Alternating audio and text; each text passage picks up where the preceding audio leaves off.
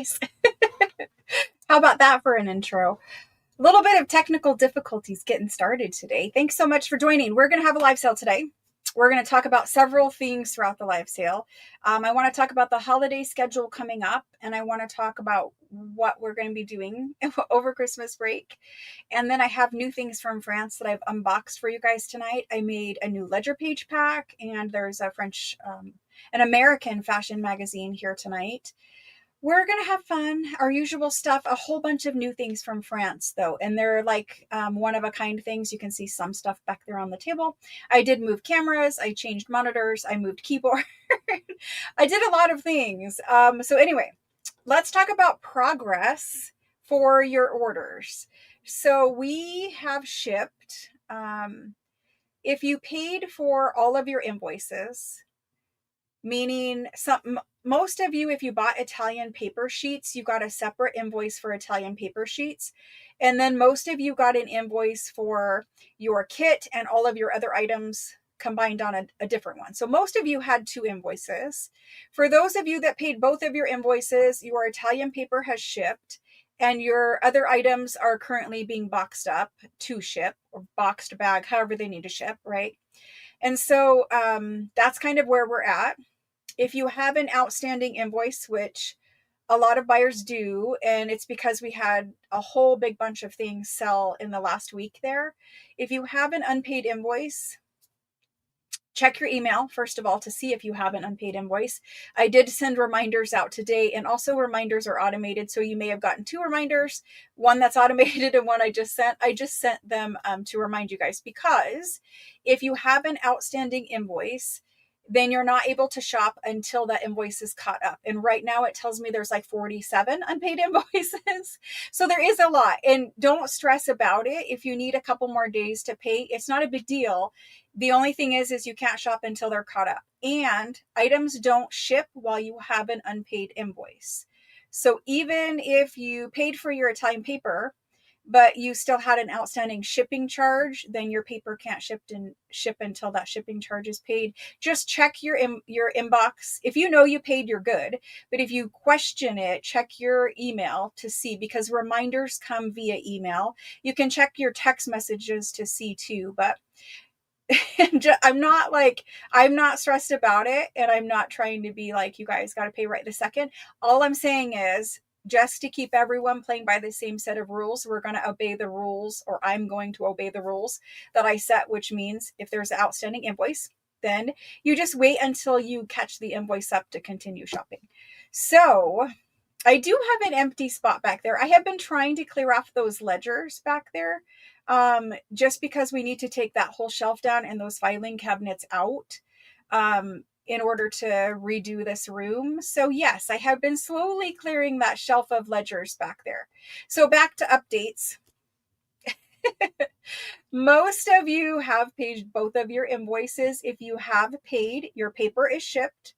Your second box, which is your kit and all of your other things, will ship Thursday, Friday of this week, probably leave here Friday morning. All kits are made. All kits are in everybody's box. If you had a kit and other items, they were able to be combined. If you just have a kit, those are also shipping just by themselves. But everything else was able to be combined, just not paper sheets of Italian paper. Hopefully that makes sense.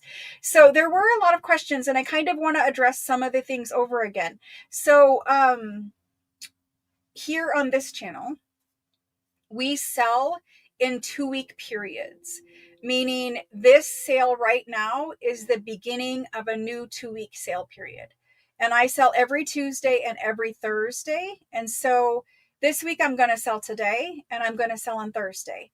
Then you're going to get an invoice. We invoice every week. So you're going to get an invoice for whatever you shop for this week, over the weekend on into Monday of next week. Then next week comes, and I sell on Tuesday. I might sell on Wednesday for a clearance sale, and then I sell on Thursday.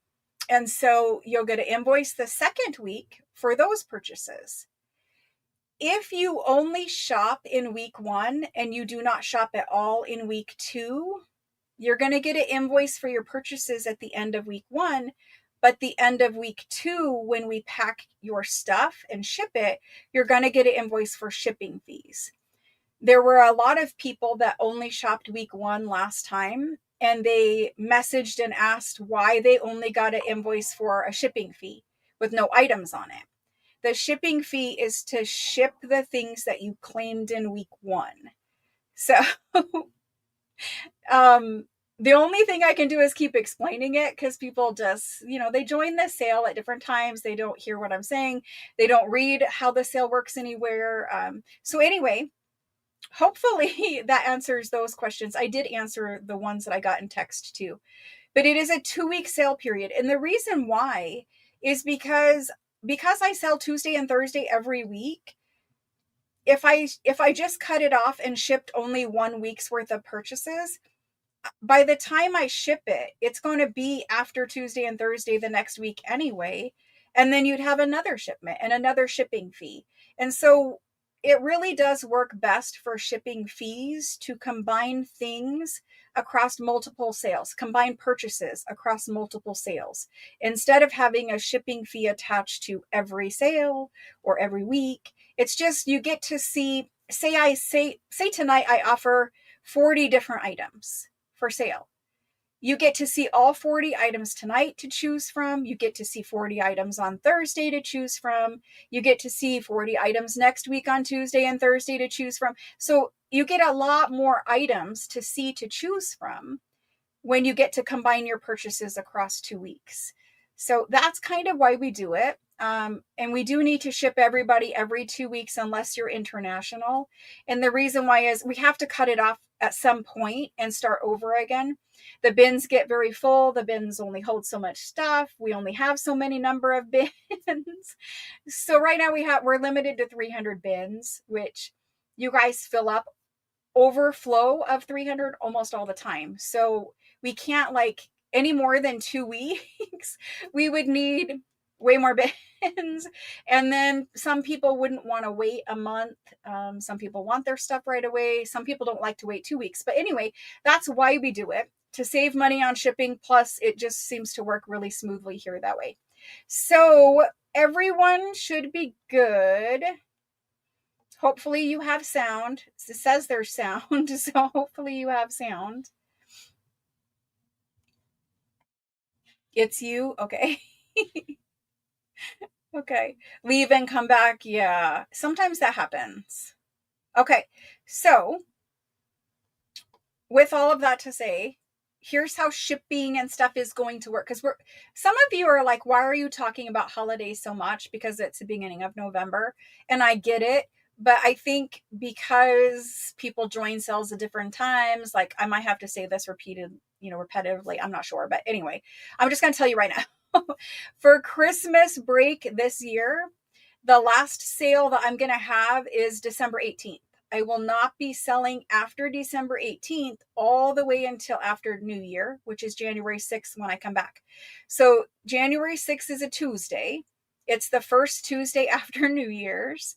That's the first day I'm going to sell in the next year. Okay. So from December 18th to January 6th, that's the last sale and the first sale, and nothing in between will be sold.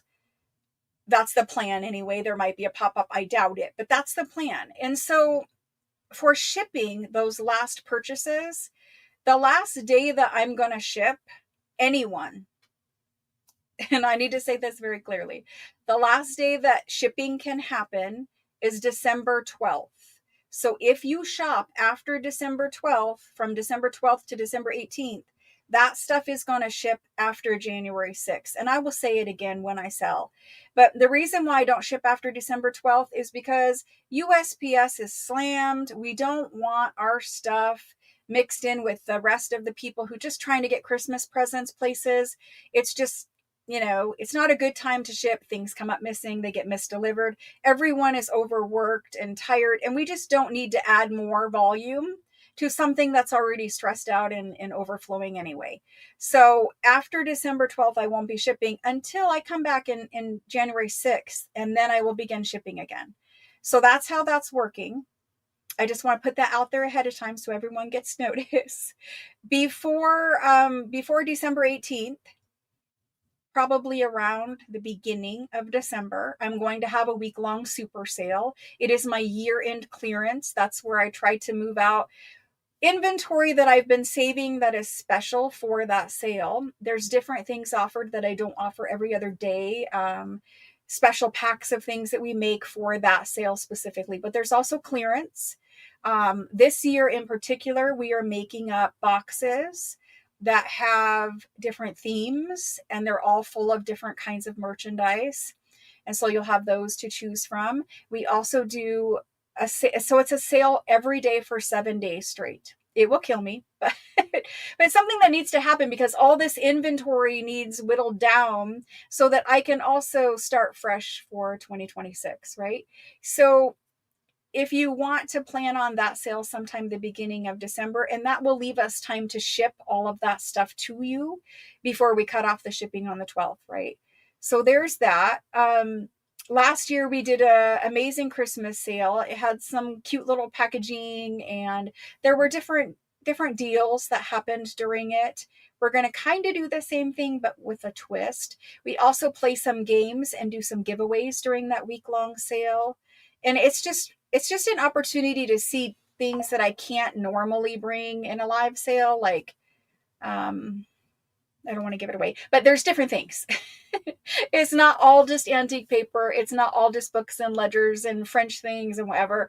There's different things this year for sure. So I'll let you know as soon as we have like an ironed out date. I usually announce it about a week before, just because, we don't want to give it away too early, right? So anyway, that's why we will be doing that beginning of December, basically. And we have a night during that sale that is a lot of ledgers, and those ledgers are clearance price. If you have a wish list item for Christmas of having a French ledger, like a whole French ledger, there's multiple opportunities to purchase between now and the end of the year or end of shipping for this year to get a whole ledger. A lot of people save that for a Christmas wish list item because, it's the one time of year you can splurge a little, right? I end up splurging, I think, too much, but I'm super budgeted about, like, I have a Christmas budget and I don't want to go over that. And then, of course, for your children or my first grandchild, which he can't really have toys. He's only 3 months old. So I don't know. I need to find something I can buy for him that he will actually be able to use because he's so young. Anyway, I usually end up getting the kids something that they want and something that they need. So something that they asked for, and then something that they need but didn't ask for. We don't do socks, but something like that. Anyway, I try to stick to my budget too. So I understand all about Christmas budgets, totally.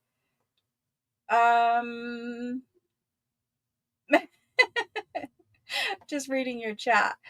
Oh my gosh. So anyway, we're going to do a live sale tonight. I have some French postcards that just came in that we're going to show. And then we'll make packs of 5 postcards like we usually do. And then the ledger is back there. The fashion is back there. I still have some tea cards left that we didn't do. There is a bunch of French agendas that I unpacked. We have French document packs that we can do. All kinds of things. A handmade child's rocker. That would be a good idea. He can't really sit up, but that would be a good idea. The problem is finding, like, he can't even hold things at this point. He's working on it, but he's not quite there. I don't know. We'll find something. You do a want, need, and something to read. That's pretty cool. That's a cute little rhyme. A want, need, and something to read. That's really cute. Really cute. They do grow fast. I know. Anyway, so guys, I hope you had a good weekend. It was Halloween on Friday.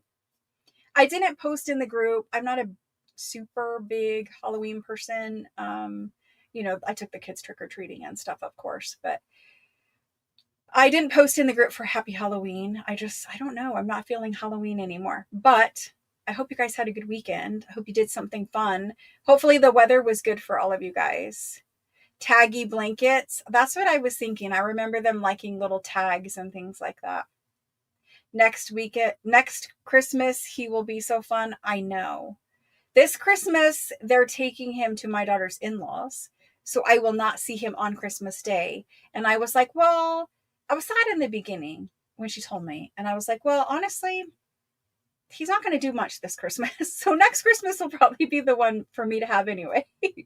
Anyway, you were sick, Amy. Oh, I'm sorry. I'm sorry to hear that. I know cold and flu season already started. I don't understand, but it did.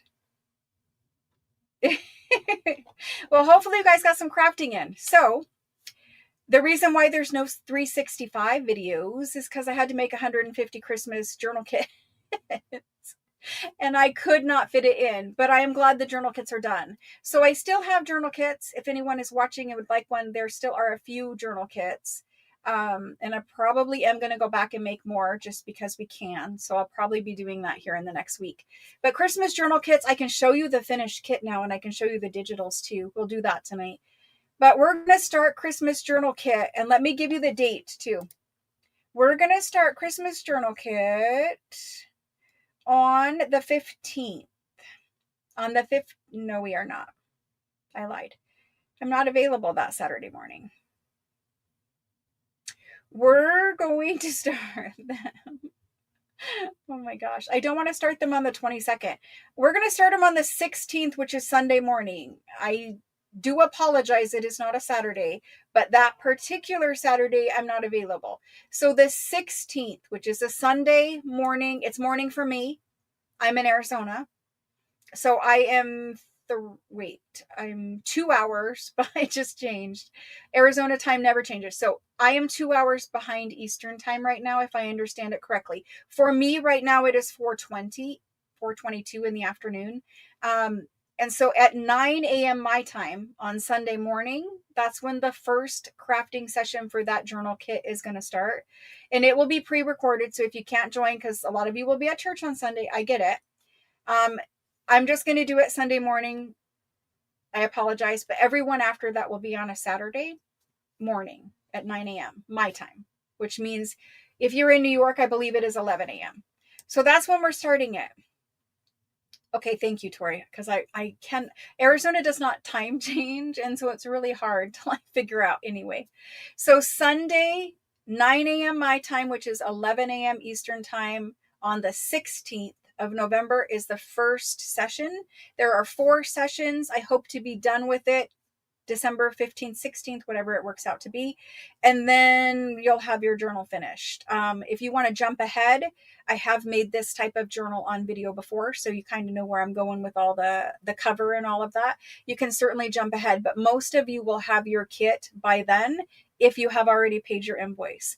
The longer you delay paying your invoice, the longer it takes us to ship your kit. And just remember, if you pay out of cycle, then you might have to wait a few days, up to even 6 or 7 days for your stuff to ship, because we don't ship every day. I try to ship, but I have to be home every day at pickup time, and he comes randomly throughout the day, right? So sometimes I miss him too. Anyway, I try. You're off on Saturdays? Because it's going to be every Saturday thereafter. After the Sunday, the 16th, it should be every Saturday morning. Cool. Are we all planned out? Good. We're 18 minutes in. Thank you guys so much for joining. We are going to have live sale today after I get through all of that. Does anyone have, so if you have a question about your invoice, about stuff on your invoice, about shipping charges, about when it's going to ship, whatever, tracking numbers get emailed to you. If you guys have a question about that kind of thing, just text me and then I will answer you directly. If you have a question about something I'm selling tonight, you can type it into chat and then either I or someone else will help you there. If you're new here and it's the first time here, let me make sure that there is, yes, it is. It's still pinned at the top. So there are instructions pinned at the top. Basically, you text me to register, and they're also in the description box below the video. It's very easy to participate in the sale. It happens right here in live chat. So if you can't see chat on whatever device you're watching on, like sometimes you can't see live chat on TVs, you might want to watch on the TV and use your TV volume, and then have an iPad or a phone watching on that also with the volume turned all the way down, just so that you can participate in chat, because you have to be able to participate in chat to purchase. Otherwise, telling me verbally you want one, I won't hear you. So you have to be able to participate in chat. And a lot of times it's better to watch on the TV because it's a bigger screen. You get to see the items close up. My TV volume is far better than my phone volume. So I like to watch videos on TV, but if I ever wanted to participate in chat, I would just pull out an iPad or phone or whatever it is that you have and do chat on that. I can't wait to start the kit, and I was so bummed that I couldn't do 365 videos making Christmas ephemera this week. I hoped to get them in, but we're so far into the week now, and shipping, there's a lot of stuff being shipped. Paper is all done, but sheets of paper is all done, like a sheets of Italian paper. But all of the boxed cards, journals, books, paper packs, all that kind of stuff is what's shipping now. Yeah, that's what I was saying, Karen. It's better to see it in, like, for me, it's close up because it's so big on TV. Anyway, I hope you guys had a good weekend. We're going to have some fun today. What else was I going to say? I think I've answered it all. Did I get it all? Last day to ship? Yes. Days of sales? Okay. I put notes up there on the other computer screen. It's acting as a memo board right now. All right. So we'll get to craft on the 16th. That's when we're going to start the journal. I'm going to make ephemera before that, and you guys will see in videos. It's going to be fun. The kit came out beautifully, and I will show you the finished kit so you can see digitals and stuff that I put in there too. I printed way too many things for you guys. It took forever because we had to print 150 of each one. But they were things I wanted you guys to have. So I can't say no. I'm always like, should I give them this one or this one? And I'm like, just give them both. I know. That's why kits take so long to make. Anyway, let's go ahead and switch this camera down so we can get started with this sale. It seems very quiet today. I don't know why. It just seems quiet today. Building the kits is fun for me too, because when you build the kit, like for me, every little item that I add in the kit, I envision how I'm going to use it, what I'm going to make with it, where I'm going to put it, that kind of thing. Okay, so these are the new French, this is the newest batch of French postcards that came. These ones are newer than, I had another bin of them. It's blocked by a huge ledger. But anyway, these are the newest ones that I got. And there is all different kinds. Some are upside down, obviously. All different kinds of postcards in here. They're all French. They're dated. Like these ones are 1911. I can't see a date on all of them. It's just not visible. But the ones that I can see, I think those ones say 1890. That says 1919. I don't know. But anyway. And did you guys, one time we looked up, stamp placement on postcards can mean different things. If you put a stamp upside down, if you put it up here in the top left corner, the bottom right, whatever, it can mean different things. And so especially when you see that there is a place like this one, a place to put a stamp right here, and they chose not to put it there, but here and sideways, that probably means something. Usually it means like, I love you, I miss you, stuff like that. Anyway, so I got a whole new lot of postcards. I always love the little children. I think the boys are actually cuter than the girls. I mean, the girls are super cute, but the boys are cuter. And then there's also women in here somewhere. There's men. I'm hoping that you guys aren't getting a bunch of glare. Men. There's some cute little bird and flower ones here. And then we have this one with the woman. This is the Easter one. And so she's holding an Easter egg. That one, she's kind of peeking out.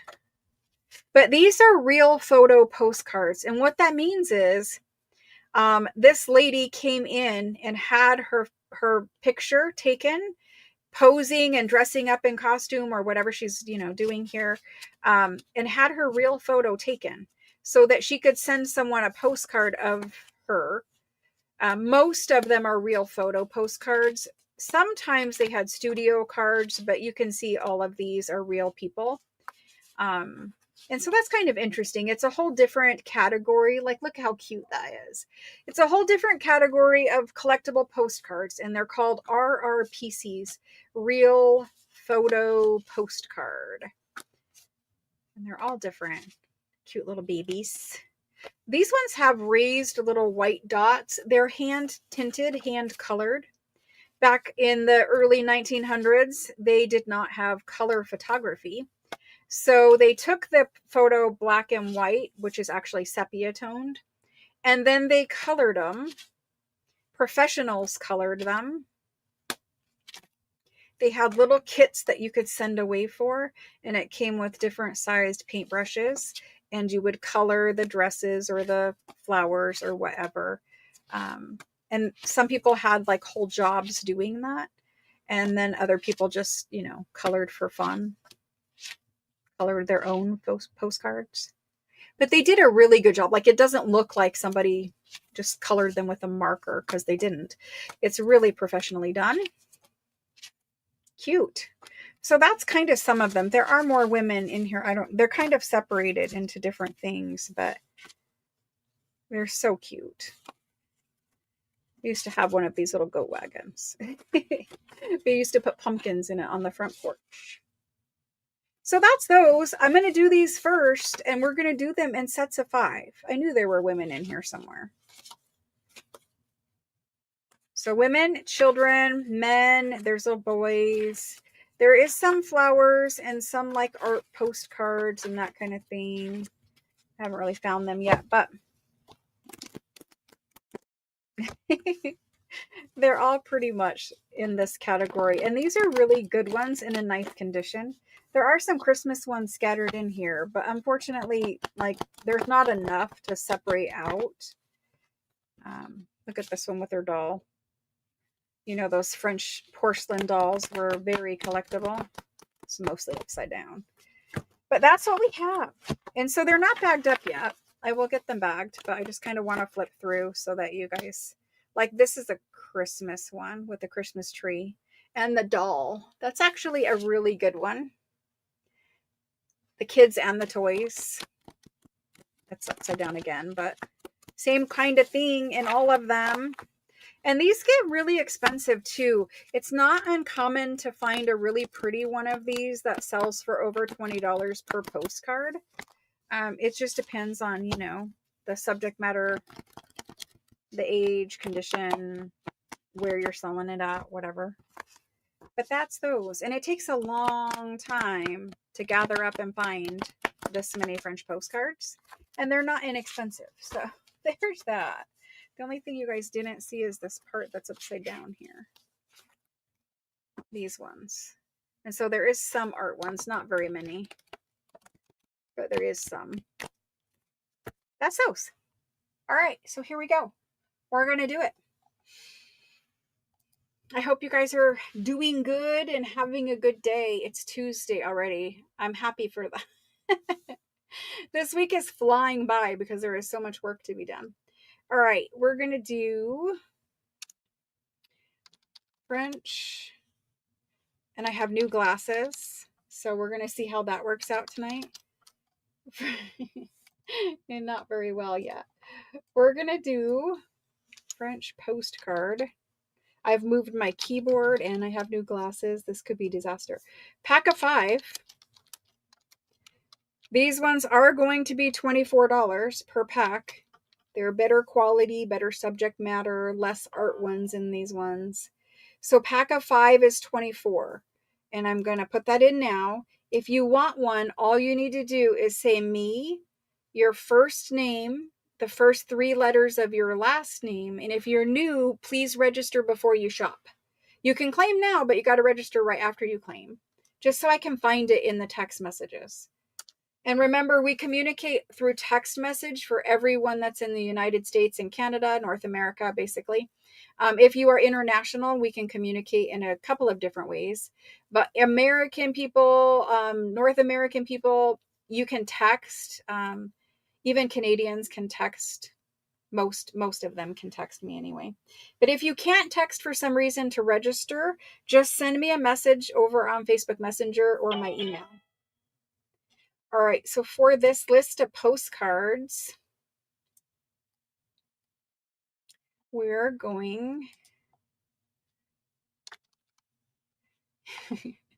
you can't see it. There we go.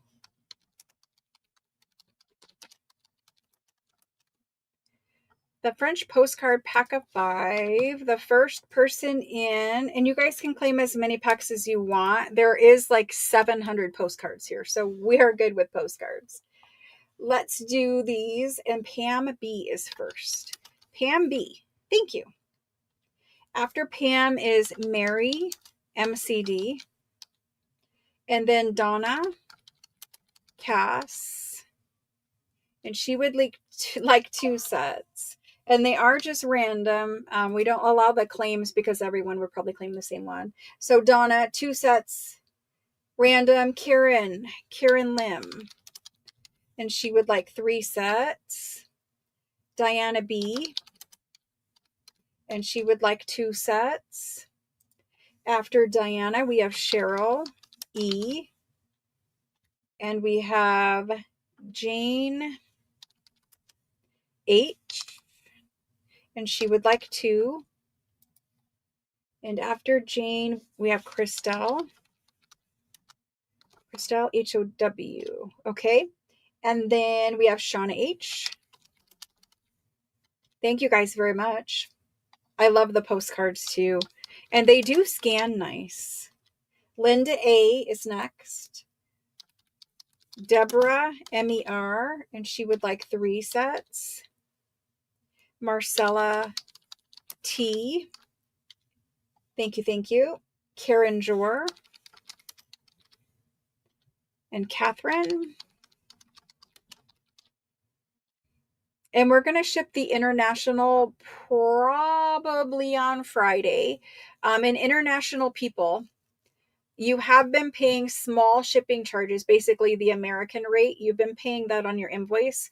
And when we actually ship your package, because most of you don't ship until your box is full, because that's the way you save money on shipping.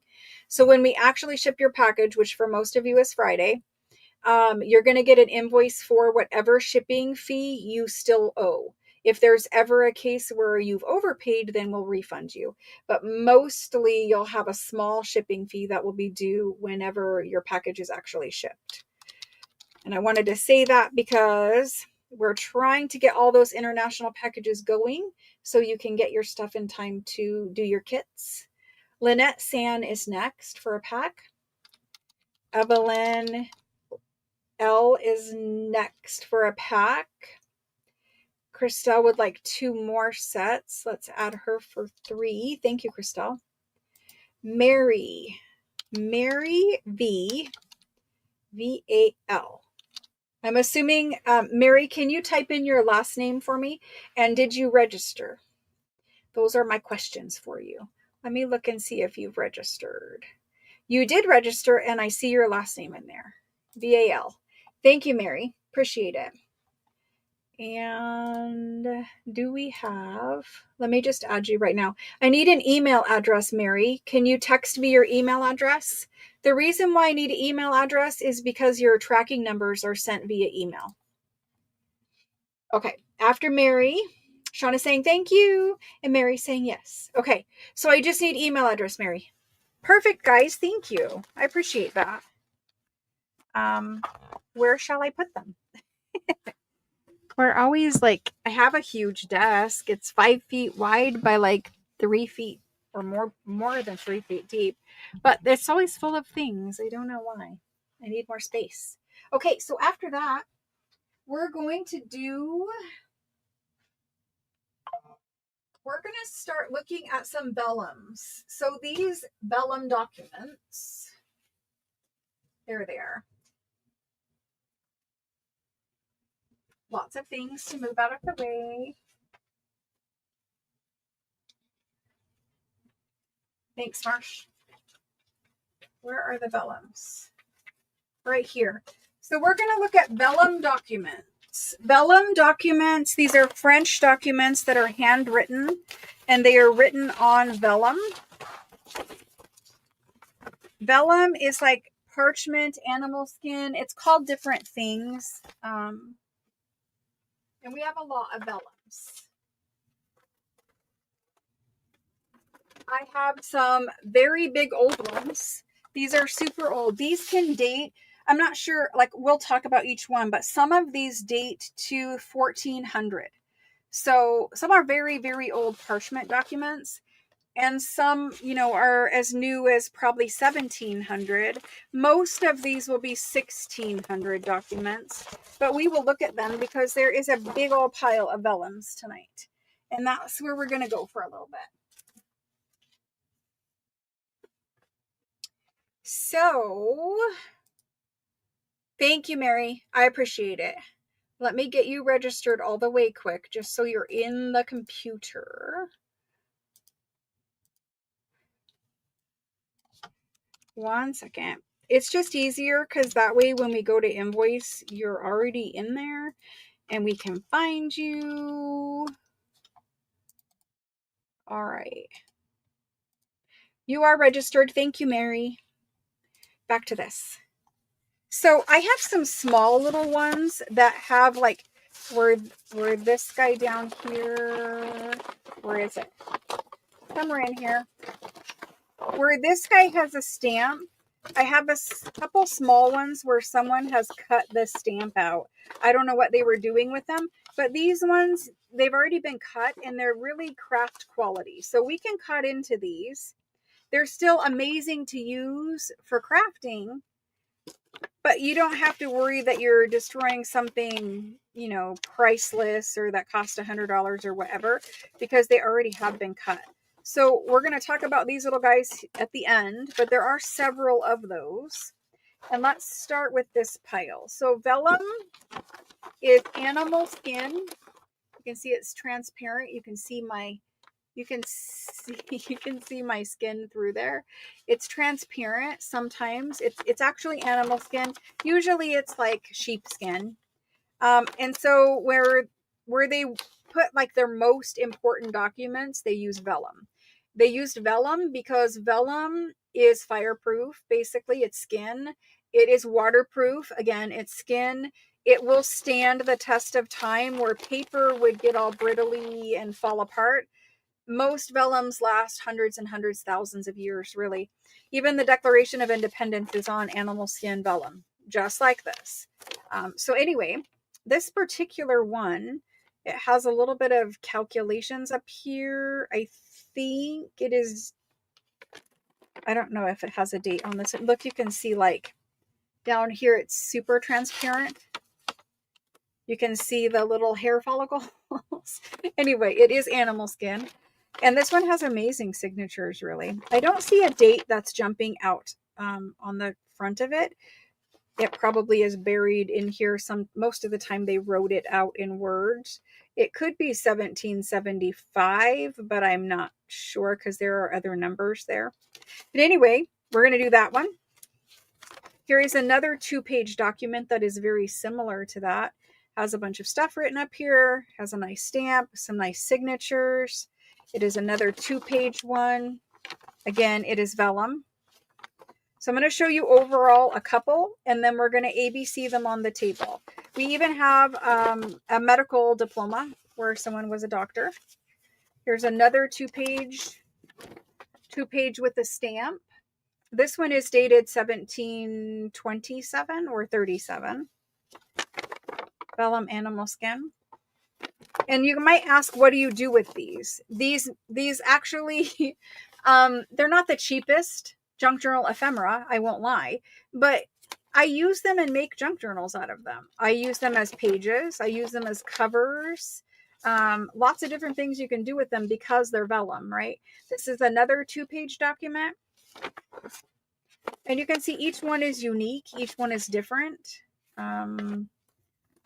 This is one that has multiple pages, so we can do this one later too. This guy here is super thick vellum, and he's 2 pages. So we're going to separate them, and we're going to do them. This one is dated 1773. Most of this, when you see a stamp like these ones, when you see this kind of a stamp, Sometimes it's in 1600s, but most of them are in the 1700s. There are also 1800 stamps, but they look a little different. And then this is another little guy here.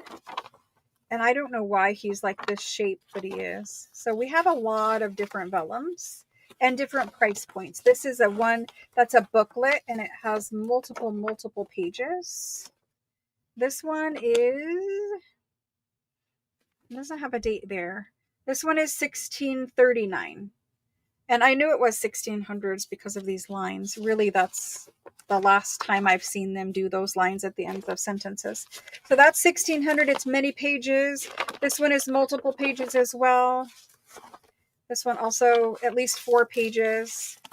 Here's another 2-page one. This is 1749. Look at the signatures on that. And sometimes you can find very old parchments like this, and they're worth a lot of money. When we get them in a bulk thing, and I don't know, some of them might have been gone through and some of them probably haven't because they came from like people's attics and things. But you might do some research on them, see if Google Translate can translate it for you. These are some very big folios of vellum. And so it was one large document, or a book of documents, and it started to be taken apart. So I have some very large, they're larger than A4. Like this is the other one I had. You can see that the size difference is considerable. So we also have some very large folios if you want that. So it depends on what you want. If you want just beautiful handwriting on vellum, the folios are probably a good option. We'll set those to the side. And let me pull out a couple more 2-page ones from here. These ones were all the multiple pages and the little guys, the cut ones. See all of these ones here? They've had their stamp cut out. Somebody maybe was crafting and they're like, hey, those stamps are cool. They cut them out. And I don't know. I wouldn't have cut it out, but they did. This one has a little hole right here, and it's dated 1759. And it's a 2-page, and it started to kind of crack there on the ends. This is a 2-page. So we're going to have lots of 2 pages tonight. And I'll lay them out, and you guys can choose exactly which one you want. This one is a really nice one, too. And it has a really clear stamp on it. I don't know if you guys can see it as clear, but a really nice one there. Is it 1 page or 2? It's only 1 page. We'll have to put that in a different pile. Anyway, all different kinds. And then I have some very big ones. And these ones are older, much older. They open up. Super big document. If you want a lot of French vellum to play with for journal covers, this would be an amazing option. Here's more folios. This guy he was like a 2-page one, but they've just did it open. So he would be like this, but he's 2 pages, and they just wrote across it like that. I'm going to put him in the 2-page one because he is 2 pages, but slightly different. I have more folios here. Lots and lots. And they might look like paper to you. They are all animal skin. They might look like paper, but they're animal skin. You can see like hair follicles on some of them. And it's just from, animal hair. But we have some craft quality ones, and then some that are better quality and probably considerably older. This one even has some stitching in it, where it was stitched right there. I don't know if you guys can see that, but interesting signatures. Some documents that look very similar to this are like priceless insured artifacts. King's information. This guy here, he has been stitched back together. He has been worn. He's kind of fallen apart, but he has a lot of material in him. If you guys want like Pirates of the Caribbean, grungy, stitched back together, there's one of these. And he might look like a mess, but hey, somebody out there loves grunge, and somebody will repurpose him, because otherwise if we don't repurpose him, he's going to get burned. I mean, not by me, but he would if we didn't get it from France. So anyway, there's one really big one that unfolds into a lot of documents. And there's that. So let's start with these 2 pages and get them done. You love him. Grungy is good. It really is. Let's start with the 2-page ones and get them done. Then we will do these folios. Okay? So, I'm going to ABC these. You guys can choose your favorite.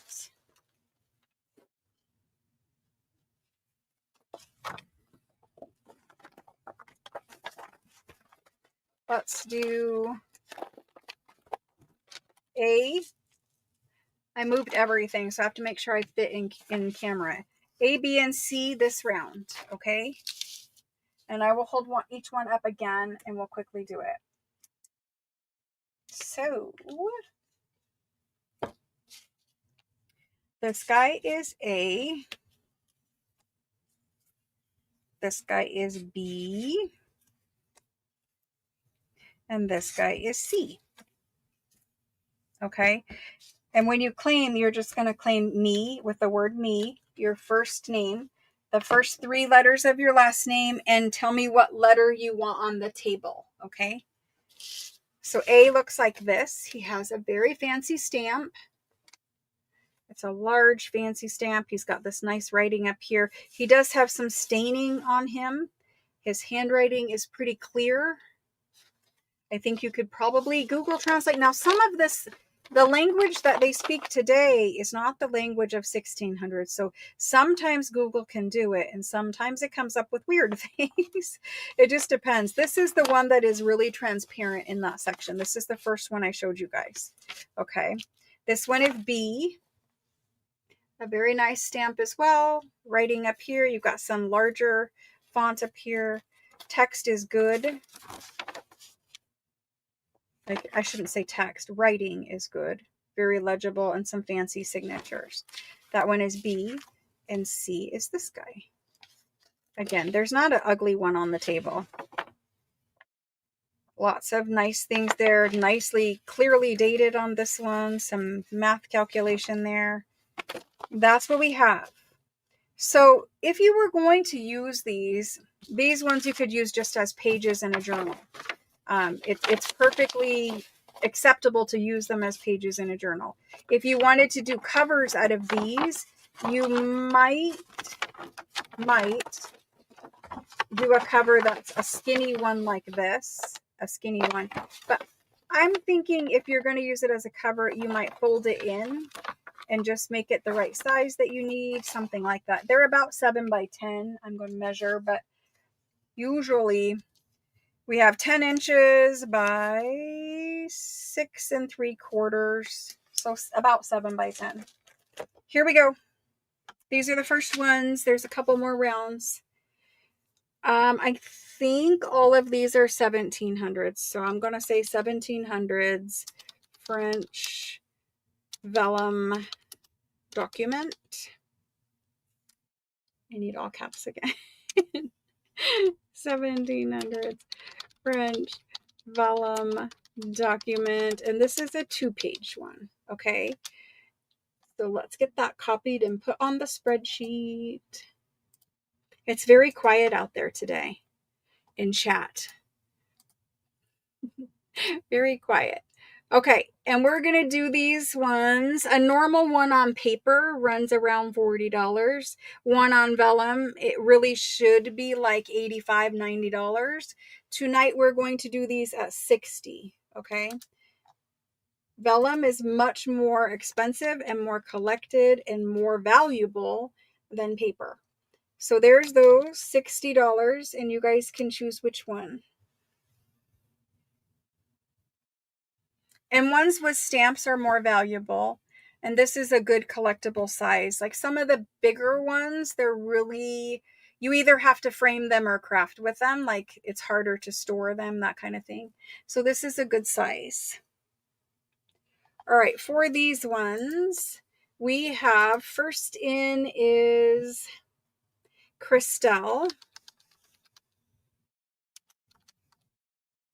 And Christelle is choosing C. So this one is going right here. And I'm going to write Christelle on that. Thank you, Christelle. All right, after that, Karen Lim says any. So Karen Lim's going to get one. And Shauna is claiming the A. So that means Karen Lim is going to get the B one. I really like B. I think it's awesome. I don't do much grunge. I'll do one journal kit, but that's all I will do. I'm not really a big grunge person.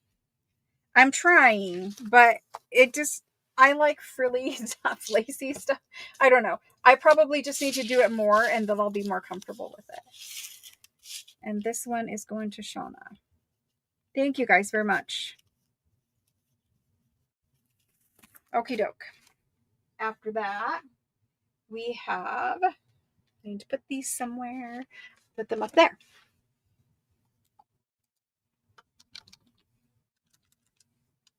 I know. I think if something is making you uncomfortable as like a crafter, artist, whatever you want to call yourself, if something is out of your wheelhouse, I think you just need to do it more and then you will become more comfortable with it.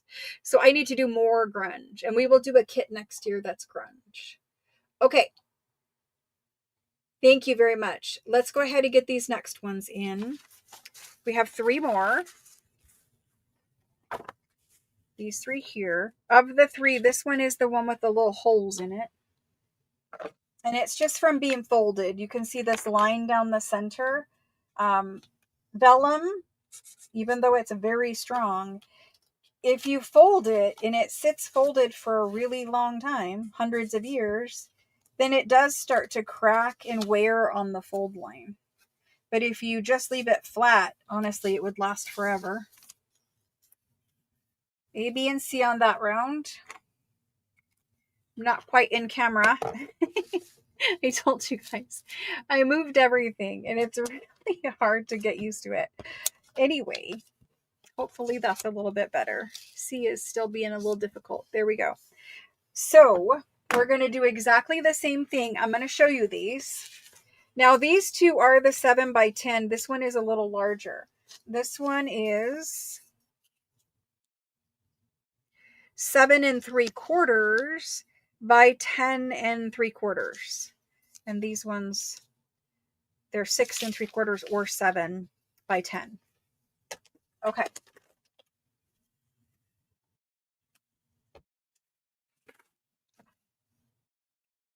This one is super clear, super clean, nice writing. It's dated 1754. It has a string tied right here. I don't know why, but it is. I would probably cut that because you can't open it up fully because it's tied right there. But this one has really nice writing. Really clean. Nice signature there at the end. I'll try to hold it up to you. You can also see where it's sewn right there. That's that one. 1754 on A. This one is 1759. This one has this little mark here, which is somebody's, signature mark. Lovely stamp in there. I like how it's, it's got this natural decal happening on the edges where normally they're really clean like this one. And this one, again, it was folded and it has those holes in there. It's got them down through here a couple, through here. I think it kind of makes it look piratey. I don't know why I always think that, but I do. Pirates were happening at this time in the world. Who knows? Maybe it's about pirates. There's that one. And here's C. C has a lovely stamp up here, little signature here, and actually all of them have a little extra signature here. But I can see, and you can see too, a huge signature on the other side. A huge fancy signature. You can look these people up. Their signatures might be worth a lot of money, or the place that they're talking about might be worth a lot of money. A lot of them have to do with land transfers or sales or something like that. I haven't translated them. I don't know exactly what they pertain to, but stuff like that is often seen in them. We're going to get these 3 in. I will keep the price the same. So there's those. And they are all 17s, right? Yeah, 17, 49, 59, and 54. And we've got it already typed in. Perfect. The only one that is claimed so far is Shauna for C. And after this round, there is 3 more of them. And then we're done with this size and type.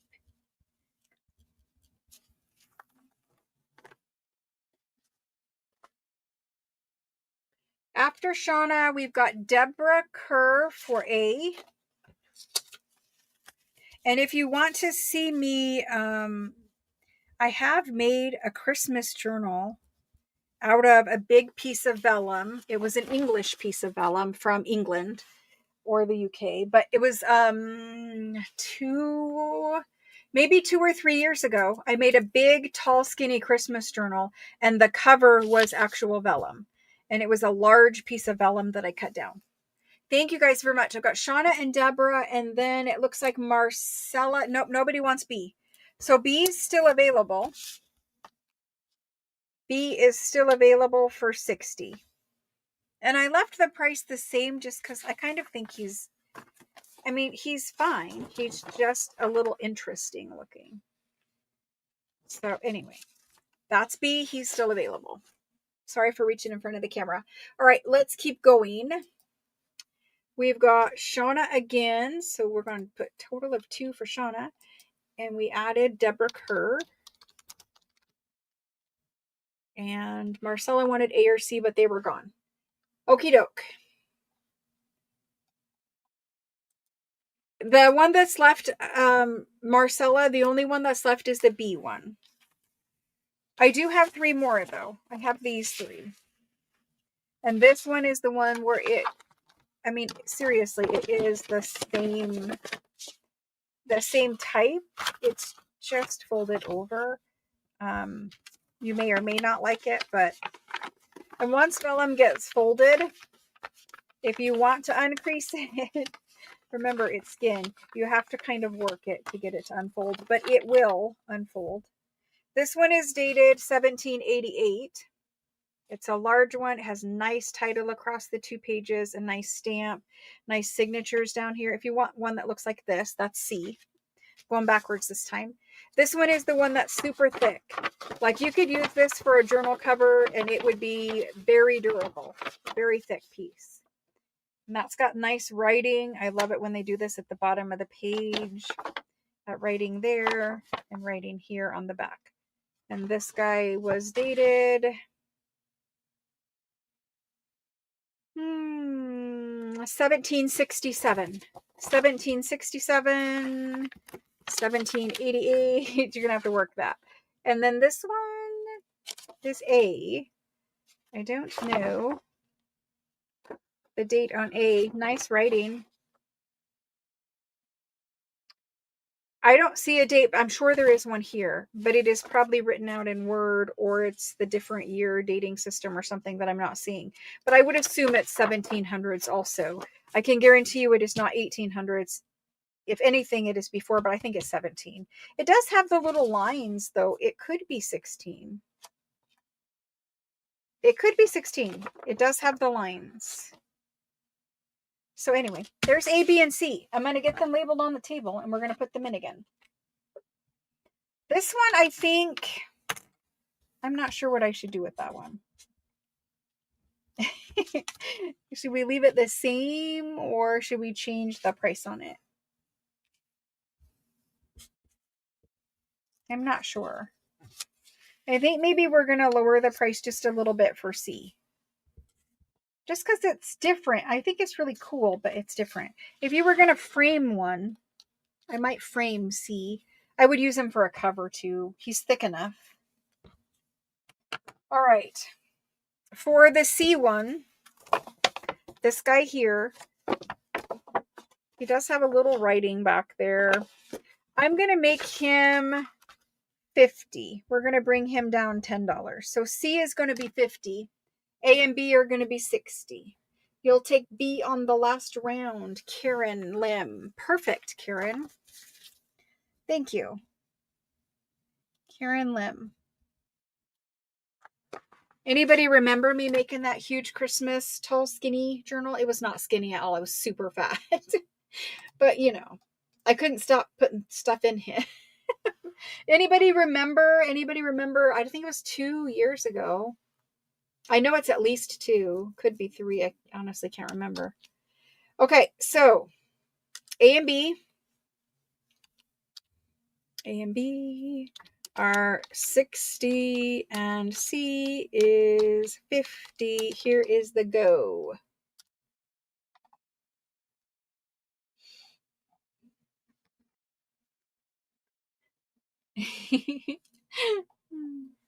So this time, first in is Linda. Linda is going to take the B one, and that's Linda BES. Linda BES. Thank you, Linda. And these are great for scanning too. You can scan them and then print them on something else. I'm going to show you a project I made with something like that later today too. In this video, I'll show you. And then next is Marcella, but she wanted B or any. Okay, so she have to be an any at this point. Shauna's going to take the A. So Marcella, what's left is C. If you want C, let me know. You said any, so I assume, but Marcella. And this is Marcella T. Thank you, thank you. I really want to do another journal like that with Vellum. I really want to. It's been itching me to do it. So we just need to know. Oh no, I messed that up. That was not, it was not Marcella. This one goes to, oh my gosh, it didn't take me long to mess that up, did it? Marcella was the question about C. A really goes to, you guys are like, wait, A really goes to Shauna. Shauna Hass. Sorry, Shauna. And sorry, Marcella. I have been up. We had a doctor's appointment today, and I had been up since like 5 a.m. And my life cell ends at 9 p.m. And I worked the whole day through. Anyway, so that's that. I fixed it. So then I just need to know Marcella. She says any, so I don't know. I guess I'm going to put her on it and she'll let me know. Marcella. She says any. Perfect, Marcella. There they are. Thank you, guys. That was it for those small ones with stamps. I like those because they have stamps. Anyway, I'm going to do this giant grungy one now. Yes, Marcella, thank you. So he is grungy. He looks like he's been boiled. Like there's nothing here. There's nothing that's going to get on you. But it is, I don't know if this is like natural skin color or what that is. It looks like, just aged or something.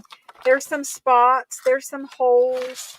You can see this whole edge over here kind of looks burned. It's not, but it kind of looks like it. And we're going to open it up because it's really big. But this is the top part way up here. And you can see it's super grungy, right? Super grungy. Writing all over. The whole thing has writing. It opens up again. You've got natural coffee staining. I don't know what it is, but there's nothing there that you can touch or feel. And then handwriting.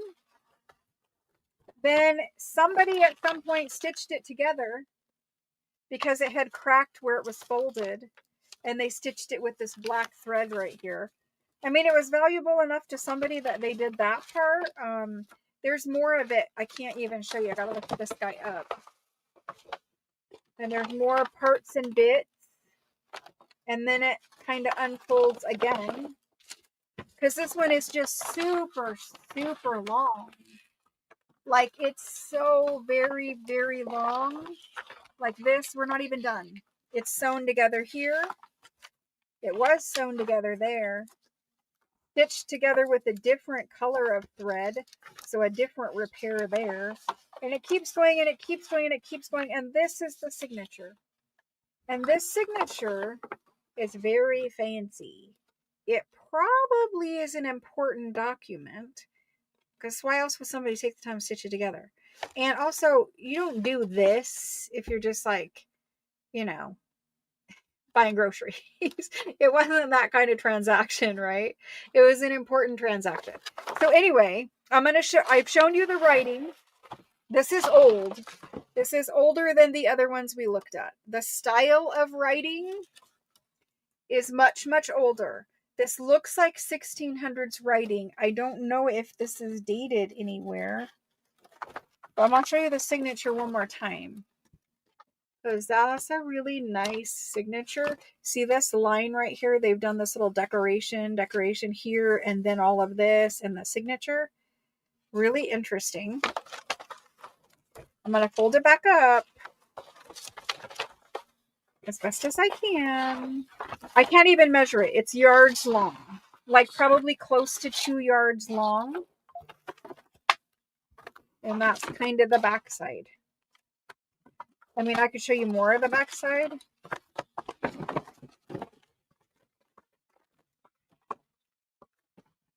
It probably is close to 2 yards long, if not more than 2. It's a very, very long document. Anyway, if you want some grungy parchment that you can craft with guilt-free, I was going to look and see if I can find a date anywhere. Unfortunately, I cannot, but the writing style does look 1600s, if not before. I do believe it is earlier than 1700. It may be 15, it may be 16. This style of writing, where they drop the letters down like this, we're looking at it sideways, but the style of writing where they have this little, I can't hold it and show you, where they have this little drop is usually 15, 16.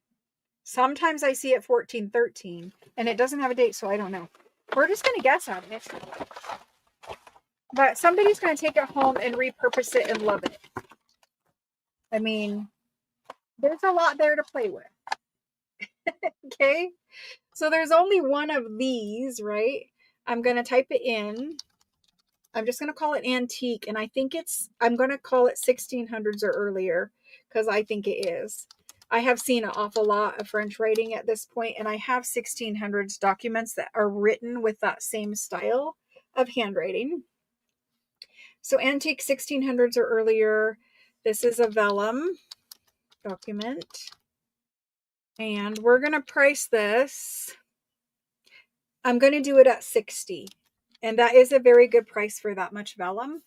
But I'm not the grunge girl. So I'm just going to do it at 60 and we're going to let it go. It's French. I didn't put French in there, but it is French. So I'll copy that. There it is. And I'll get it put on the spreadsheet. And I need to add these last documents. We got Shauna. We got Linda. And we got Marcella.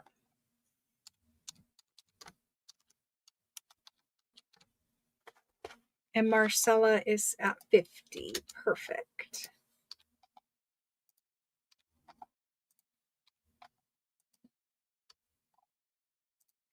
Five, six, seven, 8. I'm missing one. Shauna, Linda, Marcella. Kieran Lim has 2 now. That's right, because she claimed the B one. That's where I was missing. Yes, perfect. I try to keep everything straight on a spreadsheet, and so that's what you hear me typing. All right, so it is a cool buy. Thank you, Linda. This is going home to Linda A. Linda Arnold. Thank you. It is cool. I'd love to see what you end up doing with them. Let's get him tagged. Poor Linda. I like seeing this kind of thing. It's very interesting. I don't know if you guys ever watch History Channel, but I know it's kind of boring sometimes, right? Don't get me wrong, but you can learn a lot. And sometimes they show you parchments. There was one recently rediscovered because it somehow it got lost from a museum, and it was like priceless. And it looks almost identical to some of these. And I was like, I wonder if one of these is priceless. Anyway, I like watching History Channel because you learn things. So there's that. Let's do a couple of different ones now. I have these two.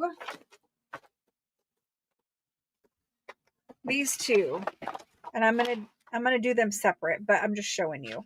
This guy unfolds.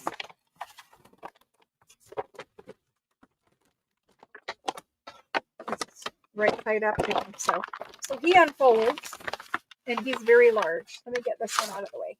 We'll look at him here in a minute. So this one, he measures, because you'll want to know how much vellum.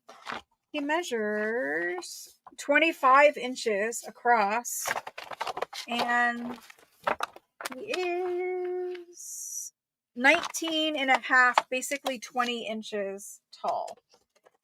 So again, if you want a vellum cover for your journal, this is a good one. It has the thicker kind of vellum, which is why it's like crinkling on me. It has thicker vellum. It has nice, you can read that writing back there. And if you notice, this one and all of them really, the writing is not black. To get a true black ink, it's a newer document. Old writing is not black. It's really that scorched timber or a light, vintage photo brown, like this document. There are a couple of holes. There's a little bit of staining. I don't know if it has a date anywhere on it. We're going to look at the back side. There's nothing on the back. Just vellum and grunge, but vellum. Right down now.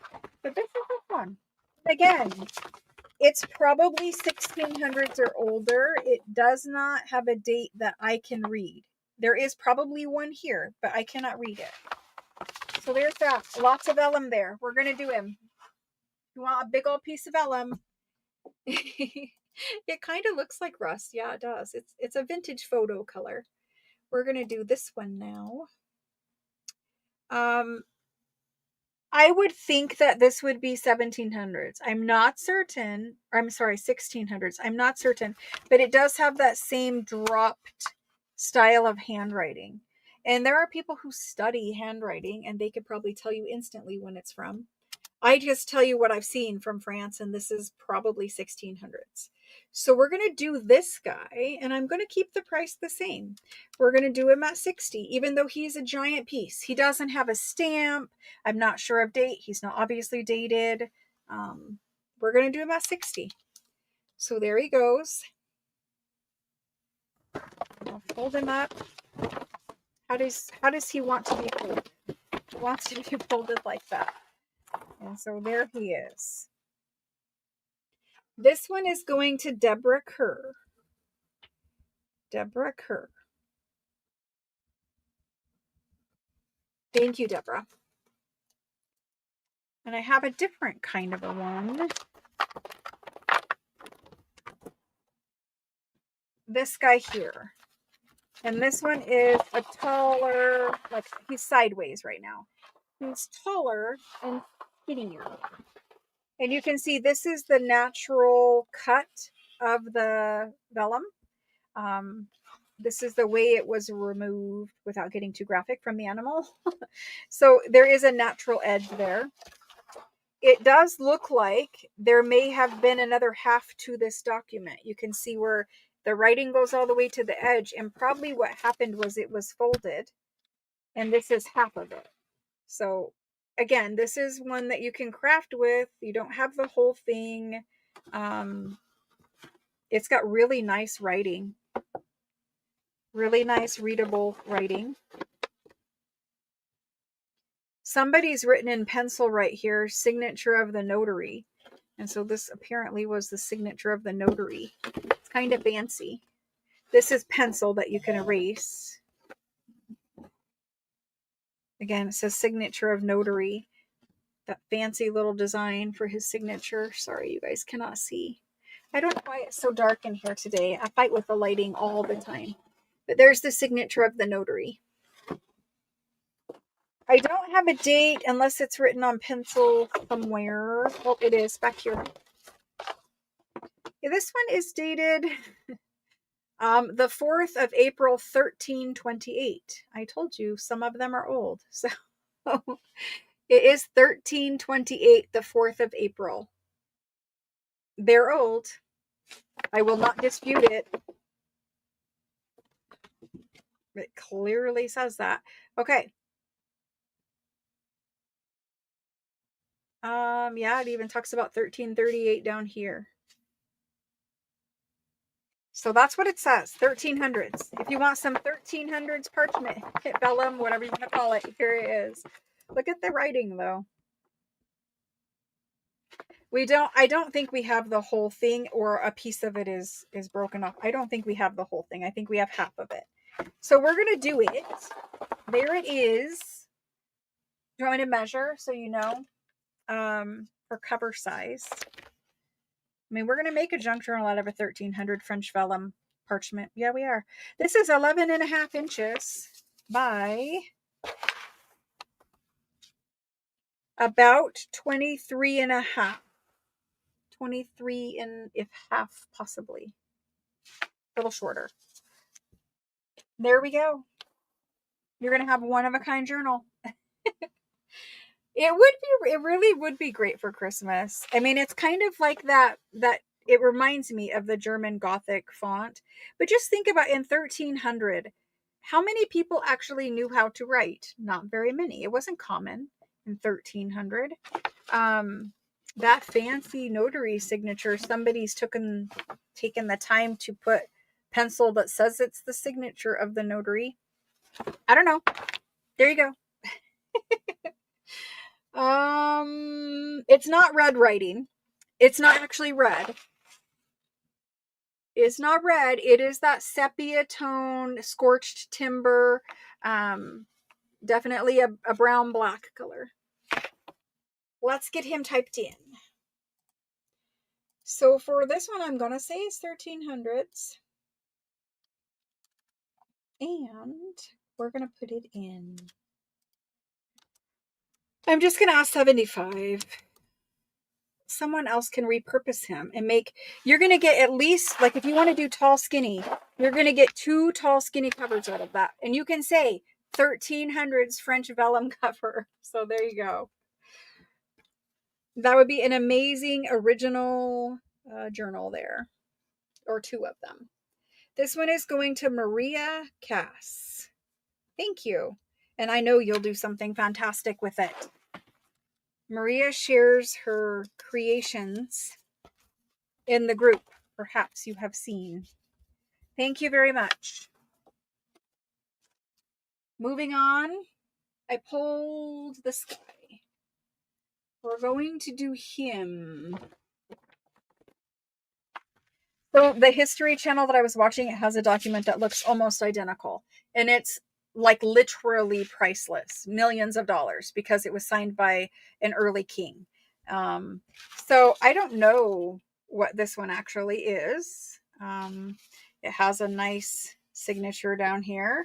It has a couple little stitches here, 5 little stitches for some reason. Maybe it had a hole or something. I don't know. This one is dated on the back. And this one is dated 1529. I think that's 15. You may not be able to see it. It looks like 1529 to me. And it's the 10th of April. And I don't know what it says over there, but it is definitely a 1-5, maybe 3-9 or 2-9. But there it is. There's that one. That one says 1529 as well, in case we were questioning. But it is a nice, thick, big one. This one is so beautiful. I would love to see it framed. But, you know, once it's yours, you're going to do whatever you're going to do with it. Again, look at the style of writing with these little, I call them drops. I'm sure there is a better term for that. But early writing. It's really pretty. I wish I could read it. But there it is. We're going to measure it. I hope somebody gets something priceless. I really do. It would be amazing. 13.5 inches by 14 inches. So it's a good size too. I just think this one's really pretty. I can't really get the whole thing on screen. I'm going to turn it like that. And I hope that I showed the writing enough. It has nice writing. better in person for sure. Okie doke. Here we go for this one. This one is $15.29.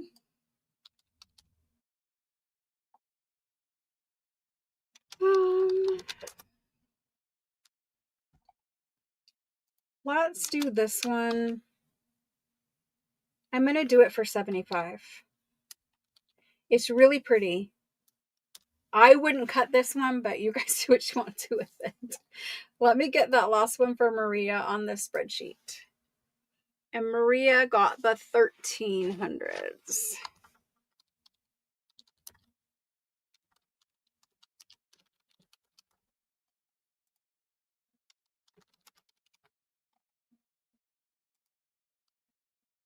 Okay. Let's see this pile. Sorry. Right in your face. So I got Maria. Did I get Deborah Kerr? I did not get Deborah Kerr. Let me put Deborah Kerr on here too. I'm really bad at my job. It's just because I have 10 jobs. So Deborah Kerr got the, she was the 1600s or earlier. Vellum document. There were two 1600s or earlier, and this one goes to Deborah Kerr. Sorry, let me do some work here. Okay, I got Deborah. I got Linda Arnold. And I got all of those. We're caught up. Sorry, there's vellum everywhere. All right, this one here on the table is going to Diana.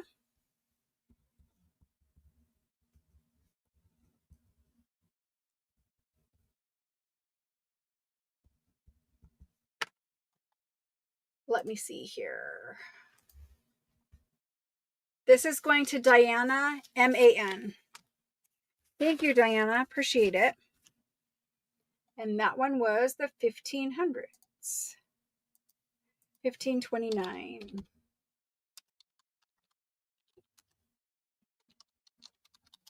You never know what we're going to find in France. It still surprises me, the awesome things that we can get. Alrighty. Let's see what's left in this pile. Thank you guys very much. I have this.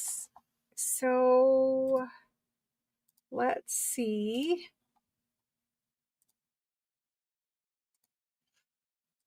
There we go.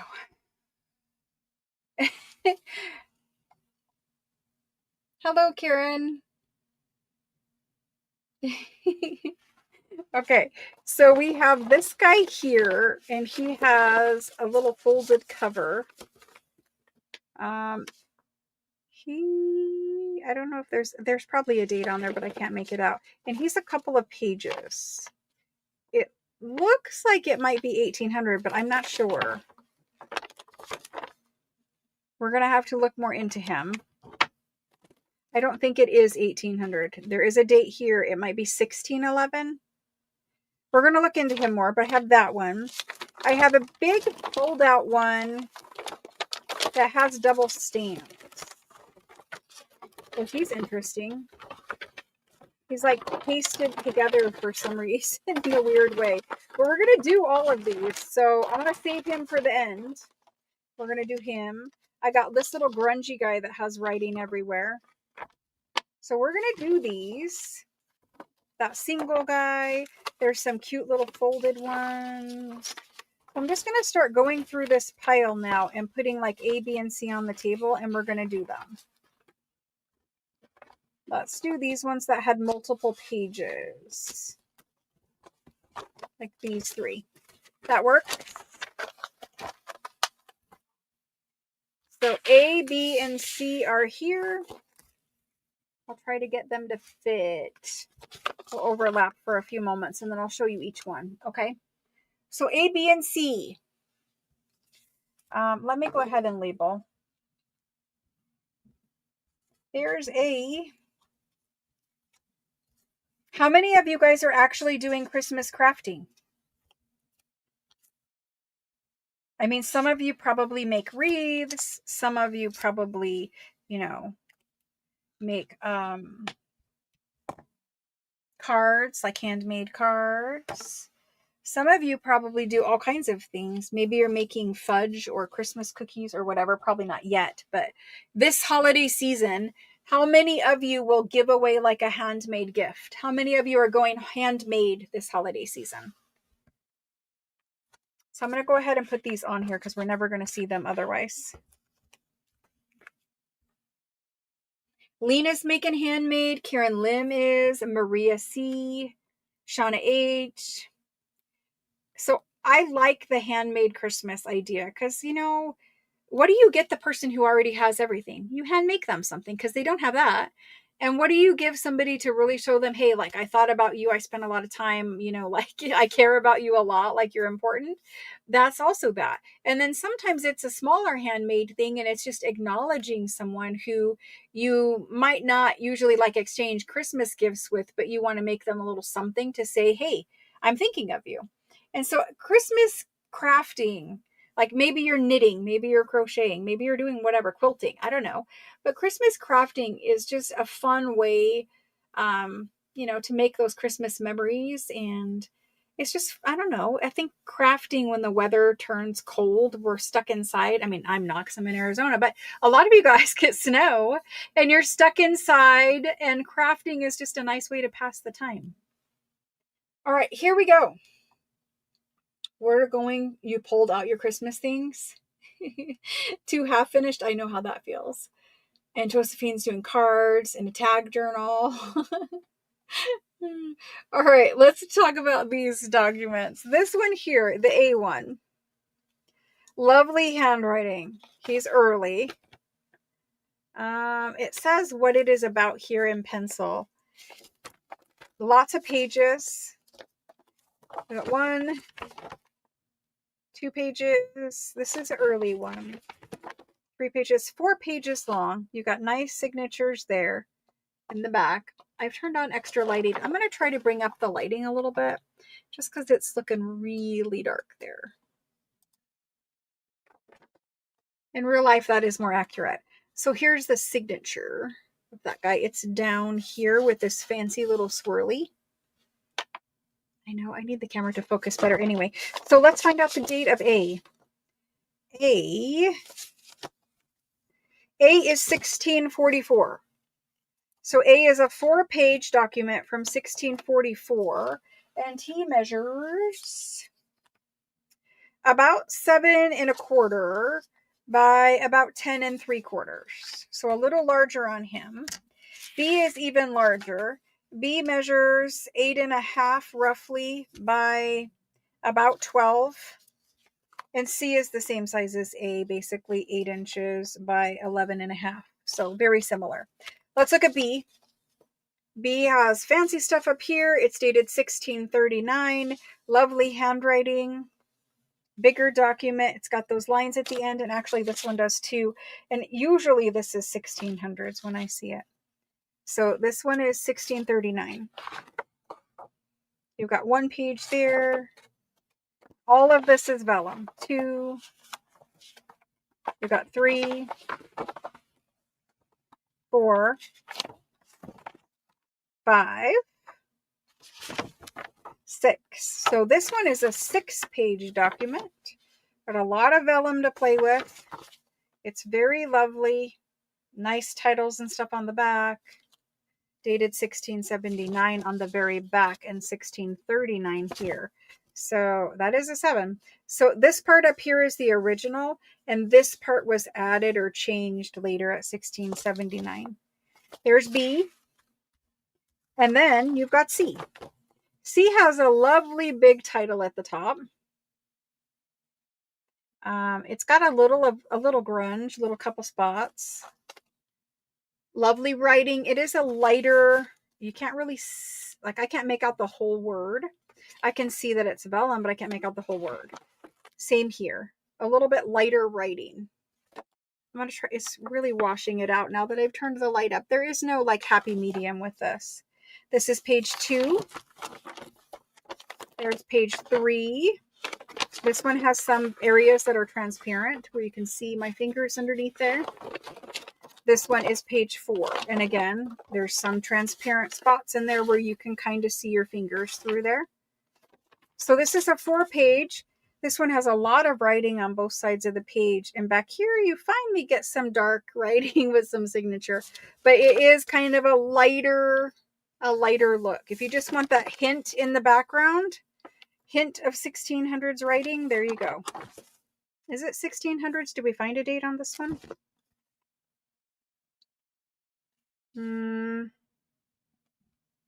This one might be earlier than 1600s. I think it is earlier than 1600s, but I don't see an exact date. There might be a date right here, and it might say 1500 or 1300. I can't exactly make it out, but right above that signature, it looks like there is a date. There's 4 numbers, so I think it's 1579 or 1379. There's that one. A, B, and C. We have 4 pages. We have 4 pages, and we have 6 pages. Yes. 4, 4, and 6. Let's get these typed in.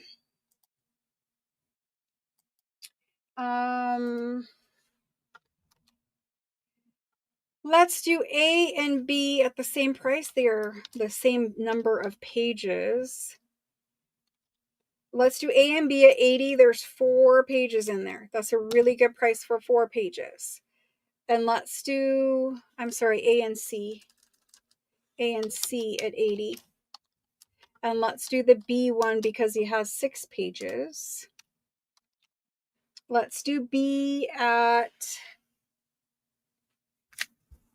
I'm going to do B at 100, and that is $25, but he is a larger one in size and 6 pages. So it's less than $25 a page. Let's do those for that. A and C, 4 pages. I'm sorry. Yes, A and C at 4 pages, B at 6. There we go. Goodness sakes. So this one was, we dated him somewhere.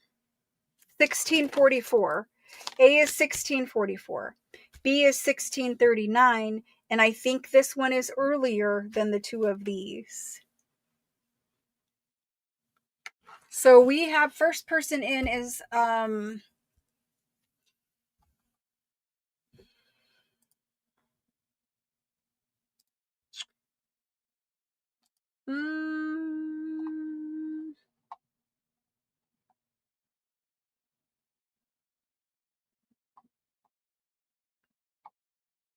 gotta check. I'm so sorry. 2 seconds.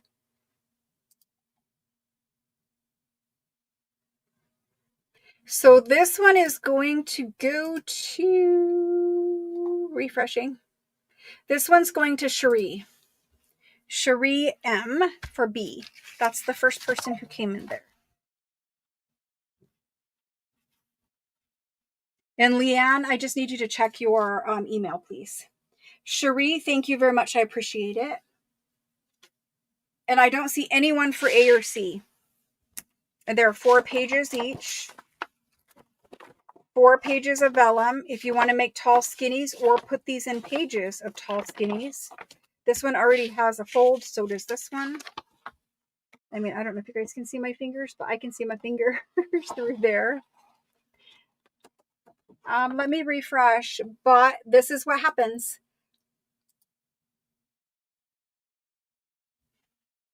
So A and C are still available.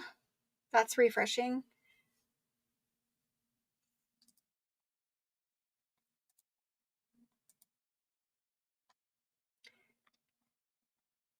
Leanne, I'm sorry, there still is one. So that is what happened. I try my best to avoid that situation while I'm live. But anyway, A and C still available. I'm just going to mark them the price. A and C are $80. That's $20 per page. All right, they're still available for rewatchers. And there we go. Okay, so we're going to move on. We're going to move on. Let's do these guys here that are smaller and like I'm going to call them craft quality. They're really old documents. I don't know the date on this one, but it's old. We're going to do that one as A. He likes to fold, so we're just going to let him. Then we have, what else can we do with that one that's similar size? I have a lot more that have stamps. We could do this one. This one is really cool. Like, this is the back part of him. This is the top part, and the top part has a wax seal in there. I don't know. He can't be opened because he's stuck. He cannot be opened, but you can kind of peek in there.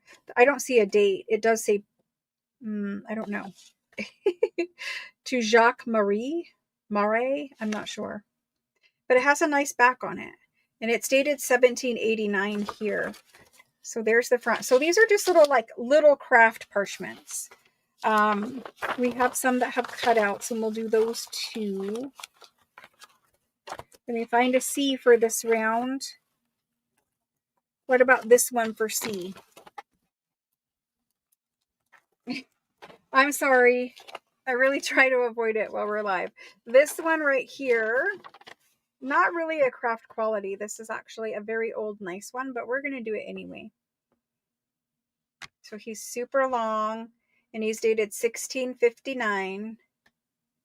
1659 on that guy. I might have to turn the lighting down just a little bit. So there's A, B, and C. We're going to do those. If you just want like a taste of this, these are a good option for that. Let me A-B them.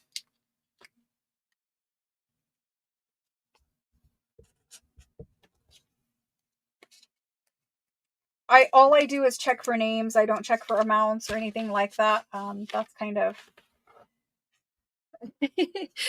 I probably should look into it a little bit more, but A and B and C.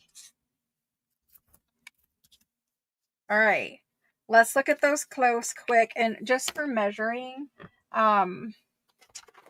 these ones are small.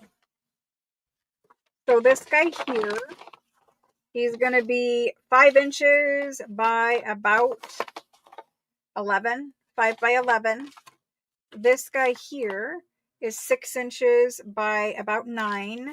And this guy, he's going to be double this. So he's about 8.5. He's about 17 inches by about 4 3/4 or 4 3/4.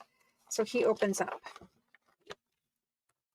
Everything else, I'm trying to lay him flat, but he wants to come back and fold on himself. All right, so there's those.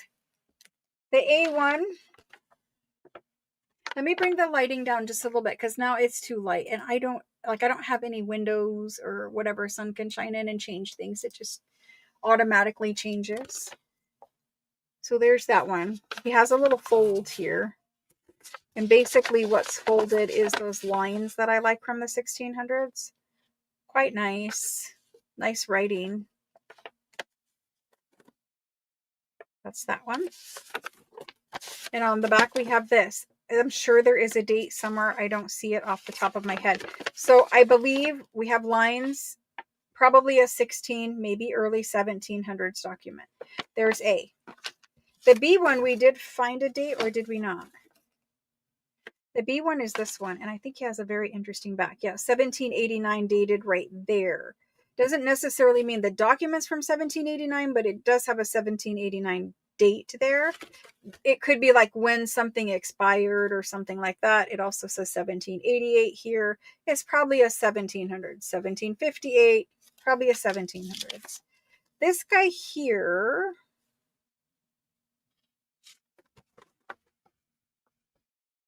1659. This is the 1600s one. And the writing, it might look red to you. It isn't red. This is the vintage photo color. It's more brown than rust. And he has very nice writing, but it's old. I don't think you guys can see when I hold it up like that. I think I need to hold it down here. Anyway, that's those three. And here's what we're going to do for those three. Or get them on camera first of all. But A, B, and C. Here we go. I'm just going to say antique vellum because there are different dates in these. And I'm going to say that they're small. And we're going to do A and B. A/B. There we go. A/B. And those ones are going to be, let's do those for $20. You get a little piece of French history. And the C one, I'm just going to bump up to 28. And it's because it is dated and is quite a nice one. It's a little bit bigger too. So there's those. A and B 20, C is 28. And I'll date or price them right now. They make amazing little pieces to add to journals too. Like even when you cut them up, like these are small for journal covers, but even if you cut them up and you have like a little scrap left over, they make amazing little clusters or something. Like somebody feels, touches this in a journal and they're like, what is this? They know it's not paper. It's something different, right? And it has such an aged look to it. We cannot even fake this. It's so beautiful. So there's those. And this is how this one played out. We have Linda, BES for C. Linda, BES. Thank you. And we have Christine Bro for N-E. And Deborah Kerr for B. Deborah Kerr. Thank you, guys. And Christine Bro. And I'm going to go ahead and fold him because he likes that. He likes to be folded. All right. Thank you. Thank you. I appreciate it.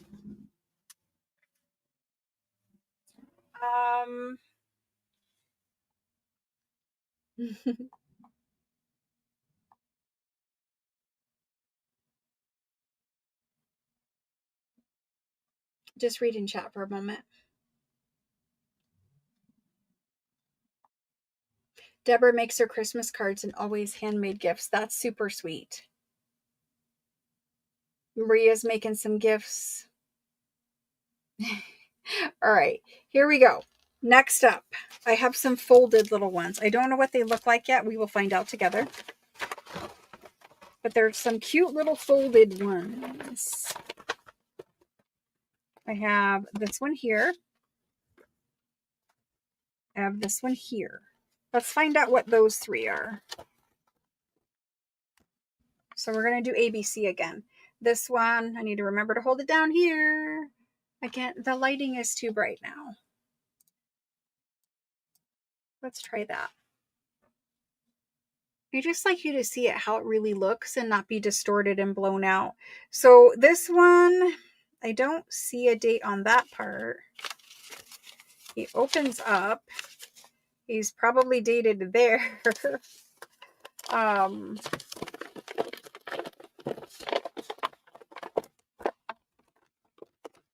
This is the middle section.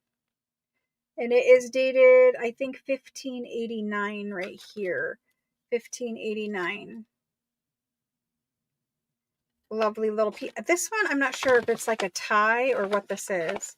But it opens up like this. You have a signature over here and a signature over here.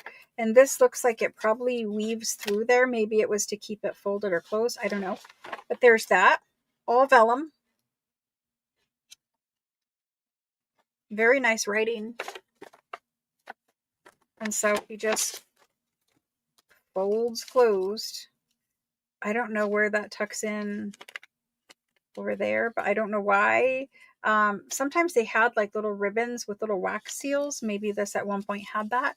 But that's that guy. And I'll measure him too. Roughly. We're just going to say he's about 7.5 tall by about 14, 13.5 long. Rough estimate on measurements. And there's that part for close up. Has a nice signature there. Then we have this guy. And this guy is old. Very, very old.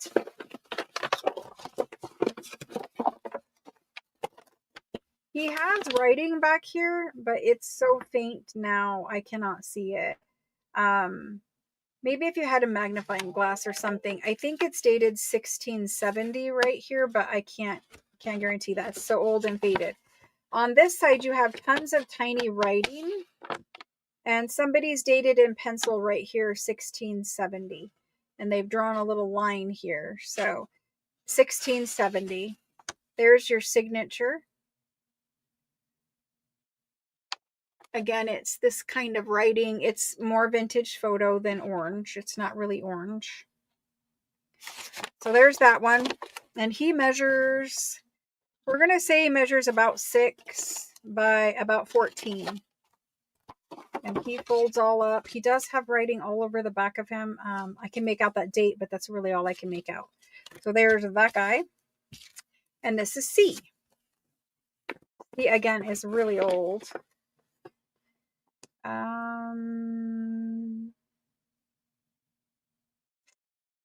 I don't know about a date. No, 1640, 1690, 1640, something right there. And he opens up. And we have this on the inside. So this is how it starts. Goes across. We have some little cracks there where it was folded, especially down here at the bottom. You have signatures here in the middle. The last signature right here is dated 1758. I don't know if the whole thing is, but there is a 1758 date there. And 2 really nice little squiggly signatures with a 3rd mixed in here. So that's that one. But I'm pretty sure you can make out a date right here that's 1690 or 1640. I don't know if you guys can see it, but right there. There's that one. A, B, and C. You guys can be the treasure hunters and discover France's history, because I don't know. But there we go. This one is going to be A. This one is going to be B. And this one is going to be C. Online, these things will go for crazy amounts of money. I don't have time to put them anywhere else. So we're just going to do it like that. Alrighty. Let's get these typed in. I'm just going to say antique vellum documents because, you know, I'm not sure, different date range, whatever. It's just easier that way. And let's just do all 3 of these at the same price. They're similar sized enough and they're all folded. We can do them like that. So let's do those guys for, I'm going to do them for $40 tonight. They're usually considerably more than that. So we did them for 40, and Pam B is first in, and she says any. Christine B is next, and she's claiming B. Christine B, thank you. And after Christine, Shauna's going to get A, and then Pam will get C. Pam B. Thank you very much, guys. We don't have much more vellum to get through. And that was Shauna. Shauna H. Okay, let's do some craft quality ones that are cut. I think those are kind of fun because we don't have to feel like any certain way about cutting them because they've already been cut. There's that one. And there's that one. And I'm pretty sure we had one more. There's this one that's cut. Okay, let's do those 3. So a little bit different. These ones are, you know, more like the 2-page ones we had earlier, and this one is smaller. So I will price him different. But all 3 of them, the C one, the B one, and the A one have been cut. So that means that somebody's cut that lovely stamp out of them. I don't know what they were doing with it. But anyway, lovely handwriting. Looks like it was dated 1700 something here. It's entered noble something. Noble Maitre, I don't know what it says, Nicholas Felix. Don't know, but it has a name on it, and it says it's a noble person. So there we go. Signatures here, signatures there. Lice handwriting, not lice, but nice handwriting. This guy here is dated 1785. He has more of the pretty calligraphy type handwriting that we're used to seeing. Hopefully I've been on camera. I keep forgetting I moved it.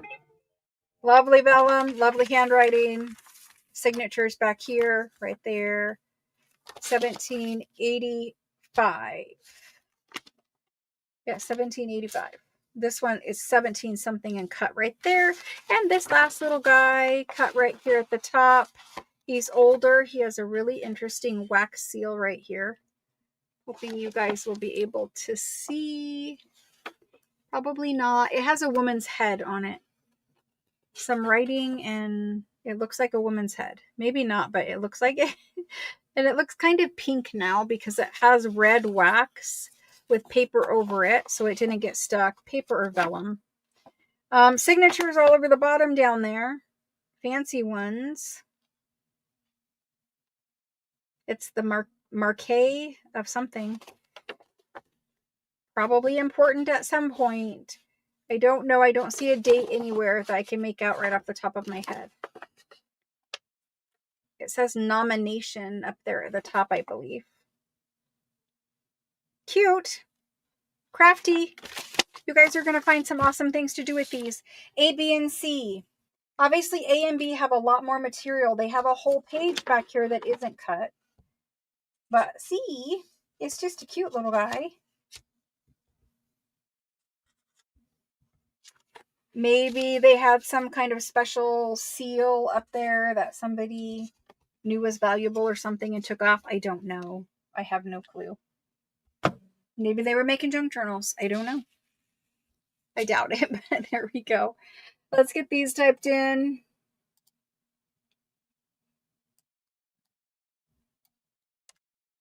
And let's do A and B at... I'm just going to do them at 28. And C, we will do for... We're just going to do him for 20. Somebody will get a good deal on that one.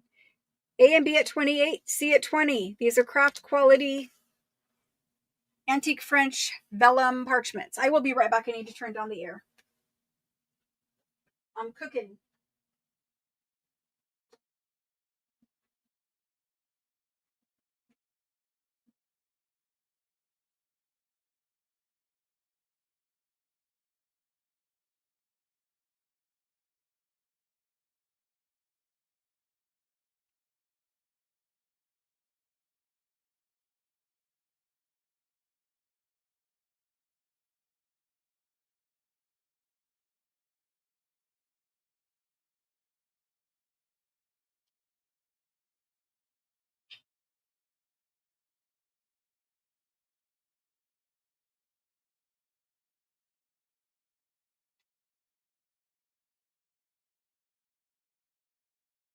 Okay, guys, sorry, I'm back. All right, so A, B, and C. Let's see who got these. We have Christine B for C first.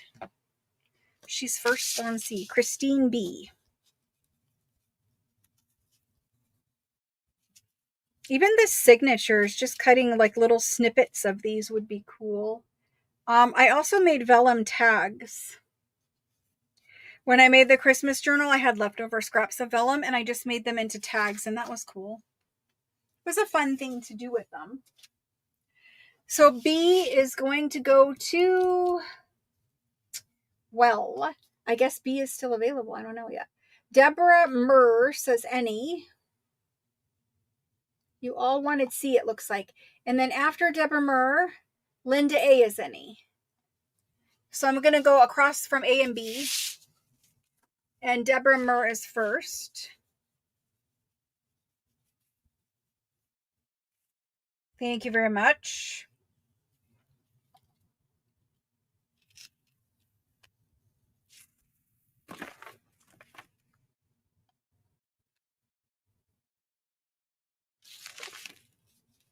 Linda A. Perfect. Okay. I found some more with stamps, but they're different. They're really different. But I think we like stamped ones, so we're going to do them. There are 3 smaller folded with stamps. So we have for A, this guy here, he's dated 1750. He has stamps. Here's his actual date right there.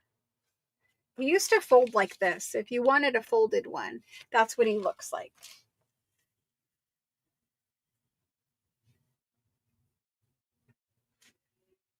And so here's what he looks like inside. Lots of writing, nice big signature. He is a little transparent where you can see the stamps through from the front. You've got this little guy and this guy. Lots of writing on him. That's what he looks like.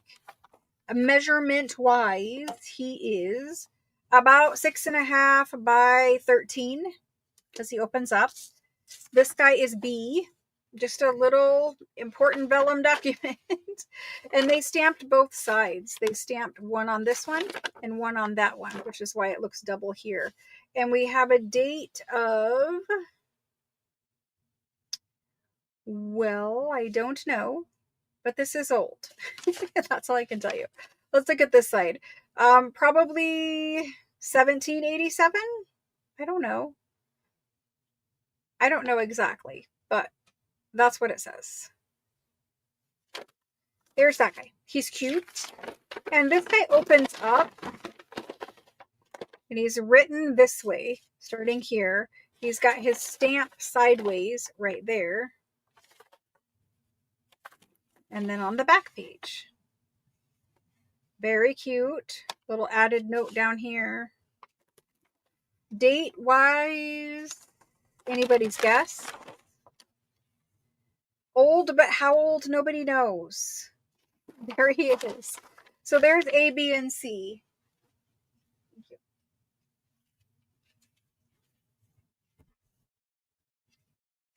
For the C one, I don't know if I measured these.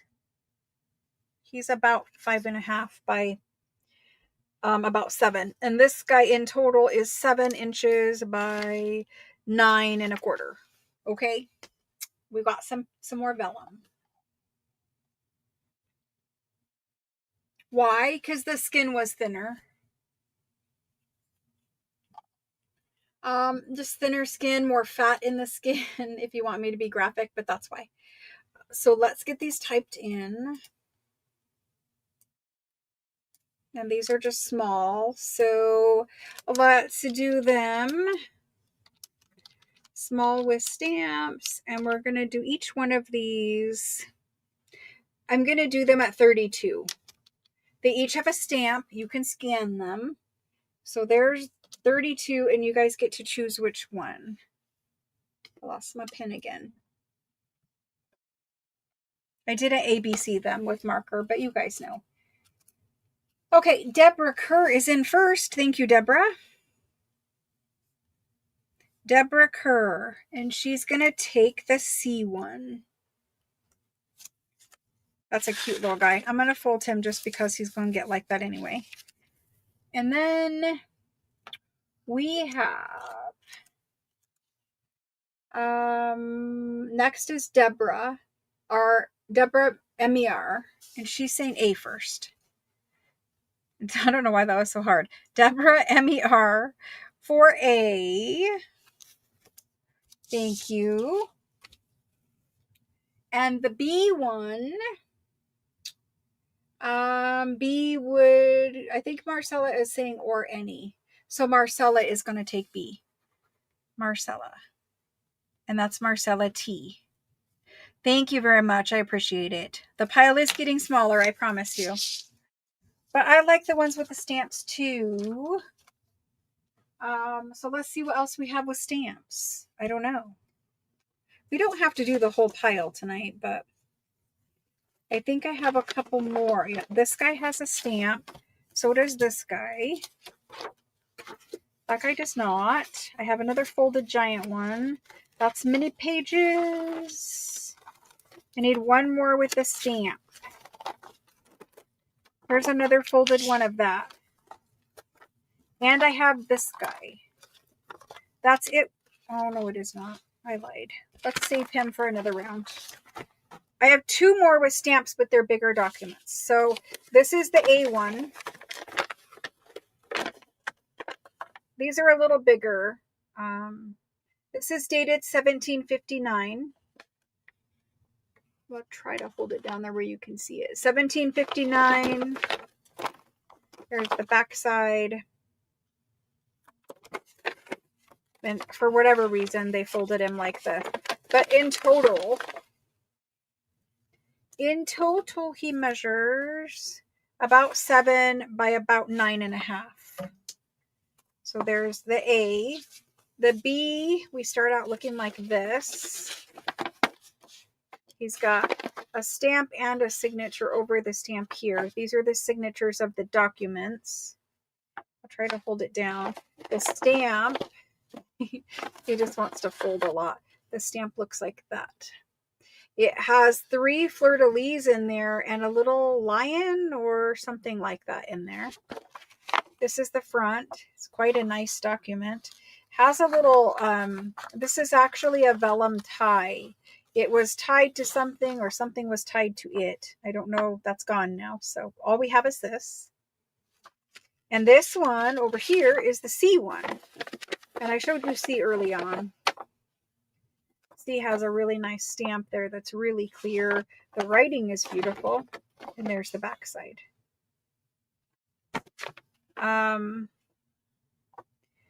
I don't see a date that's jumping out to me on... I don't see a date here. And I don't know the date for this one, but obviously these are old. So we're just going to do them. You guys can have fun. They're all basically the same size. I'm trying to get them all on camera, but he has a stamp on the other side. I'm just showing you the writing, I guess. Let's get these put in. Okay. So they're a little larger, a little nicer on the writing, little nicer document. They all have stamps. Let's do them at 40. It's not a huge jump from the 32 we just did. And there they go. Then the writing is definitely nicer through here. And this guy has a ton of writing on both sides. And he is dated. For a long time, I was collecting the different stamps. I've given up on that, but I was. Diana Mann, M-A-N, that's the first part of her last name, is going to take the C document. Thank you, Diana. And he wants to stay open, so we're going to leave him open. Then we have Deborah Kerr for B. I have some of these framed with old skeleton keys. Specifically, like if you had one that looked something like this, you could put it in a frame and then you could put like a rusty old skeleton key or whatever you want in there. But that's the way I have mine. I think he wants to stay folded. He might want to stay open. I don't know. Thank you, Deborah. Alrighty. I have A left and it's going to Karen Jor. Thank you, Karen. Thank you all. I appreciate it. You're helping get rid of this lovely pile of vellums that we saved up for a long time. They were collecting them in France for me for quite a long time, and then they had a big old pile to send me. So that was a nice find. When I open up the boxes, I don't always know what is in them. That was a nice surprise. Kind of like Christmas for me, but I only have the things in my possession for a short period of time. Okay. A couple more random things, and we're going to do those huge ones. I don't know what this is, but we're going to do it. I have this, and we're going to do that. And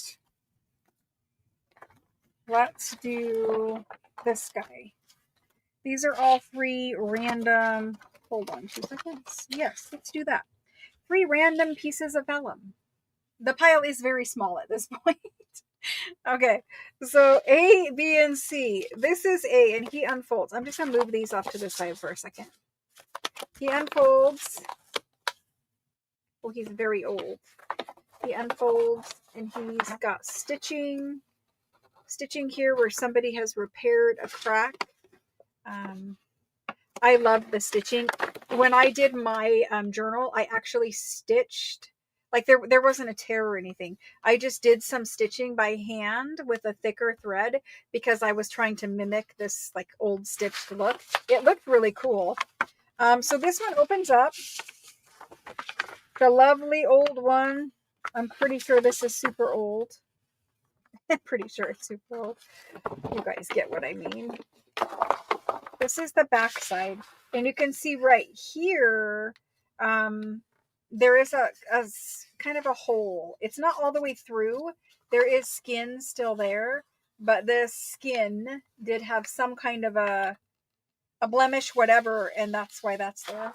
This over here is like ink spilled or something. You can't feel it, but it's there. And it does have some writing back here, but I can't really make it out. It's very faint right there. It's kind of grungy looking. On this side, though, if you look closely, see the pattern down there at that last line of handwriting? There's a pattern put in here, a repeating pattern there. That's a very old parchment. Starts out really big here. It's probably 15 or 1600. I do not believe this is 17.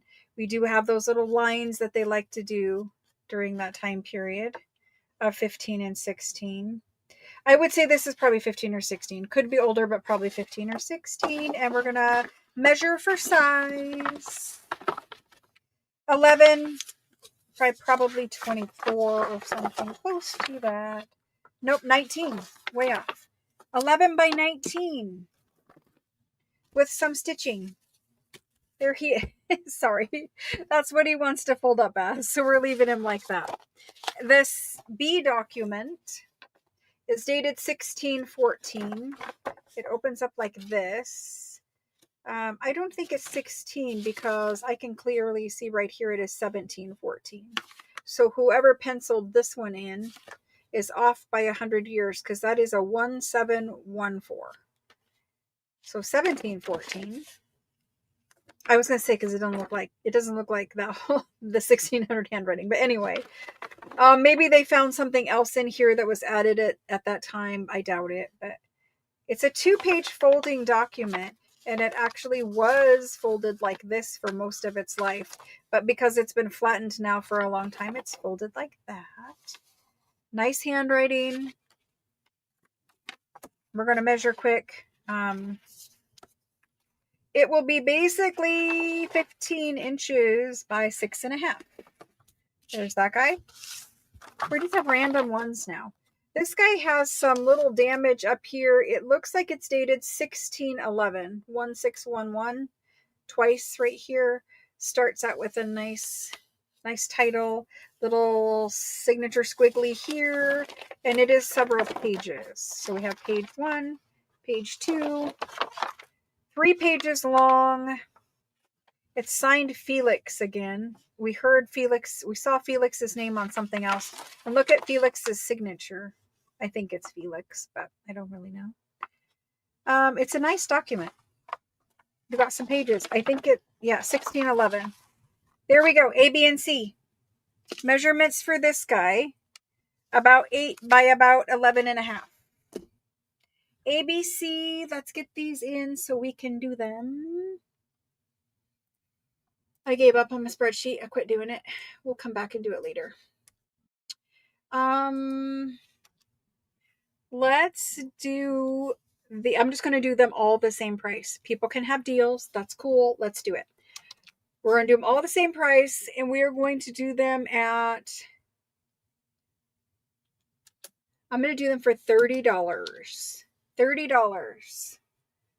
There we go. They just need to be repurposed into something cool. Either framed, preserved, or cut up. But at $30, you don't have to feel guilty, right? Okay, Christine B is first in, and she would like the B. Christine B. Thank you very much. After Christine, I have Deborah, M-E-R for A. Deborah, M-E-R. Thank you.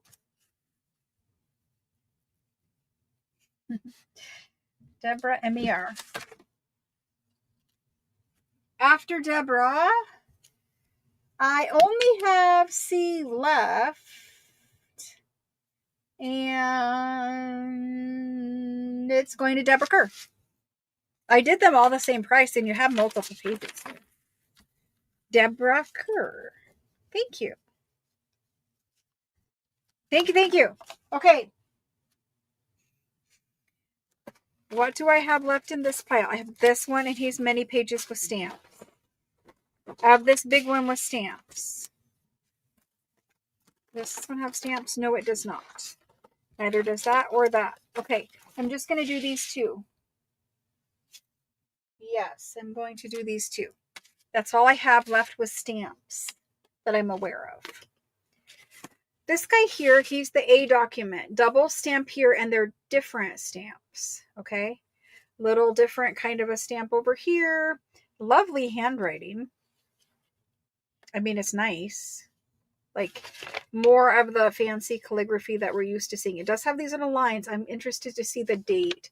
It says 1732 right here. It's in pencil, so someone has gone through and tried to figure out. This one, actually, the stamp says Bordeaux. I don't know where this one is from. But 1732 looks about accurate. The handwriting is about that, I would say. There we go. We got 4 pages, different handwriting. Different handwriting on this page.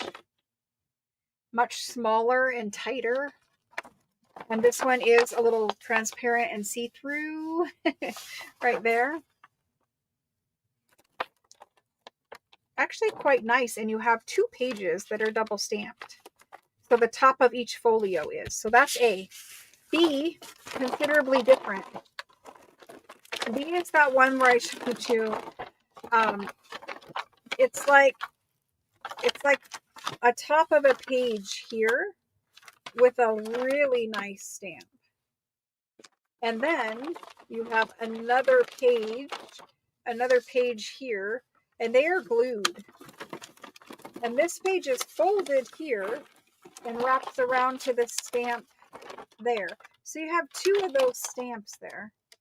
This one is a nicer one that you can read better. But I don't know. It's so interesting. Why are they glued and folded like this? I don't know. But they are glued and folded. So again, we're going to cut it up, and we're not going to care. And you have 2 really nice stamps. Size-wise, this is about the 7 by 9.5-ish, 10-inch size. This one, like, folded in half, he's probably 14 inches by 7. And I think he's, been cut here, but why? I don't know. Who knows?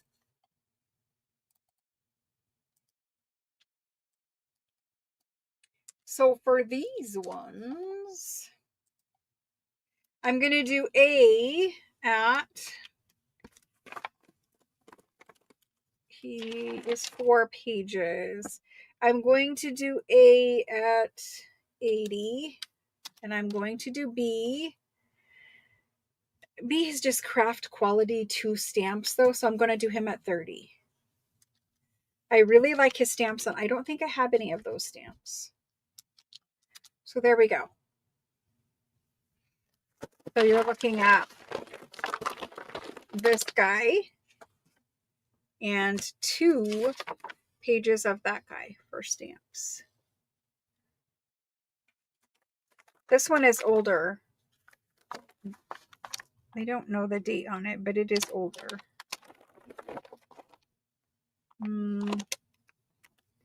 Don't know, but this one is 17, and I think this one is considerably older. Let's do these. I have Deborah Kerr for A and Linda A for B. She just was right above you, Karen. All right, Deborah Kerr. And she's going to take the A, and Linda A is going to take the B. Thank you, guys. Thank you for doing all the vellum with me.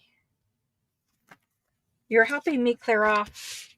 Well, I just got these, but clear off some space on that table behind me. All right. We have random things that I'm going to do just at a cheaper price because they're really random. This is all that's left in the pile other than those big folios that I showed you. So we are actually getting done with them. I've got this radio grungy thing. I've got a weird Republic of France Doctor of Medicine diploma. And I've got one of these that is a 2-page document that was cut. So the stamp was cut out of it. Like, right, I can't even show you. Right here, there should be a stamp and it's cut out. So that's what I have. They're definitely interesting, but a little different. So this guy, this is A. He's got some calculations. He's got nice little signatures, big signatures, all these little squiggly things. I hope you can see these. He's pretty washed out looking on camera. He opens up. He's 16 or 1500s. Definitely older. He has some signature strings here, but 16 or 1500s. He actually says 1777 here. I don't know if that's accurate. I think he's older than that. Because this writing, I don't think matches this writing. Like, if you look at it, that is not the same as this. So anyway, you guys can be the detectives. Here's this one. This one is dated 1881, the 12th of October, 1881. Okay. And it looks like, wait, that's dated there 1881.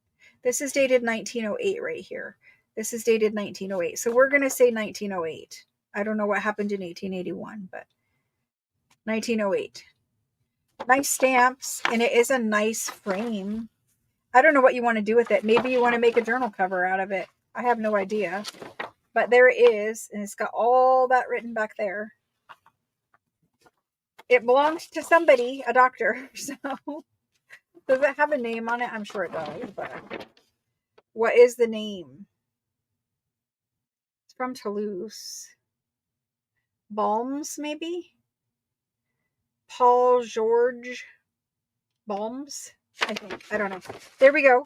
This is the cut one. It's one of the 7 by 9.5-ish, 10, 2-page. Look at the spots on that one. The spots are on the skin.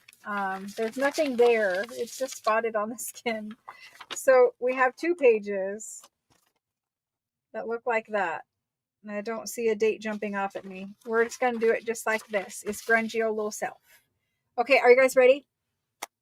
October 12th is your birthday? That's very cool. All right, let's get these in here. And let's do those guys. You guys have stayed with me for Vellum all night long. I'm going to do them for $15. Thank you for participating. $15. There they go. You guys can claim what you want, and I will tag them.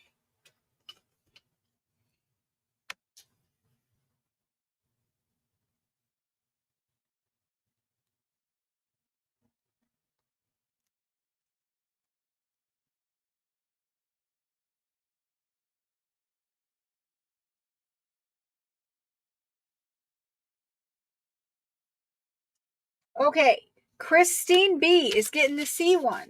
Thank you, Christine B. Shauna 8 is getting the B. Thank you, Shauna. And Deborah MER, is going to take the A1. Thank you, Deborah. Awesome, guys. Thank you, thank you, thank you. That was the it of the random vellums. All I have left are folios. These. So these are much, much larger. They're bigger than A4 and they are folios. You're going to get a folio is 2 pages. I'm going to turn the lighting back up now because now it's super dark. Why? Nobody knows. But there it is. So, a folio is 2 pages that are connected, folded in the center. Okay. Whatever is on them is what you're going to get. This one has a lot of entries and a lot of signatures, but they're all different. They're not the same. Not the same handwriting, not the same information. Like this looks like part of an index back here in the back. They're all different. This is this one. Different conditions. Like that guy has a little hole up there. This is his backside. Again, you've got lots of these little signatures. We're just going to look at a couple and then I'm going to type it in and we're going to do it. There's this guy. He's pretty. The handwriting. So there's this guy. Look at how thin and transparent this one is. Like, it still has the handwriting, but it's thin and transparent. Very, like, you guys could make pockets out of this with the handwriting on it. It would look really cool. You know how, like, we have window envelopes? That would look really cool for that. Anyway, there's that guy. There's this guy with writing. This guy with writing. You guys are getting the idea. So I'm going to count these up. That's one of my hairs. You guys don't need that. Oh, it's still there. Oh, no, it's not. That is just a line. There's nothing there. Maybe they took their pen and did it. I don't know. But anyway, that guy. There's this guy. So I'm not counting them, but you guys get a lot of vellum for this. I will measure too because they're quite large. This guy 2 pages. He is 2 pages, and he's another one that's really transparent. I don't know if you guys can see, but I can see. Not as transparent, but definitely transparent. So they're all different and different writing. Like from one to the next, they're not written by the same person. They probably came out of the same book because they're all the same size. But this is all vellum. So I'm going to count them. We have 1, 2, 3, 4, 5, 6. And he's a thick one. 6. Look at the signatures and stuff on that one. 6, 7, 8, 9, 10, 11, 12, 13, 14, 15, 16, 17, 18 of them. Some of them have like a more natural edge. Most of them are a straight edge. Size-wise. I'll measure this one because he's flatter. Size-wise, about 10, almost 10 inches. And it will probably vary slightly, but 10 by 14. That's a lot of vellum to play with. I mean, it's a lot of vellum to play with. I can't fit it on screen. It's a lot of pretty vellum to play with. So we're going to do them. And I'm just going to do them right as you see them. Alrighty, let's get them typed in.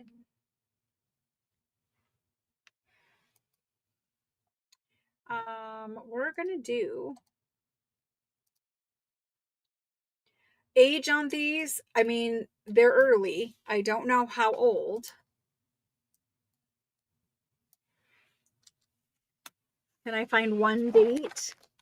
Well, here is LXXX. I don't know. They're dated, but what they're dated, I don't know. You guys will have to figure that out with Google. There you go. I don't know. I'm guessing 1600s. They could be early 1700s, but they look older.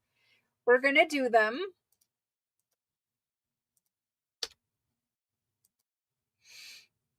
And I just want you guys to have French vellum if you want to have French vellum. So I want to price these so that you can enjoy them. I want you to make covers out of them. I want you to put them in journals. I want you to make the tags and the things. So it is a 10 by 14 2-page folio, and I'm only going to ask $40. So we're going to get that typed in. They look 1600s to me, but I don't have the thingy pulled up on my computer. I will not know, but there's $40 documents. And so we're just going to do a little spreadsheet for them, and we will sort them and bag them for you. First is Linda. Linda BES. Thank you. Then we have Diana, MAN. After Diana, Christine. Christine B. Thank you. Marcella. T. Thank you. Lena. Hello, Lena. Thank you. And then after Lena, I have Shauna for 3 if we can. I have Joyce O for 1. Joyce O. Hello. And after Joyce, Deborah Kerr. I don't want to miss Deborah. Deborah Kerr. Yes. Tiffany. Tiffany B. Thank you. Deborah Murr. I hope I got the Deborah Kerrs and the Deborah Murr straight tonight.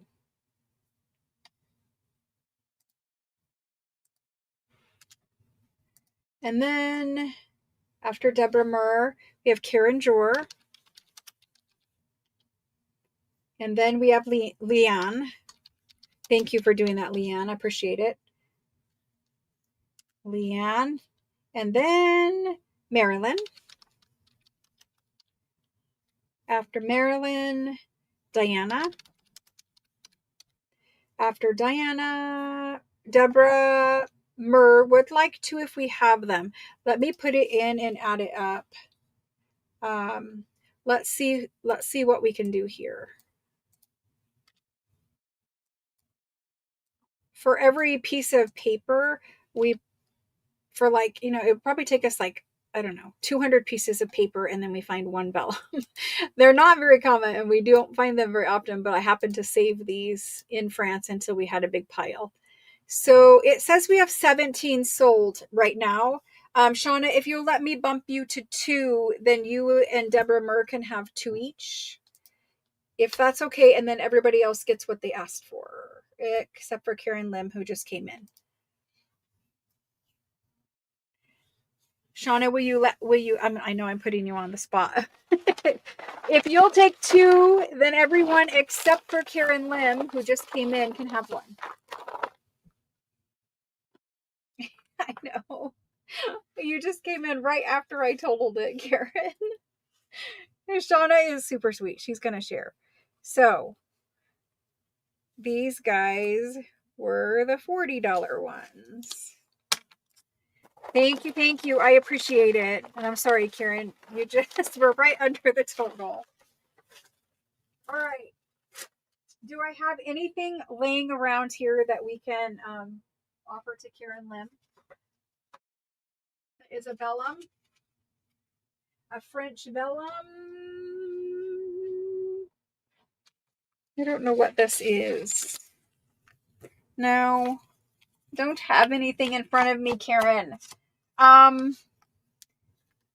If you remind me, Karen, that you missed out. Vellum is loud. I'm sorry. Vellum is loud. I'm very sorry. Deborah Murray is going to give up her second. Deborah Murr is also going to share. Thank you for sharing. And that lets Karen Lim have one. Thank you, thank you.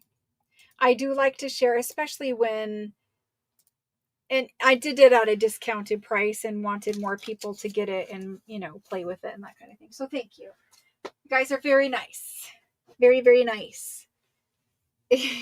Thank you, Deborah Murr. Deborah Murr's going to give you one, Karen.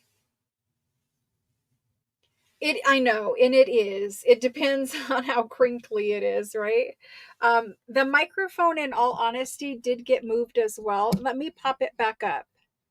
And you heard me just drop a cord on it, but let me pop it back up a little bit, just because it got a little bit, it got moved too today. So let's pop it back up a little. Maybe, maybe not. I might break it and it might fall on the ground. Who knows? We're going to move it just a little bit. You can also adjust your volume. If it ever gets too loud or I'm screaming in your face, you can always adjust your volume on your side too. I'm so sorry. Hopefully it wasn't too loud. Anyway, let's do the ledger page pack that I brought for you guys tonight, because I'm pretty sure you're going to like it. I'm pretty sure you're going to like it. I brought these ledger folios for you. Wait, where do they go? How do they go? I don't want them upside down. They go like this. Like this. I'm going to try to spread them out where you guys aren't going to get glare. I probably just gave you glare, but also why I try to keep the lighting turned down is because it doesn't glare as much. So, if you got the Italian prayer card ephemera pack, I put one single page of this in those at some point. But now I have pulled out folios. So there's folios, and these pages, most of them are written all the way front and back on both folios. There's 2 folios in here. Some of these, very few, have one blank page. It's like a blank side of a page attached to the folios. But the writing on these is so fabulous. These are 1880s. Every single name has a big, bold, handwritten, lovely, and they're alphabetical. So everything on this one will be V. Everything on this one will be R. We have everything on this one is P. Somewhere in here there's S. I don't know where, but somewhere. I put 2 folios in there, and I tried to give you 2 different letter folios. The ones at the very end, I don't think I could, but I tried. Let's see what's in here. So this is what they look like. They're large. They have only blue. So a lot of them have like pink or some other color. These ones only have blue lines, and I like that. This was a very expensive ledger for me to buy. So they open up. They are folios. There's the end of the first folio. And see, he has one blank page. That's very rare. There's only a couple. He also has 2 R's because he was the last ones I did, and there wasn't another letter left. But most of them will have 2 letters in their pack. I'm going to show you one more and hope that I can find one with an S in it. Because I think we started taking them out of the back of the ledger.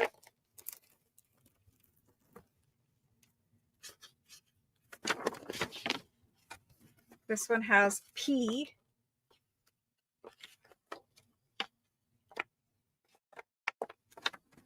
Oh, this one also has a blank. I'm just finding the only ones there are. So this one has a whole blank page back here. Again, very rare. And then it has V. So this is V mixed with the P. Signature strings. And that's the back page. And I'm going to measure these for you. These measure about 10 inches, slightly over 10, by about 15, slightly over 15. But 1880s, and they're nicely dated. Like everything is really nice and legible. And so it's recording transactions by name. This is the person's last name. And this is telling you the type of legal transaction they did. Like this is a sale, this is a marriage, this is an inventory, adjudication, sale, marriage, donation, lots of sales. And it has the date and everything. So I think they're really cool. I cannot get over how much time it must have taken to write every single name as beautifully as they did. So we're just going to do them random. Somebody will get a blank page, and somebody will get one with a side of a blank page. That's just the way they came out. There are more of them that I can take out, but I am going from the back of the book forward. So we're going to do these. I know. But even the R, like they can't just write a normal R, right? That's an R. This is the P. That's the P. They can't just write normal. Like it's too fancy. I promise you there are some S's in here. I don't know where the S's are. Like here's more R's. I don't know where the S's are. Hopefully they're in there. Oh, right, here's S's. So even an S can't just be an S. Maybe you'll find your last name in here. Who knows? So there's some S's. Let's do them. I don't want glare, so let's do them. These are 1880s French ledger page. No, they're not pages. Ledger folio pack. There's 2 folios per pack. I'm going to say fancy calligraphy. You guys know what I mean, but that gives us a way to determine which ledger page pack you are ordering. So 1880s French ledger folio pack. Let's try to, yeah, there we go. Let's try to put this on the spreadsheet because we're going to need to make a list for this, I imagine. That title is too long. I'm just going to have to shorten it to fancy, I guess. Fancy Cal? I don't know. We'll call it that. We'll see if that works on your invoice. Okay. I think I have this set up. Who knows? We'll see. And then for 2 folios of this came out of a Vellum, very fancy, very expensive ledger. We're going to do these. Pricing is always hard. I just don't want to lose money on them because I paid a ton for the ledger. You guys will see the ledger again too because I'm going to sell part of it and the cover because the cover is amazing. Let's do them at... I'm going to do them at 38. That's for how fancy the calligraphy is. There's 4 pages in there, 2 folios, and they're 38. I love the fancy calligraphy, and I want to cut bits and pieces, but more than anything, I want to scan them. I have not scanned any of them yet, but some will definitely be scanned, and some will be mine to craft with, because there was some damaged pages in there. So I'm going to keep the damaged ones and play with them. Okay. So here we go. Leanne G. Leanne G is in first. Karen Lim. Thank you, thank you. Marilyn. Thank you. Thank you guys for hanging out with me tonight too. Linda A. Thank you, thank you. Lena. Thank you. Maria C. Diana M. Karen Jor. Jody M. Deborah Kerr.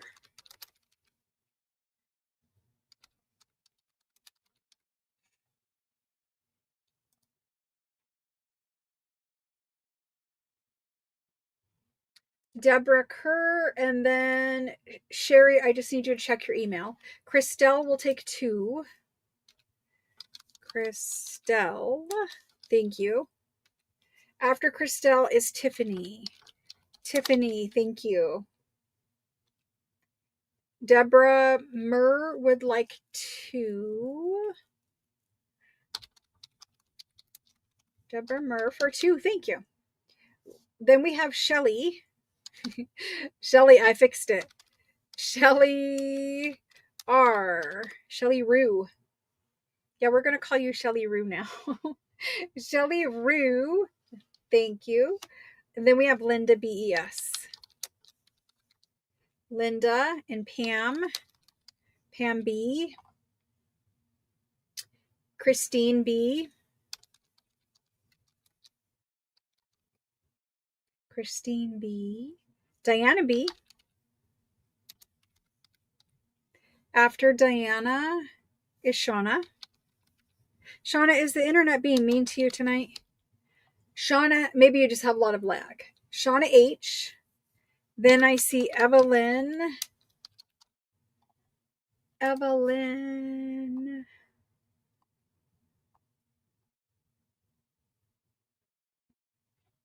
Evelyn, this is Evelyn L. And then we have Robin. This is Robin MCG. Robin, did I invoice you before? Do I have your information? I think you registered before.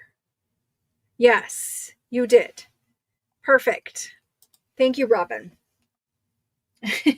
Mary MCD is next. Mary MCD. Perfect. After Mary, you're paying attention. Paula, oh my gosh, is it being mean to you? Paula Dross. I did not see you. Let me scroll up and see if you're just above the go or if it's just kicking you out. Yeah, it's kicking you out. Paula Dross, I did not see you. I have you on the list, but let me know if I need to change something. So sorry. Hello, Carol. YouTube, I don't know what is up with you. I mean, not you, but why it's kicking it out. Are you trying to use the X or something? Or don't use the X. Like if you're saying me times 2 and you're using it me x2, don't use the X. It's for whatever reason it started hating the X. So we just don't use X for anything anymore. I have you on the list for 2. Yes, Paula. I'm so sorry. It's YouTube kicking you out for some reason. I don't know. It does it from time to time for different people. So sorry. Okay, I think I have them all. Thank you very much. Anybody else did not hear your name, please yell at me so that I can fix it.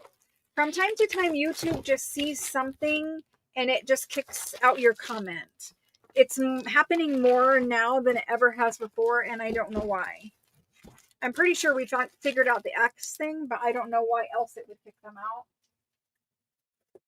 That's not really good English, why else, but you get what I'm saying.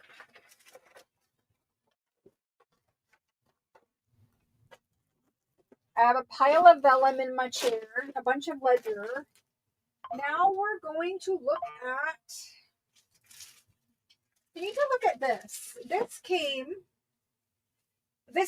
and I thought, we're going to do those agendas next too, but this came and I thought to do a couple of different things with it. This is an encyclopedia of architecture, and it's really old and it's all plates. I'm trying to show it to you, but The book board here is, it's not much there anymore. It's falling apart. Somebody's put these ties on because what's inside of it is just all loose plates. It's dated 1854. Table of Monuments. Encyclopedia of Architecture. This is uncut up here at the top, so it will fold out and be a big, huge sheet of paper. There's a couple of those. Just a few here in the front. 1, 2, 3, 4. It looks like 5. I don't think there's that many. I don't know. There's a couple of those, maybe 10. Then it has another title page. Don't know why. And one more of those folios of whatever that. And it's kind of nice. The paper is a nice one. And these ones up here with this is nice. So you have a lot of those. Sorry, I got a tickle in my throat.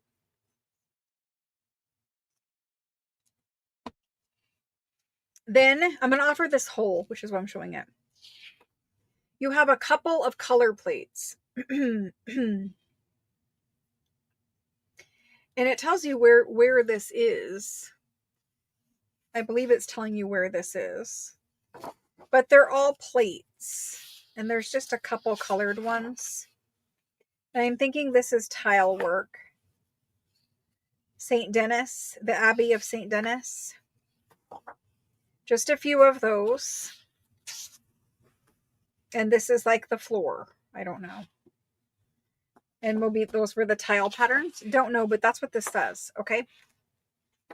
I mean, look at that. It's kind of cool. And then we have all of these. And they're just plate after plate after plate. Couple little damaged ones here in the front.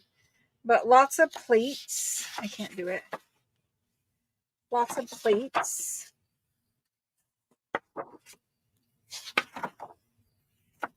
And it's all architecture.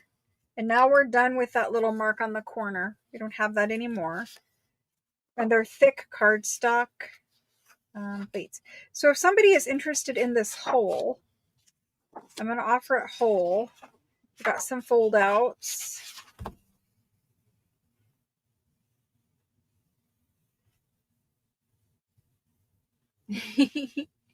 Thank you, Sherry. This one's very pretty. And there are some really nice ones in here. So you could use these for scanning and turning into a digital. They're 1850s. And also, you could use these as pages. They're cardstock pages, but you could fold them and put them in a journal. I think you'd scan them.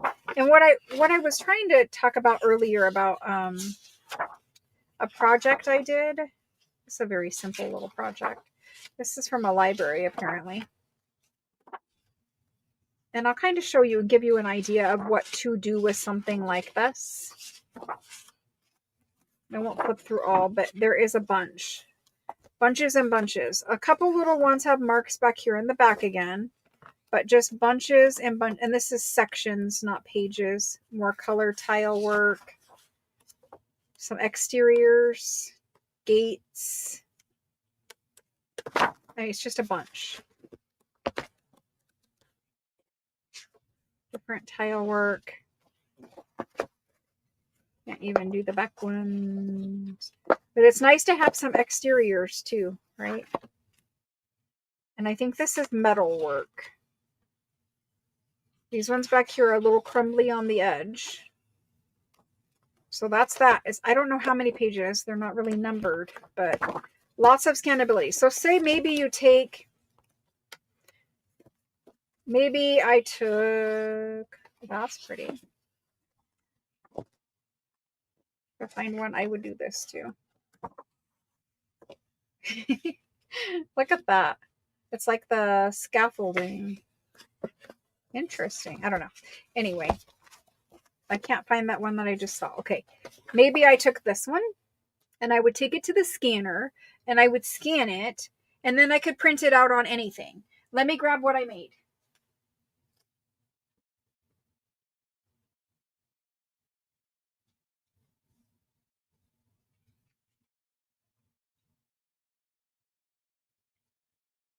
And this is just a simple example, okay? A very simple example. So I took one of these, which we're going to have tonight. This is a 2-pack. I took one of these. Inside of these magazines, you have, this is the middle of the magazine here. You have one big page that has the fashion, and you have one big page that has the lace. So I scanned the fashion, I scanned the lace. I have a program on my printer that stitches them together, and this is what you get. And while that's nice, and that would be an amazing little journal page, right? That's nice. I wanted it to look older. So what I did after I scanned it is I printed them off on coffee dyed paper. So now I have coffee dyed paper pages for my journal that you can just write on, right? It's just coffee dyed paper. But on the inside, and it will be sewn, like I can fold these. It's going to be sewn into the signature of a journal. And it's going to be sewn in to where you have this in the front part of your signature, and you have this in the back part of your signature. But it's on coffee dyed paper, so it looks much older than this, which is just a black and white scan of what is in here. Okay, so I could take something like these architecture ones, and I could print them off on coffee dyed paper and make them look much older and put those in my journal. So it's just an option for you. You could even, in your Etsy store, you could offer to print things on dyed paper for people, and they would pay like lots and lots of money for that. Because a lot of people, they don't have printer. A lot of people don't do their own coffee dyeing, right? But that's just an option for this kind of a thing. And then you can make little page packs and sell those, or just sell the digitals of the scans, which is another option. But they're 1800s. So I would do that to lots of these pages. 1850s. I'm going to offer the whole entire book. There is my hair. I knew there was one in here. And this is the back. So the back just has some advertisements, and it's really grungy, but it's still there, and you can do something with it. And it kind of does protect the pages still. So I'm going to put these back together, and we're going to do that. Because if it doesn't go whole, I can break them out and put them into packs, but they're just going to be random pages. So I would suggest anything that you scan that you try printing on different papers, like coffee dyed paper, and see how that comes out. I think when you print on coffee dyed paper, it just makes things look old. Like all those vellums that you got, please scan those. Make them black and white. Just scan them, and they'll be black and white. Print them out onto coffee dyed paper. Your printer cannot print white. So anywhere that's white is just going to be coffee dye, and the black ink is going to print on your coffee dyed paper. So anyway, we're going to do this book. This is an 1850s French architecture book. 1854 French architecture book. And we're going to do it whole, the whole entire book. It's a little oversized, right? It's about 10 inches by 13 and a half, roughly. Okay, probably 10 by 13. But let's do the whole book, and let's do it at... It has a lot of plates in there. We're going to do it at $250. I don't want to lose money on it, and I would prefer someone to scan it and turn it into a digital. You could even scan the pages up here in the front that these guys here, where are they? The ones that has the architecture here. You'll find a nice clean one. Like this one, it's blacker printing. And these are nice pages too. So there's that. I think there's a lot of scannability in there. Okie doke. It went to Shauna. Thank you, Shauna.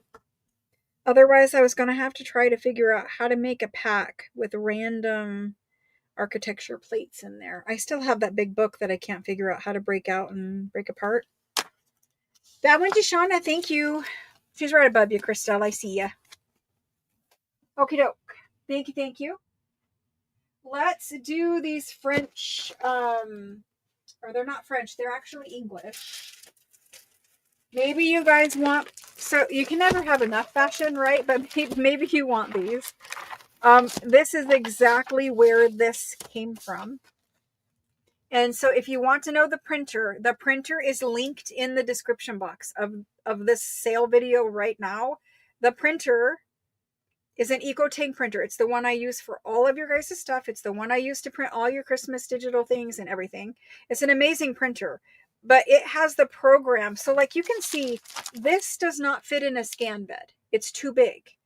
But the printer has a scanner where you can scan half of it and then scan the other half of it, and it will stitch it together to make one page. But if you scan the next page, this lace page, half of it and half of it, you can make it stitch all four together to make this page. So anyway, it's super easy. The printer is linked in the description box. If you want to print your own little copy dyed, lovely lace fashion pages, and it doesn't have to be these ones. These actually are the English one. It's upside down again. But you guys can see, and you know, if you use different, like you could print on avocado dyed paper. You print on anything. This is the original one, the original scan version. Here's another coffee dyed one. And this one you guys will be seeing later in your Christmas kit, but it doesn't look like that anymore because I edited it. So anyway, there was some printing work of mine. Let's do these. There's a 2-pack. They're all 1889. So they're all from 1889. They're all in English. You can read every little bit in there. Most of them have music on the back. I'll show you, but I think they all do. And please scan this music on the back. It is really old looking and it is fabulous, printed out on pages. I also have digital of some of that coming. But you get one, two. Most of these have a little damage right there. Most of them do not impact things too terribly, but some of them probably will. So I'm going to price them accordingly because this book that I took apart had about half of them with a little bit of damage. And the reason why is because they used to be folded right there. And over time, the paper has cracked. But most of them have a pack that doesn't have any damage as well. So most of them have one that is damaged. See, like you could do that. That same thing that I did, that's this. But look at how much smaller it is. Look how much smaller. Like I got the whole page right there. I got that whole page right here. Obviously it's not the same page, but anyway, you get it. So this is what we want these for. Like, yes, you can read the stories. Yes, there are other cool things in here. The paper is a nice rag paper kind of content. It's not full rag, but it has some rag paper. And so there's usually, oh, there's pressed flowers in this one. Pressed flowers. There's usually nice ads back here too. And these ads look really great printed on copy dyed paper. This music would look really good printed on copy dyed paper. So, you know, there's things in here. The damaged ones, you can see there's the crack. There's the crack.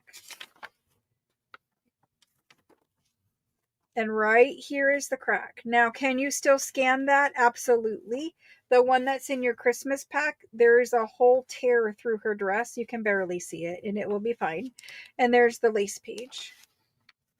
All of the fashion and lace is different. So some of them actually have like a whole folio of ladies. I saw a couple of those in this one. And let's look at the ads. See, the ads are cool too. Corset ads, valuable hints for hair probably. I'm not sure. But anyway, that's the pack. I'll price it according because one for sure will have a crack. Some manner. Like this is a pretty deep one. Most of them have a little bit shallower one, but usually there's a crack there.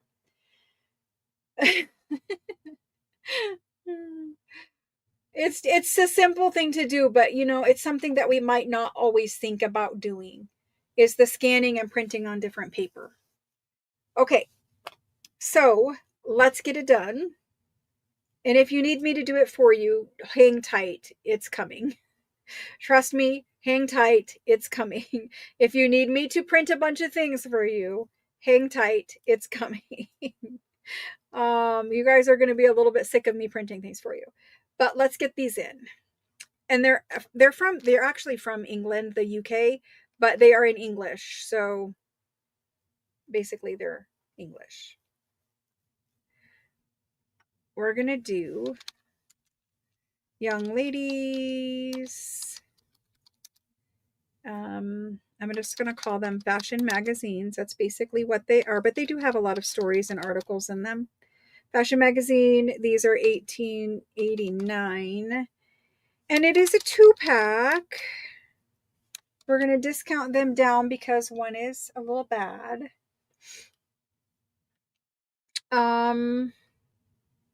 Let's do them at these ones and these ones only.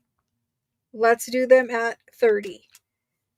But I only have what is here because these all came out of the same book and they're all one with this.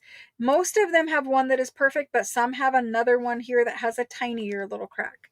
I'm just saying, a little damage. So expect that. Hold your horses, guys. There we go. Sorry about the hold your horses. I just see you guys coming in.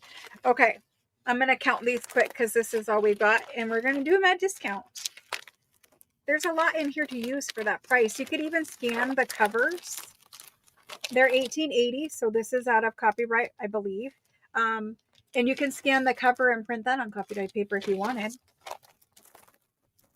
Okay, I have 1, 2, 3, 4, 5, 6, 7, 8, 9, 10, 11, 12, 13, 14, 15, 16, 17, 18, 19, 19, 20, 21, 22, 23. I have 24. That's all I have is 24. 24.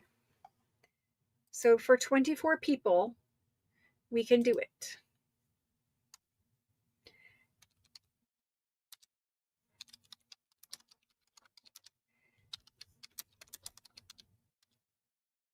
All righty. Here we go. I still think there's plenty of fun scanning there. Oh my gosh, I can't even talk anymore. These go to Christelle. If I can spell Christelle's name right. Christelle. Thank you, Christelle. And after Christelle is Lena and Jody and Diana M. Then I have Deborah. Deborah, I'm going to put it in, but we might do the sharing. So if we have enough, you can have 2. Otherwise, we're going to share because they are discounted. Karen Lim. Paula, we see you. Paula Dross. Oh my gosh. I don't know why it's choosing to be mean to people. Catherine. And same thing, Catherine. If we have enough, which we probably won't, but oh no, you're just saying me. Never mind.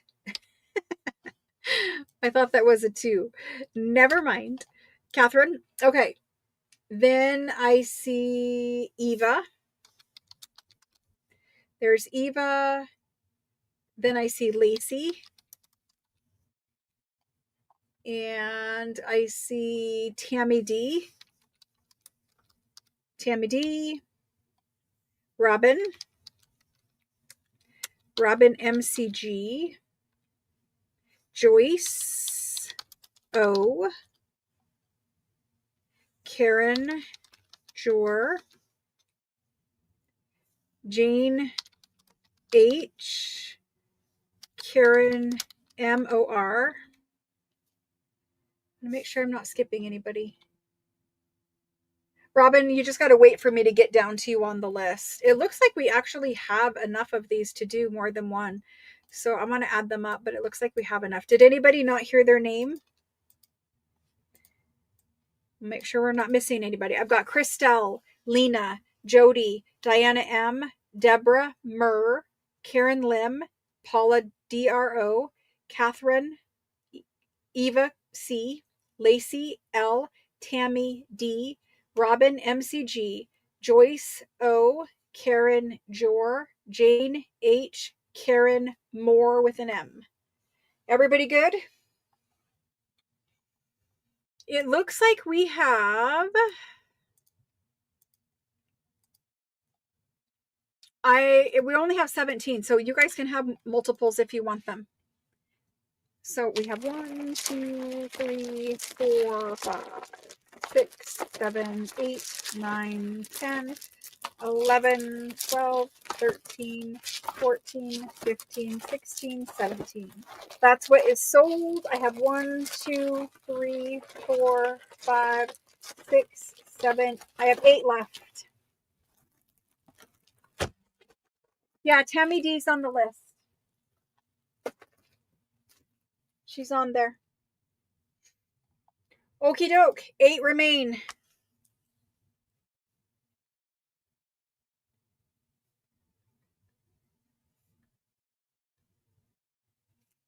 I've tagged them rewatchers. And I appreciate that you're always good with sharing. Thank you. Those can go up there. Christelle for a second. Thank you, Christelle. They're usually like $20 per issue. Sometimes I do a 2-pack for $38. It just depends. I usually go a little bit off of how much I have to pay for the whole book of it. You know what I mean?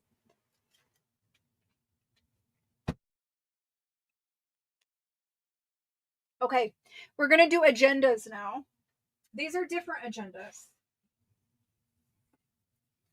I have these.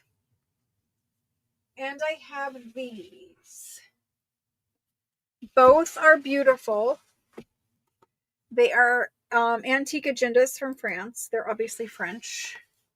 They're very close up to the camera right now because there's tall stacks of them.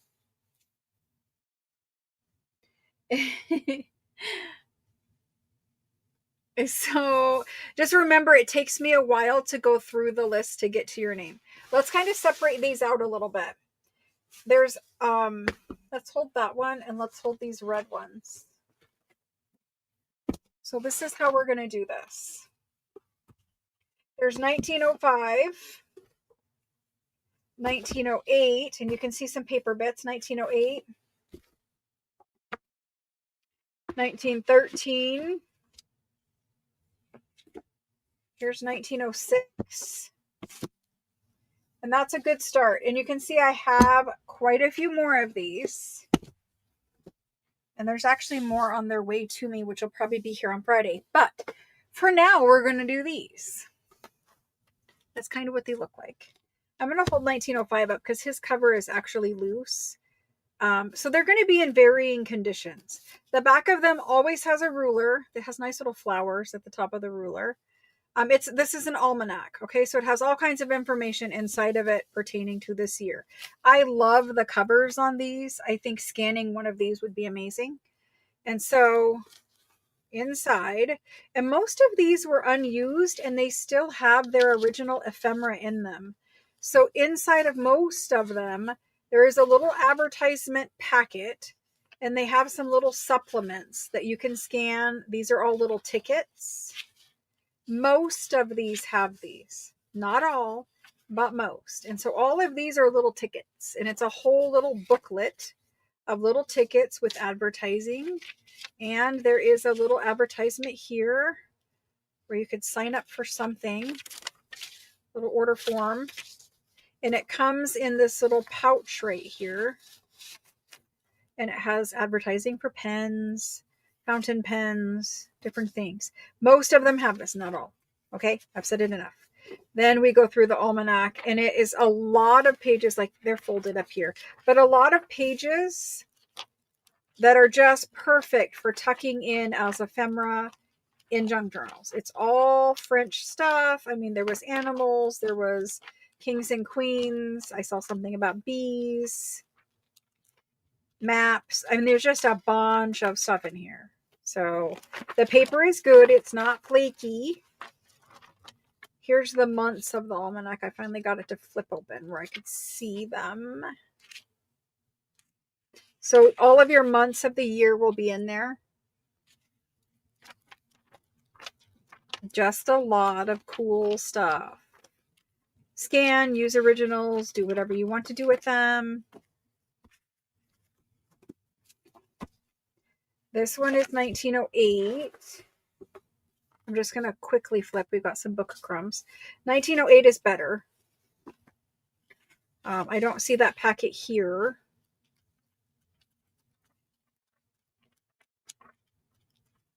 And it is 1908. Look at that. That was cool. Butterflies, bugs, and grapes. There's some kind of advertisement here. You saw advertisements for constipation.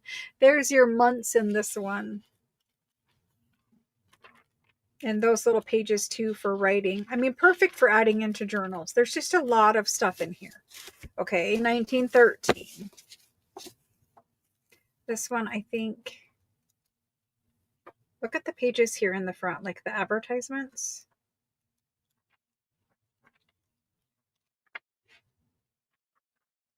All kinds of things. I can feel that little packet back here. No, this one just has advertising card. Just a big card.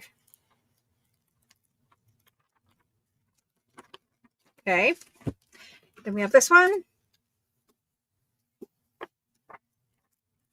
So I started kind of with the worst ones. Even that has a pretty lady to scan. It's advertising that fashion magazine that we've had.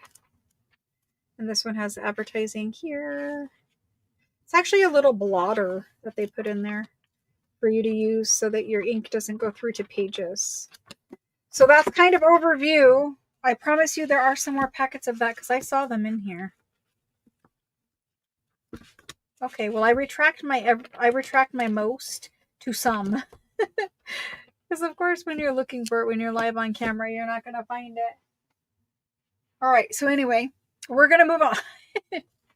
I know that I saw them. I don't know where they are. We're going to move on. I'm going to do them across the board like this, okay?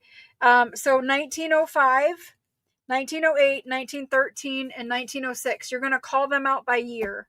And after we do these, I have more and more and more rounds of them until we're done. Or you guys don't want them anymore. There is so much material in here, though. For us junk journalers, you can use every one of these pages for something. Like there was just flowers in this one. I mean, you can use every one of these pages. First, that had, okay, look at the mushrooms. Look at the mushrooms. Like, there's so much in here. Every little thing you can use for something. Okay? Measurements. About a 9x6 or 5x6. Yeah, 5x8. Roughly. 5x7 3/4. Thickness, I mean, how many pages does it say?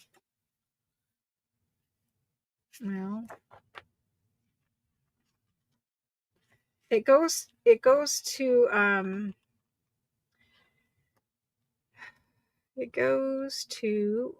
400 and something, and then it switches to Roman numerals for some reason of the index. So 500 pages roughly. Okay, here we go. It's rare for me to have this many of these. We just happened to stumble upon a bunch of them, so of course I wanted them. Let's do Antique French Almanac, and I'm going to spell it the French way with the H at the end. And we're going to do each one of them for, I'm going to do them for 45. There is so much material in there to use. Please, like if you at all are interested, now is the time. Now is the time.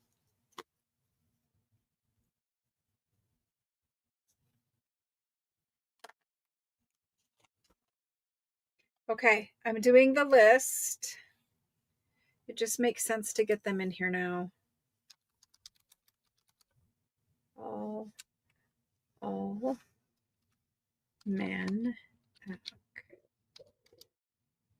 And no, I am not. I'm going to tag them. I'm going to tag them. So for this round, and remember I have a lot more rounds. Shauna H is 1905. Shauna H, because there might be more than 1 year, and I was thinking if I just put them in, there might be more than 1 year, and then we won't know. So Shauna H is 1905. I'm sorry, yes, 1905. I was trying to pull it together. All right. Next in, Eva says any. Tammy D says 1908. Tammy D is 1908. Thank you. I need to speed it along. We have a lot of these. After Tammy is Christelle. She wanted 1905. That's gone. 1905 is gone. We have an any with Eva.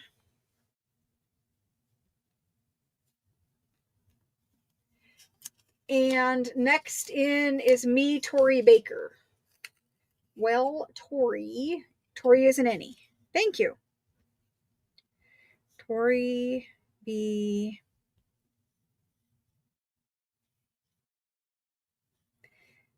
Thank you guys. They're labeled, and we're going Eva and Tori. And we have more of them. Lots and lots of more of them. That doesn't make sense, but you know what I mean. So now we're into the 20s. There might be more earlier ones. There are, but we're in 20s. 1927, 21, 24, and 26. This is 27. It does have a loose cover.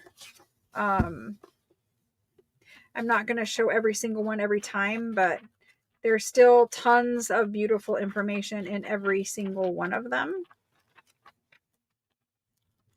Ads included. Like I said, I went to find the cards and then I couldn't. So I retract my earlier statement. 1924. This one has something in the front right here. That little flyer thing is in there.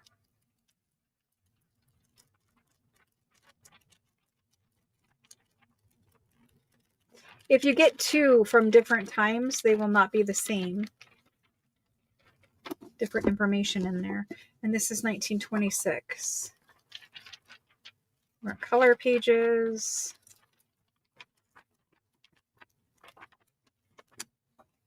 Okay, there's those ones. Here we go. Same exact thing. I am going to call them Antique French. Almanac. They are 45. I need to copy this.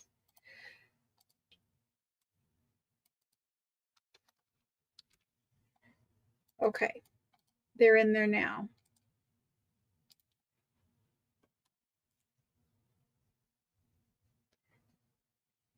You just get a lot of material to play with, and anything that is plain or whatever, you could still put on a collage masterboard.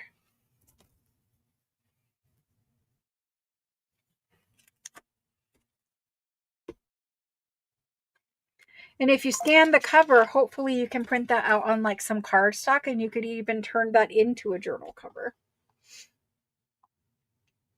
Pam B is an any, Jan is an any, Jody is an any, and Deborah Kerr is 1927. This one. Deborah Kerr. Thank you.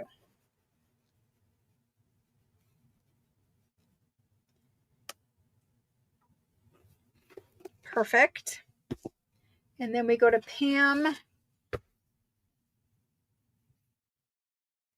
Pam B. And then we go to Jan C. Jan C.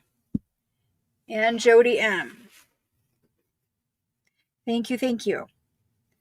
After that, I need to slide these over there. We have the next four.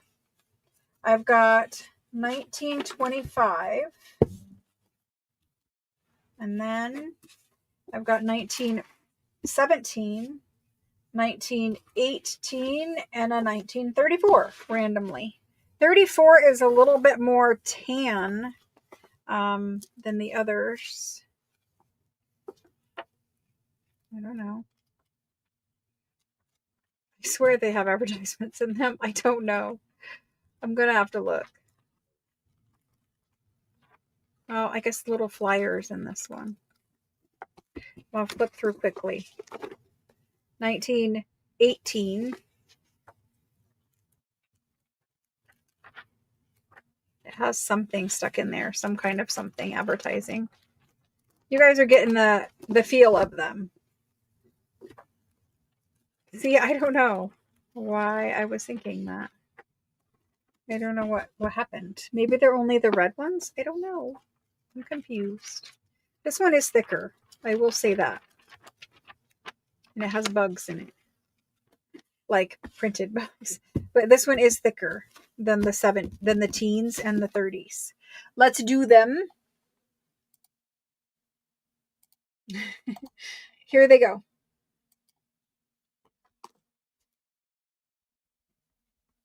And we'll do them till you guys are tired of them or I run out. I think there is more in the boxes that are coming, but I don't, it's only a couple if there are, and I'm not sure they're these ones. Okie doke. Diana M would like the 1917. Thank you, Diana. After that, Linda is an N-E. Claudia is 1925. Claudia. Thank you. And Karen's an N-E. So it goes Linda A.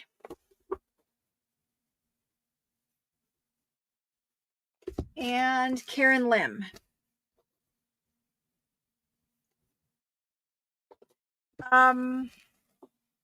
I didn't see it, but I would like to limit these to one per person. Hopefully I have done that already. Okay, moving on. Next ones. I have 1914, 1907, 1919, 1915. 1919 is the skinniest. He doesn't have a back cover. We're going to pull him out for a minute. I want to do ones that have back covers. If I can help it, I want to do ones that have back covers. We're going to hold him for a moment. So 1915, 1904, 1907, 1914. Really quickly. I mean, I don't even know that I need to do this anymore. You guys know what they are. There's the advertising. See, maybe I was thinking those. I don't know. It definitely feels like that card thing. Here's 1904. It's going to bother me because I'm pretty sure I saw that. Don't know, unless I have another pile of these somewhere. I mean, there is one sitting next to me, but see, there's advertisements and a blotter in this one, and more advertisements and more. Maybe it's that. I don't know. See, this one has something. I can feel it. Right, that cardigan. I mean, it is a thick cardstock, but not what I thought. Okay, anyway, there we go. I would like to say one per person, yes. If somebody got two, let me know so that I can fix it, because I really would like to do one per person. It's a lot, so maybe it's just random. I know, but I thought there was those advertising little packets in more than one of them. I was sure of it, so I'm going to have to look. Okay, here we go for these. I mean, unless there's some left over, I would just like to try to spread them. Again, it's just I'm doing something that is a little bit... so it's a lot of material for a junk journal maker, and I would like as many of us to have those as possible. I'll bring them, as many as these we can find. We always buy them, but it takes a long time to accumulate enough to bring. And I'm having the French people hold things for me until there is enough because I don't have as much space here. And they also need a lot to fill a box to ship it, right? Because shipping is like $200-$300 per box every time because we use FedEx next day or 2 day from France, which is super expensive. All right, so here we go. Deborah Murr. Did you already get one though? I don't know who has and who hasn't at this point. Deborah Murr is an any. It might have been Deborah Kerr. It was Deborah Kerr who got one. So Deborah Murr's an any. Lois M is a 1904. Lois Matt for 1904. Thank you. There's that one. Paula also won in 1904. Christelle, I don't know who has one and who doesn't. Deborah Murr needs one. I don't think she has one. Can you guys help me out with who already has one and whatever? Who already has one? Deborah Murr isn't any. Does Christelle have one? Does Jody? Jody says she has one.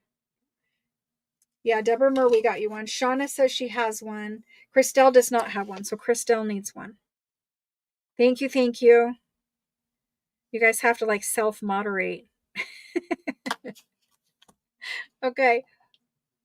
So on the list, it goes Deborah, Lois, Shauna, Paula, but she also wanted the 1904 that's gone. And then Christelle, and then Jody. So I have Deborah Murr. I mean, these are any's, right? Christelle, you were in any? Yeah. Oh no, she said or 1907. Well, you got 1907. Let me see if I can leave it that way for Deborah Murr.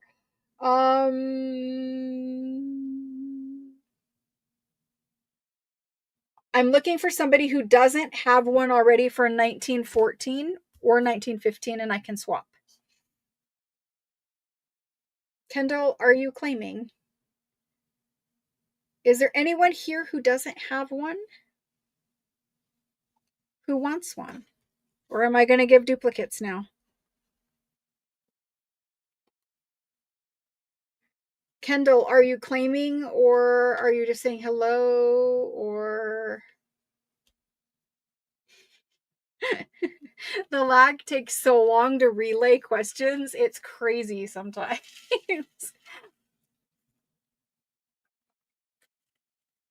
I don't think Kendall's claiming. She doesn't say anything. So someone who isn't blah, blah, blah, exactly. Someone who says they do not have one is Cindy H. So we're going to give Cindy H it. Deborah and Cindy. I am going to look for people who don't have. If at the end we have some that are left over, then we're going to give them duplicates. I have 1931 and 1928. And then we go to the backups. Do we? No, we don't. We wait just a minute. And then I have 1919. And 1919 does not have a back on it. Does not have a back. There's like literally none of those. This is going to drive me crazy. 1928 has some advertising cards.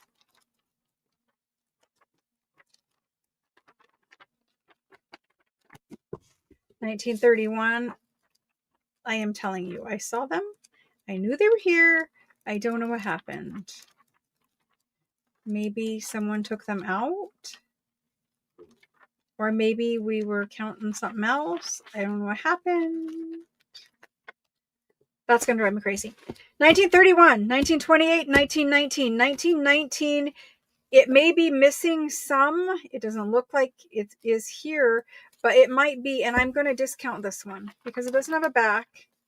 And in all honesty, it is shorter than that one. But some of the teens were smaller. So we're going to discount 1919. Please only claim if... Okay. Please claim however many you want, whatever you want. But if you already have some, you can say already have. And then if they're left, you can have them. But if we can share them, I would like to. Does that make sense? I hope so. I'm trying not to make it hard for you guys. I know you have to type so much already. Your name, me, everything. Anyway. I don't think Paula has had one. Paula DRO. Paula DRO. Thank you. And I didn't tell you how much I was discounting this one too. It'll just be a surprise. Paula DRO. I don't know about live sales till 9 p.m. for me when I wake up at 5 and start working. Lacey is going to get that one. And I'm going to discount it, Lacey. Lacey L. And instead of 45, I'm going to do 28. 28. There you go.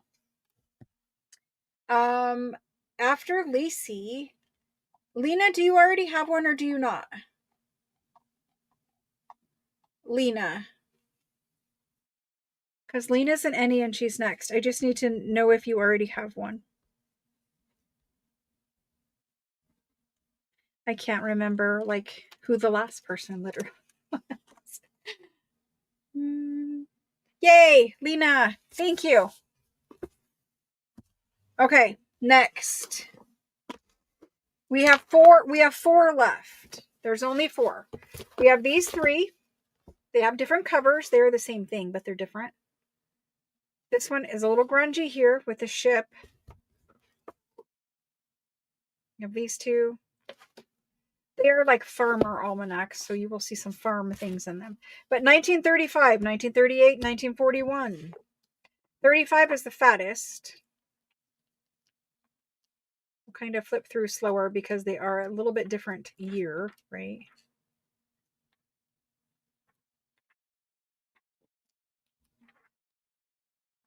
These things are kind of cool, like the way that they are illustrated,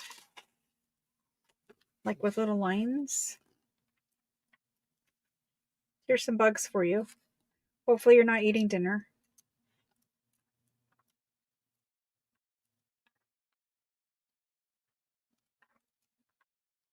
Those are kind of cool. Even these illustrations. I don't know if this is being racist or what, but here we go. I don't know. I don't know what we find in these things. I was talking about how many immigrants came from where. It still has the nice calendar pages.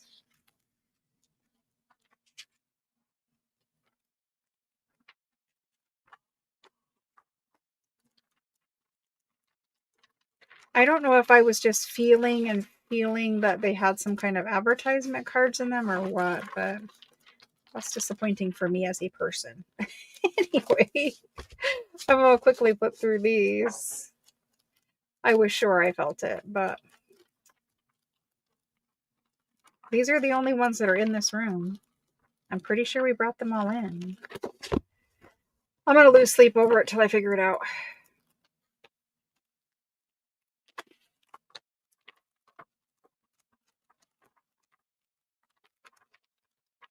These are the last, and this is what your calendar pages look like. All right, that's the last 3 soft cover ones I have. Uh-oh. Rosalind, I sent a text. You had trouble with your invoice. Let me just quickly look for Rosalind's message here. Maybe Square was not being nice to you.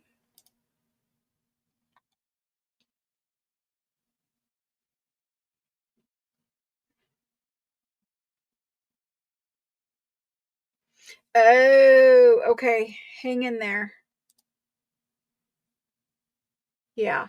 So sometimes in Square, when you get your invoice, so like if you're new, I am getting more.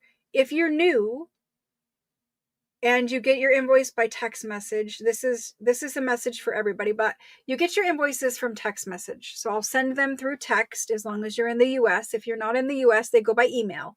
That's where you look for your invoices. Invoices come at the end of the week, usually over the weekend, but sometimes as late as Monday. Okay, so when you go to pay your invoice, if you like mistype your credit card number or the expiration date or the 3 digits or whatever, if you mistype it when you put it in and it says, no, that information isn't correct, it limits you to the number of times you can try to enter your information. If you accidentally enter it wrong twice or 3 times or whatever, it says that the invoice failed and it will not let you try to pay it anymore. If that ever happens to you, you just reach out to me and tell me, hey, the invoice is saying it failed, and then I will resend it to you. So Rosalind, while I'm here and while we're doing this, let me just fix it now so that we can take care of it before I forget. That's what happens. It honestly, Rosalind, it happens to a lot of people. And it usually is a couple per cycle. And so just know that this is something that can happen. And if it does, don't stress out. Just message me so I can fix it. Okay. So Rosalind, you have a new one right now, and it is ready for you to do what you need to do with it. That's that. Don't stress. It's all good. It happens to a lot of people. I think there are more, and I thought there was at least a couple of these, and I know there's a couple that are different. I don't really remember exactly, but I'm pretty sure there are some. There's so much stuff being bought and sold. My brain it tries so hard to keep it straight. Obviously it's straight for accounting and it's documented somewhere, but my brain can't exactly remember. Okay. So I'm going to put these 3 in because I don't think I did yet, right? No, I have not put them in yet. They're going in now. These are the last 3 of the soft covers. And I put it in at 40, but I put it in at 45, but these are 40.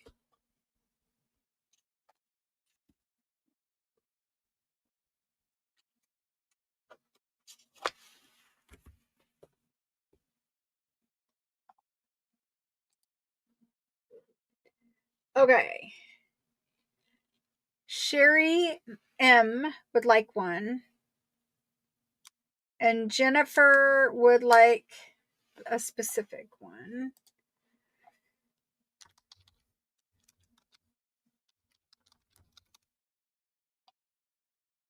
Okay. Do I have registration for Jennifer? Yes. I have registration for Jennifer. Let me... Jennifer, I need an email address for you. Jennifer B. I need email, and also you need to fix the text messaging. You can't put stop in the text messages. You have to remain subscribed or whatever. You have to remain accepting text messages from me. If you type in stop, then that means I can't text you your invoice. So I need you to accept the text messages. You have to type in unstop in your text messages, and I need you to send me your email address. And that's the only way I can take your claim. Because I need an email address because your tracking numbers are still emailed. Jennifer. I need an email address to send your tracking number when I ship your package. And you have to stay subscribed to text messages because that's where your invoices go. And that's the only way we can talk to each other because we don't do email and we don't do Facebook Messenger. We only do text message. All right. So anyway, we're doing these. Sherry Martin. Jennifer would like the, which one again? The 41. Jennifer. Okay. Thank you, Jennifer. Cherie M. I think the other one is still available. I have to look. I can't text you when you say stop. When you say stop, that means I cannot text you anymore because you said that you're not allowing text messages from me. So you need to type in text messages unstop.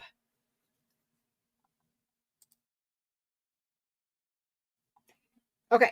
So from the top of this one, it goes for people who don't have one, Sherry, and then to Jennifer, because both Shauna and Jody have one, and Deborah has one.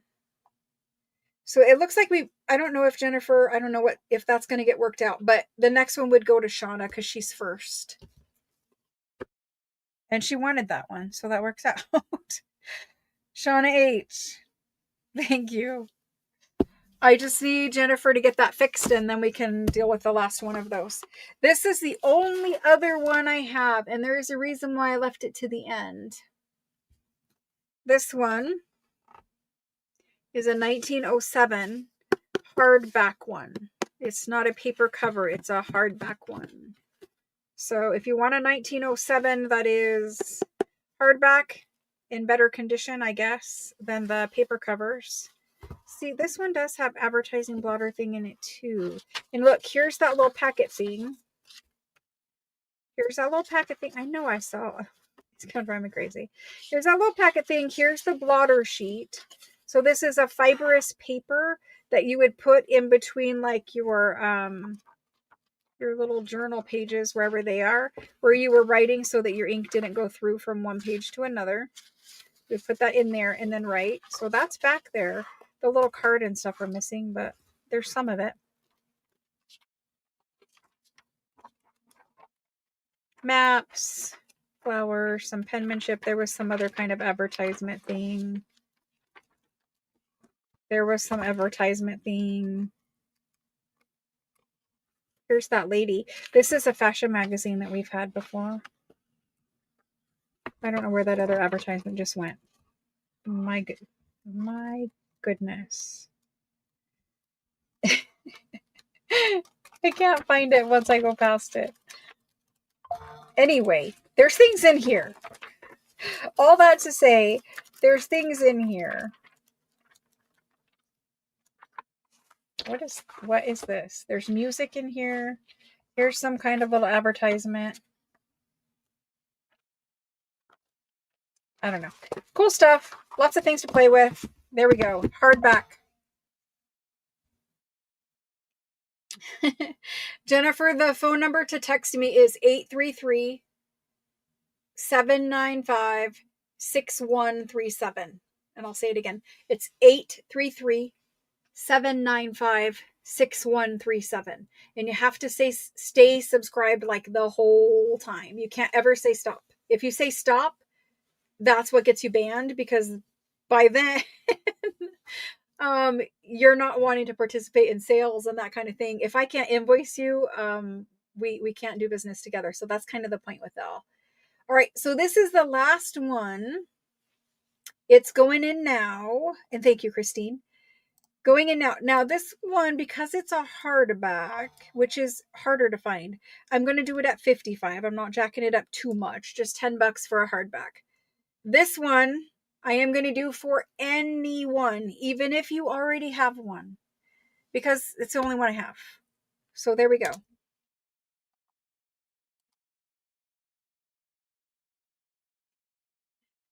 You just have to type unstop. UNSTOP.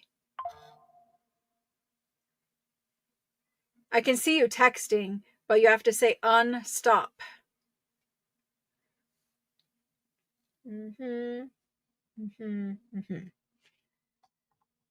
Okay, back to this.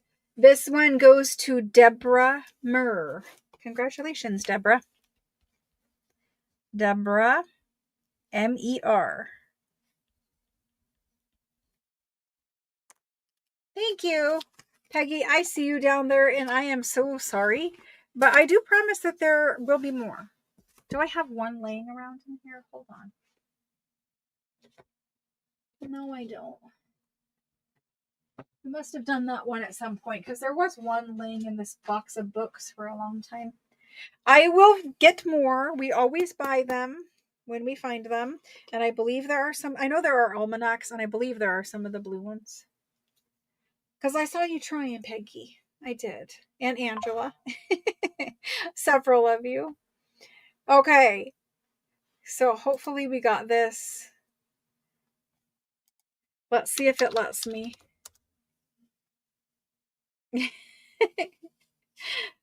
Let me know if you get my text messages. And I'm in all caps right now, so it'll be annoying for you. But there we go. Jennifer, I've got your name on it. We'll work it out. Thank you very much, guys. Let's see what else is back here. On the back table, we have let's look at, we have lots and lots of things back here. Let's look at these.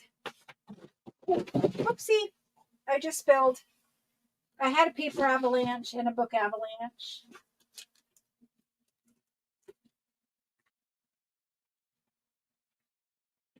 Okay, I have like the cutest ledger ever. The cutest ledger ever. What is this book? Oh my, that's what that is. Okay, never mind. We won't touch that. Let's do some ledgers.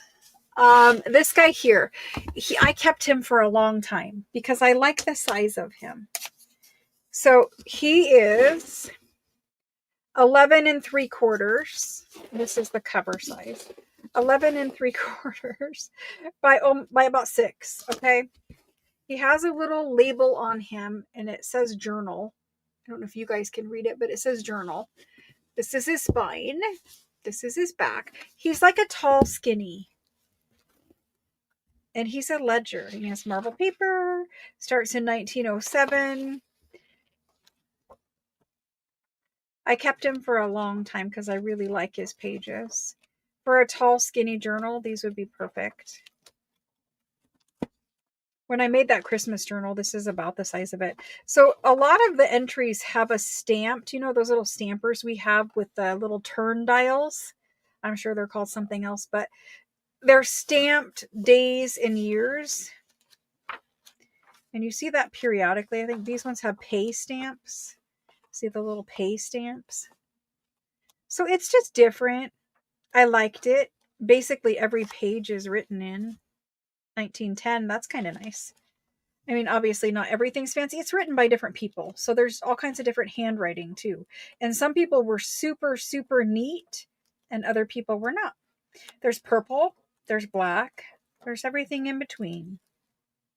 You have pay stamps, you have little ephemera in there.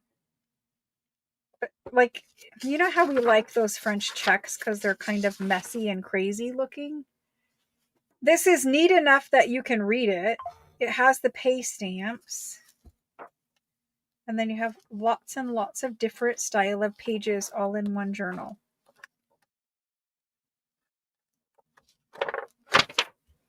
So that's that guy. He's whole. I haven't taken any pages out of him, but I'm very tempted. He has 300 pages. 300 pages. I saw a couple blank right there. Just a few. So we're going to do him.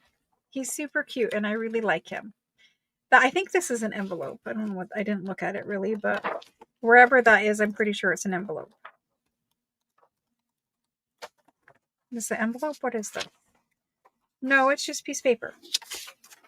It is about a telegraph. And it's advertising, I think. For M. Weiss, Senior. Photography. Don't know. There it is. It looked like an envelope. Okay, here we go. We're going to do him. He's super cute. He's been on this back table for a long time. I was going to keep him and use him. We're going to do tall, skinny, French, whole ledger. He is going to be for 300 pages. We're going to do it at, I would like 320 for him. 320. There he is. If you would like him, he can get off the back table and go to a new home where he will be loved. Because if he stays, he's going to get disassembled and then reassembled. There is some nice headers in there.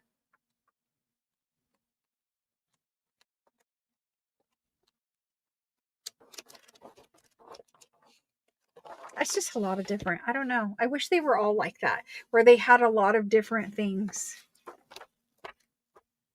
So we're going to keep him on the back table, I guess. Or maybe I'm going to take him out and make him into packs of something.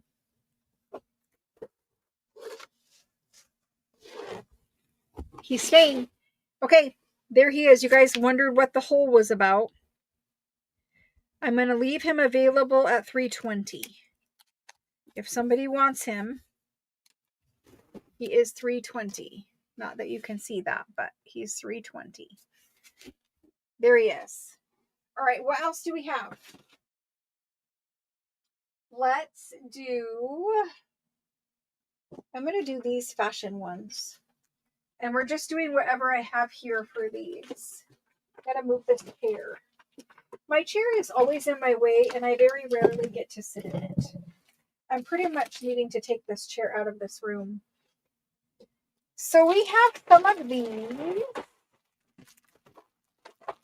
I have French fashion magazines, and I have American fashion magazines. These are leftover from a previous sale. So whatever I have is what I have.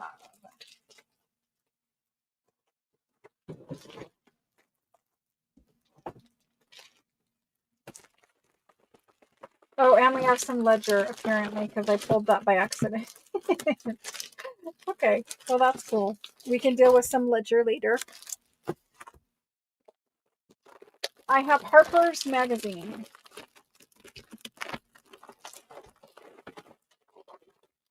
Okay. Harper's Bazaar Magazine. These are 2-packs. They are American. They are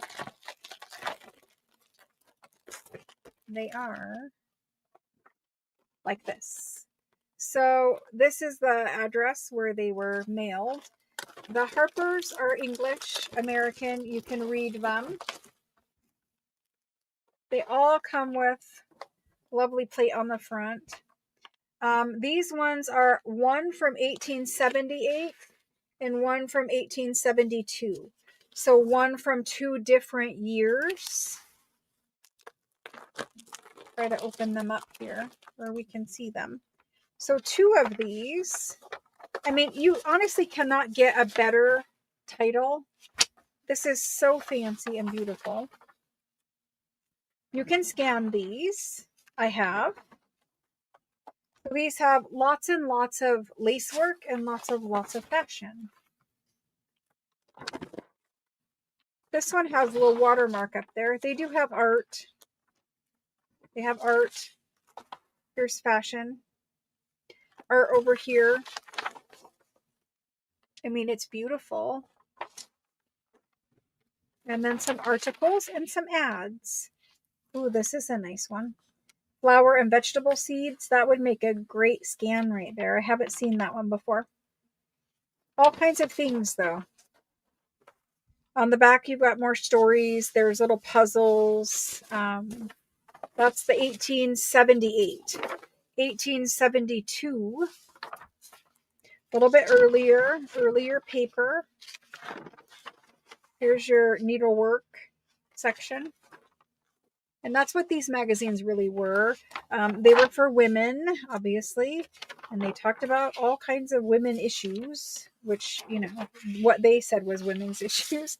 Look at this one. Like, it's just a beautiful plate. I'm trying to show it to you, but honestly, this one had pressed little flower petals in it. They just fell out. But anyway, that's kind of pretty. Got dogs over here. You've got violin over there. Got plates here. I don't know what's going on here. Some cartoons. Grand Charge of Ladies in Leap Year. Uh-oh, I just tore that one. Anyway, you have ads back here. Women, sewing machine. This thing is for tracing patterns. The Knox Fruit Farm and Nurseries. That's kind of cute. I apologize, I did just tear that one. I will put this one aside, especially because it has watermark too. But they are 2 packs. So let me open another one quickly. And then we're going to do whatever I have here, minus the one I just tore. I say I'm sorry, and then privately in my mind, I'm like, okay, cool, you get to use that. It's all right. When am I going to share my Christmas kit book? My Christmas kit? My Christmas journal kit? We can do it after this. I've already done it and showed it, but I will show you the finished one. You get these flower petals off here. So this is the 1872 one of these. There's no watermark on this one. There is on this one. 1878. Maybe they all have it. I don't know. But I promise I will not tear this one. It tore right on the fold. So you have ads. I'm going to scan some of these garden seeds if there's a bunch of these left. Beautiful pleats. I'm trying very hard not to tear this. I'm missing the fashion. So this one has a larger fashion pleat. And then we need to find the needlework. There's more fashion and needlework stuff. So everyone's different. Try not to tear yours. Like I said, it just means I get to use it. They're big, heavy pages, and you need to be a little careful with them when you're turning.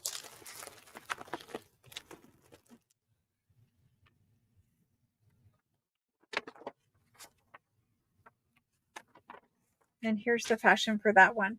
So see how the fashion varies, like how much is in each issue, etc. This is all lace work down here in monogram. But it is really pretty. And you get to 2-pack. All right. We're done looking at them. Let's get them in. Harper's Mag 2-pack. Different years. We need to do these ones. There's just a couple remaining, and I'm going to do them at 35. 35. And while you guys are doing that, I'm going to get these ones put back in their bag.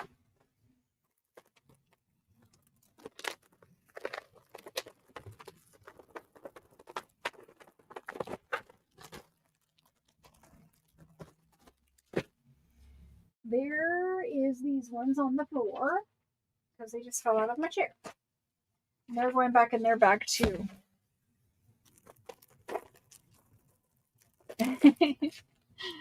All right, so for these guys,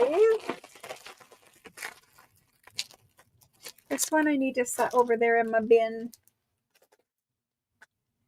We have how many packs? I have too many things on my table again. We have 1, 2, 3, 4.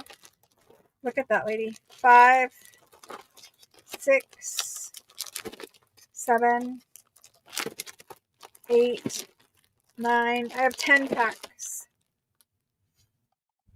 10 of them. This one is Harper's Mag 2-pack.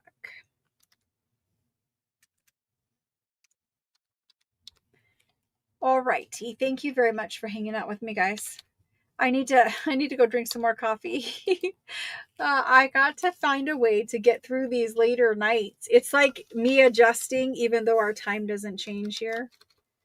Okay, so the first one goes to Shelly Rue. And then after Shelly Rue is Shauna. And after Shauna is Christelle. And after Christelle is Paula Dross. DRO, Catherine,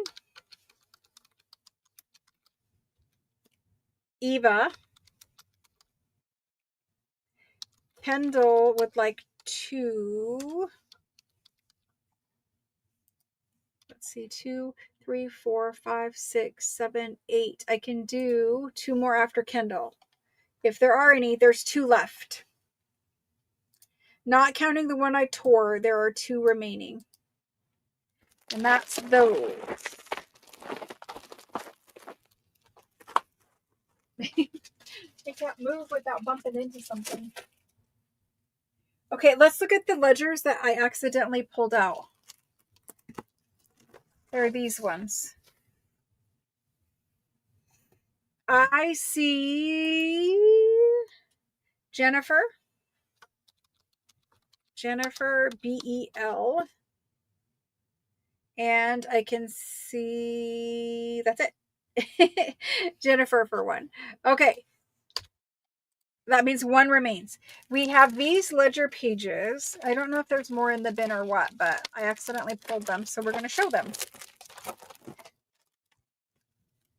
Oh, these are 1700s French ledgers on super thick rag paper.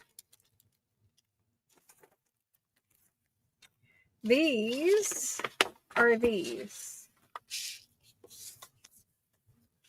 So it's 1 folio from 1785 for this particular entry.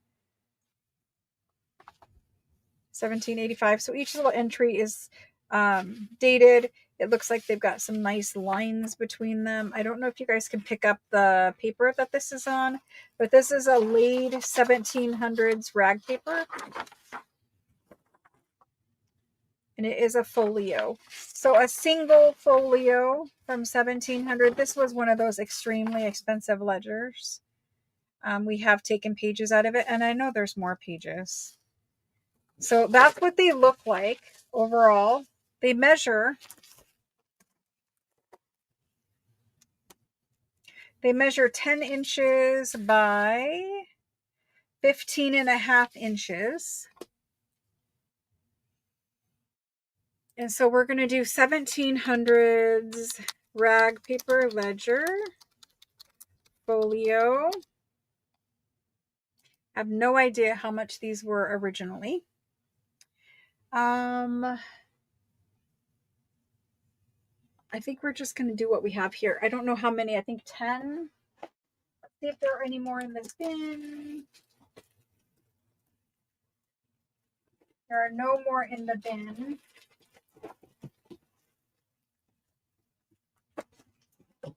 Okay.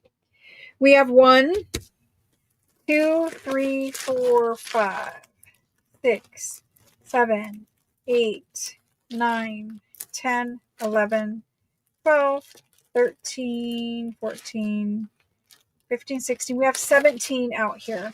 And I'm going to quickly flip through and show you.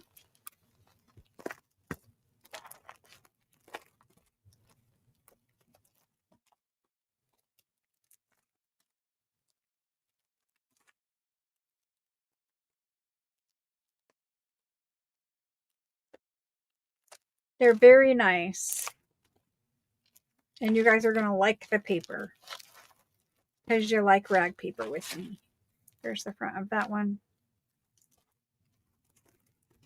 There's the front of that one.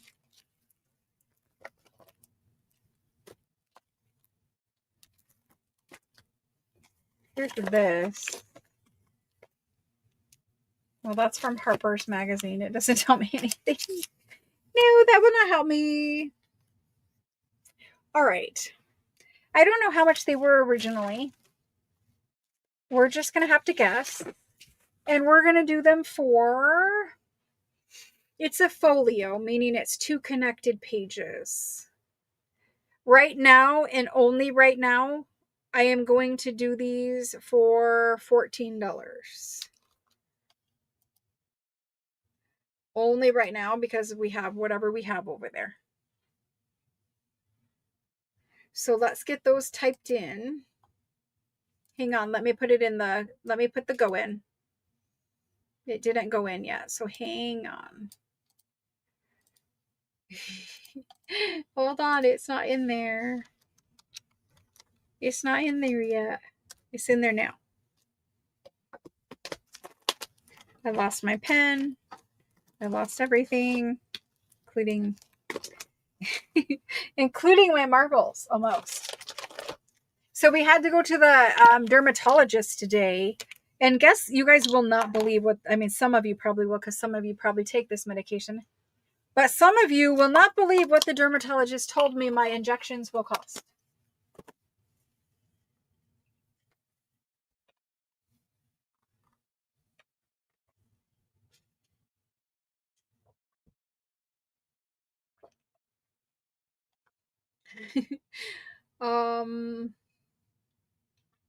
Let's see where the go is. There's the go. Let me get this typed into the spreadsheet and then we'll go back to my appointment news. It's not that you guys care, but I'm going to share it because I think this is ridiculous. Maria C is in first. Then there is Christine BRO, Deborah Kerr, Tammy D,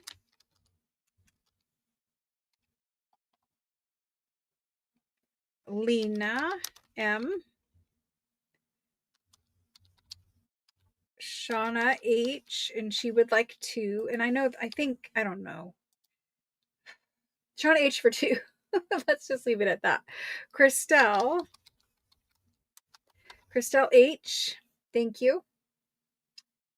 Tracy H, Deborah Murr, and she would like 2. We have Lori H. Hello, Lori. Susan Lil, thank you. Linda BES, thank you. Beth CZA, Jody M, Linda A, then I have Catherine,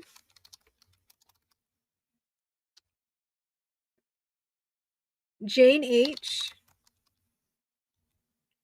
we have Trisha CLA. Hello, Trisha. Thank you. We have Peggy. Peggy finally made it. Sorry, Peggy.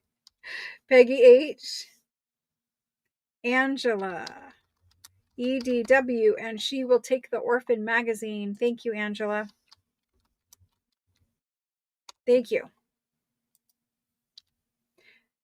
Then after Angela for these, oh my gosh, Jody, you all are going to fall out of your chair. I misunderstood what she said the first time, and then I was just sad. Let's just say that. Pam B is next. And I put you on the list, Jane. Let me know if that's not correct. Yeah, something like that, Tori, but probably worse. Eva C. Eva CUR. Eva's the last person I see on the list. So when I went to the dermatologist today for psoriasis and psoriatic arthritis, I asked her, I said, what's the best medication? Because I haven't had any luck with the things they've given me. I said, what's the best medication? She says Skyrizi. I'm like, okay, cool. Let's do Skyrizi. She's like, she says it's like 4 injections a year and they're $90,000. And I'm like, what? She says it's $90,000. And I'm like, an injection of Skyrizi four times a year, because it's every 4 months, or it's 3 times a year. No, it's every 3 months. It's 4 times a year. I get this confused. It's every 3 months. It's 4 times a year. It's $90,000 for 4 injections. And I'm saying this to her. I'm like, it's $90,000 for 4 injections. She's like, no, it's $90,000 per injection. I'm like, 4 times a year, it's $90,000 for an injection for a psoriasis and psoriatic arthritis medication. She's like, yes. She's like, you have to have insurance, and even insurance doesn't want to pay for it. We have to say that we tried this and we tried this and we tried this, and finally we got to this. And this is the only thing that will work for you. She says, so it's a process to even begin the medication. You have to try all these things and fail. And I've already tried a lot of them, so I'm already halfway there, or more than halfway there.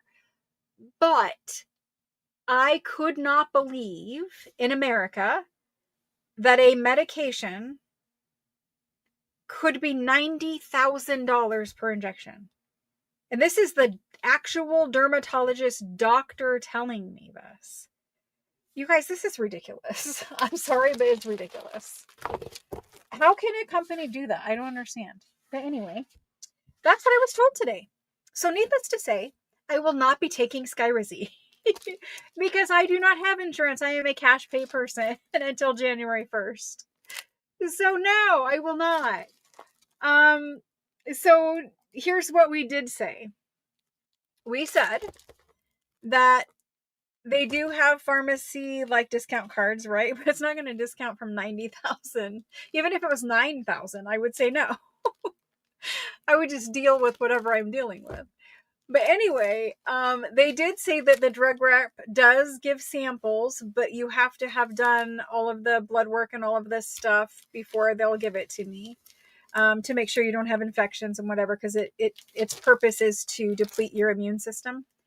And so she's like, it's a long process. We'll do the blood work, all these tests. And I'm like, well, we can't do that till after January 1st when my insurance kicks in.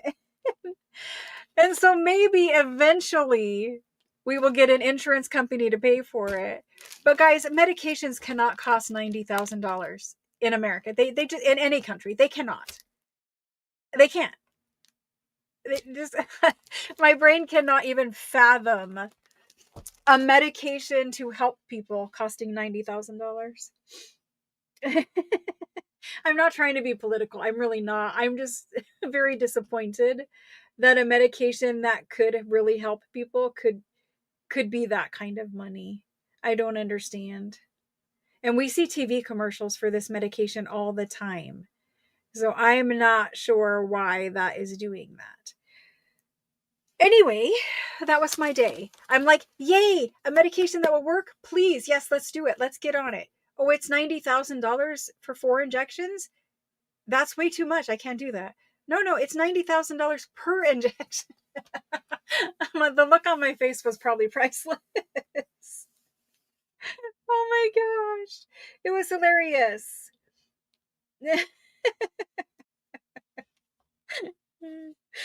I don't know, guys. I don't know. All I can tell you is what I was told. It's ridiculous.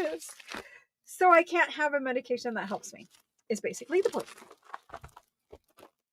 We have these French fashion magazines. We have done them before. It tells me that there's 14 here. Let's take a peek at these. Jane has a message. Jane, want ledger, please? The ledger that I offered for $320 or what? I think that's the only ledger I've shown. Jane, is it this one right here? Are you claiming this?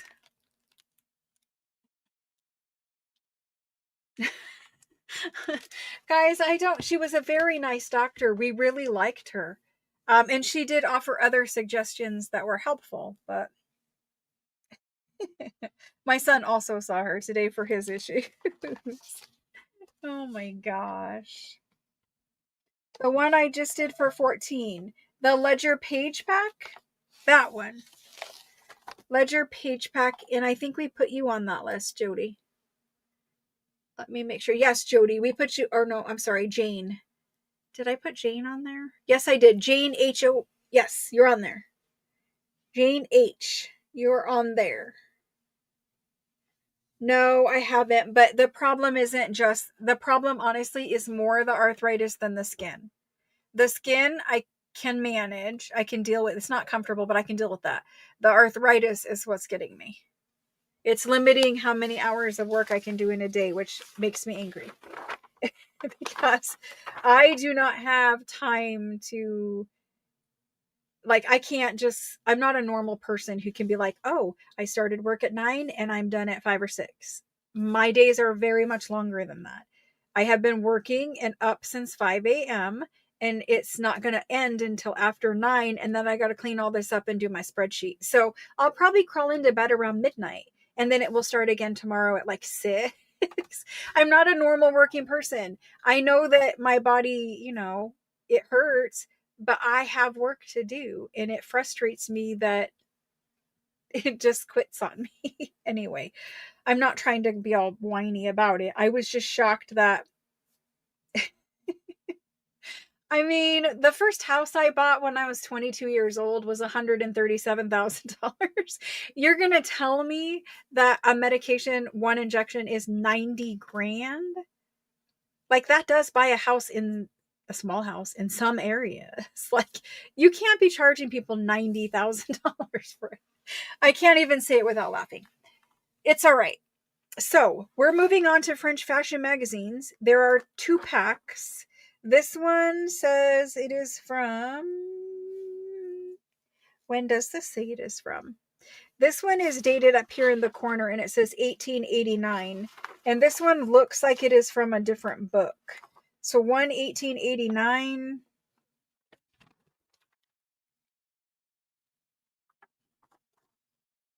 I don't know when this one is, but it does look like they're from different books because this one is different time periods. Oh, I remember. This one has that nice font that I liked. And I mean, this one is also nice. It has nice little illuminated letters, but it's different.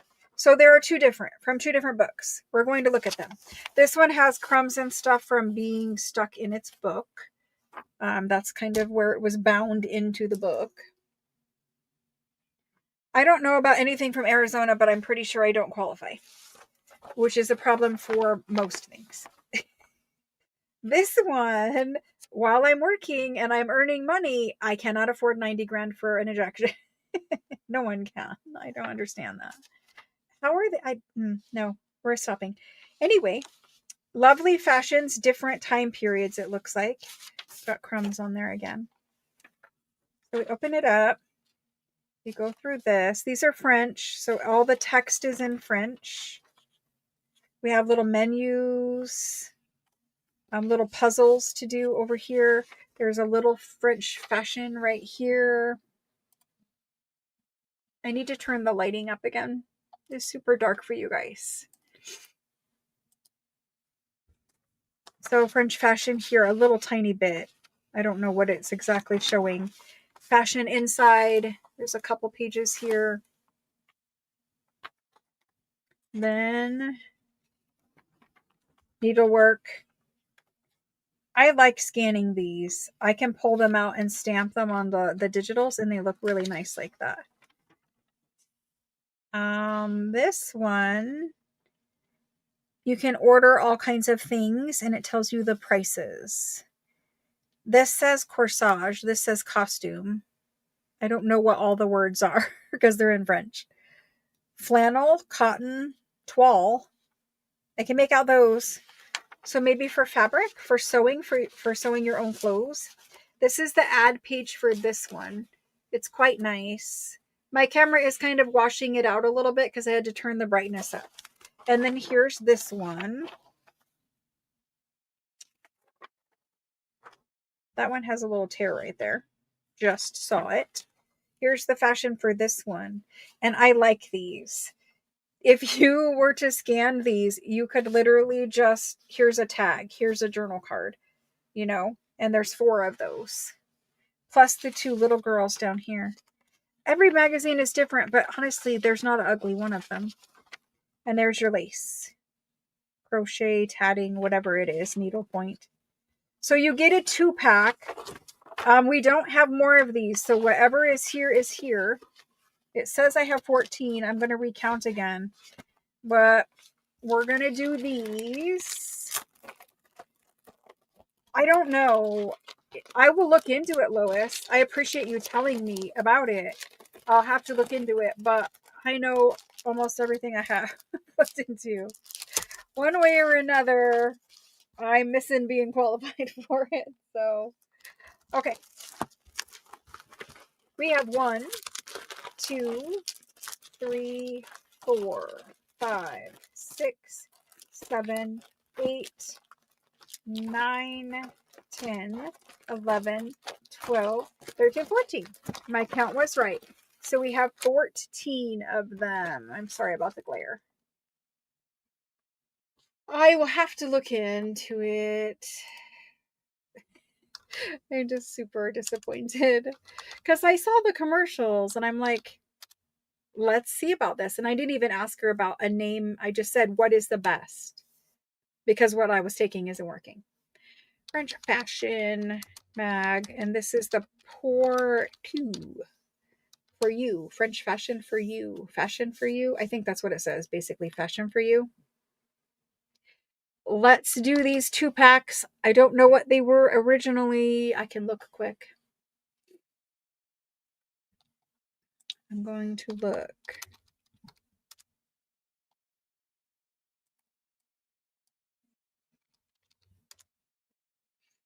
These ones are, I like to keep it the same. I don't want people to feel like the prices are different, you know? Where is it? They're,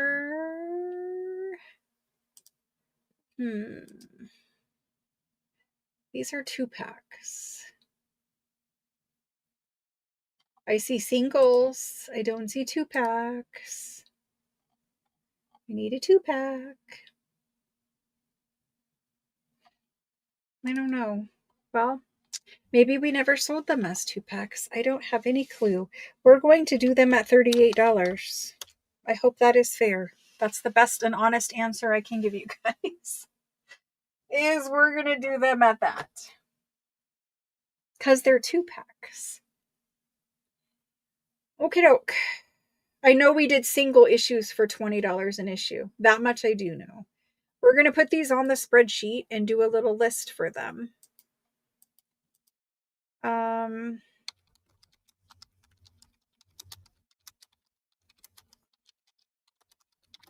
I don't think we ever did 2-packs because they are nowhere in my inventory. Tammy D, you are first in. After Tammy is Mary, MCD. Then Lena, MOR.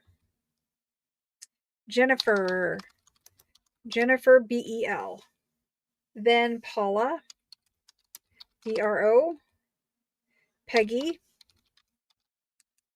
If I spell your name right, it might help. Peggy, yes, that. And Jan. Jan is in there. And after Jan, we have Catherine.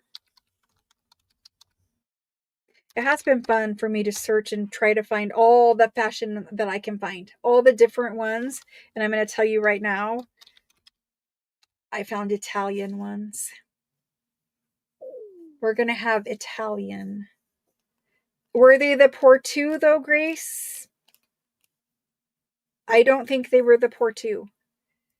We have 1. How many do we have total?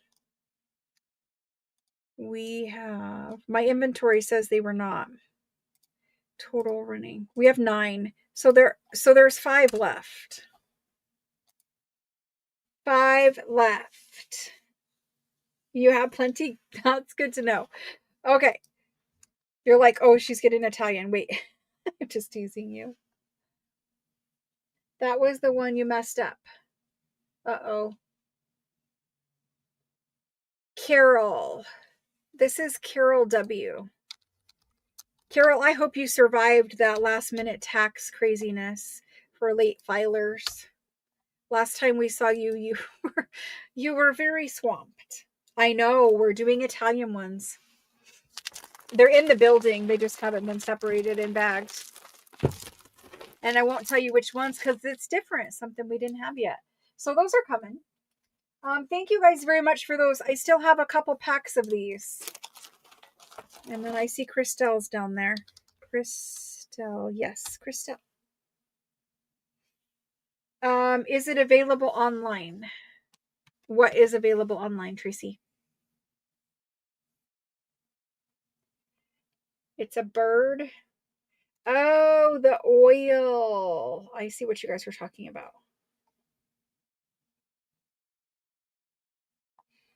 I've seen them. They're beautiful. I just don't have them separated. Okay, here we go. 1, 2, 3, 4, 5, 6, 7, 8, 9, 10. I have 4 left. 4, pour 2 left. Eva, I think you're claiming, Eva. I'm going to put you on the list because you say Mimi. It's okay, Tracy. Eva says me. Eva's on the list. I have 3 left. Okay, moving on. Let me move those over here. I see Deborah. Deborah Kerr. Thank you. That means I have 2 left. Let's see what else is in this bucket. Actually, I said we were going to show the Christmas kit thing. Let's show the Christmas kit thing. Kit thing. I can't even call my own stuff the right thing. These are Christmas kits as they're completed. They will look something like this when they come to you. Maybe it will show the green fabric today. I don't know if they will or they won't. I would really like to not have glare on that right there, but it's just going to be mean to me that way. No matter where I put it right now, it's going to have glare. Cool. Well, let's just move it then, because there's not a point. But the point, I guess, me showing you was it's a fat pack of things. And it's because I couldn't quit adding things to it.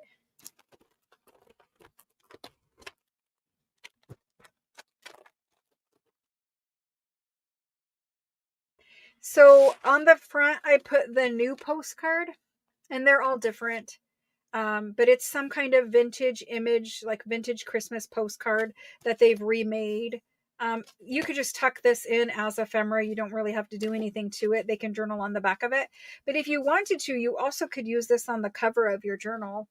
I need to turn the lights down just a little bit. Again, I fight with these freaking things all day long.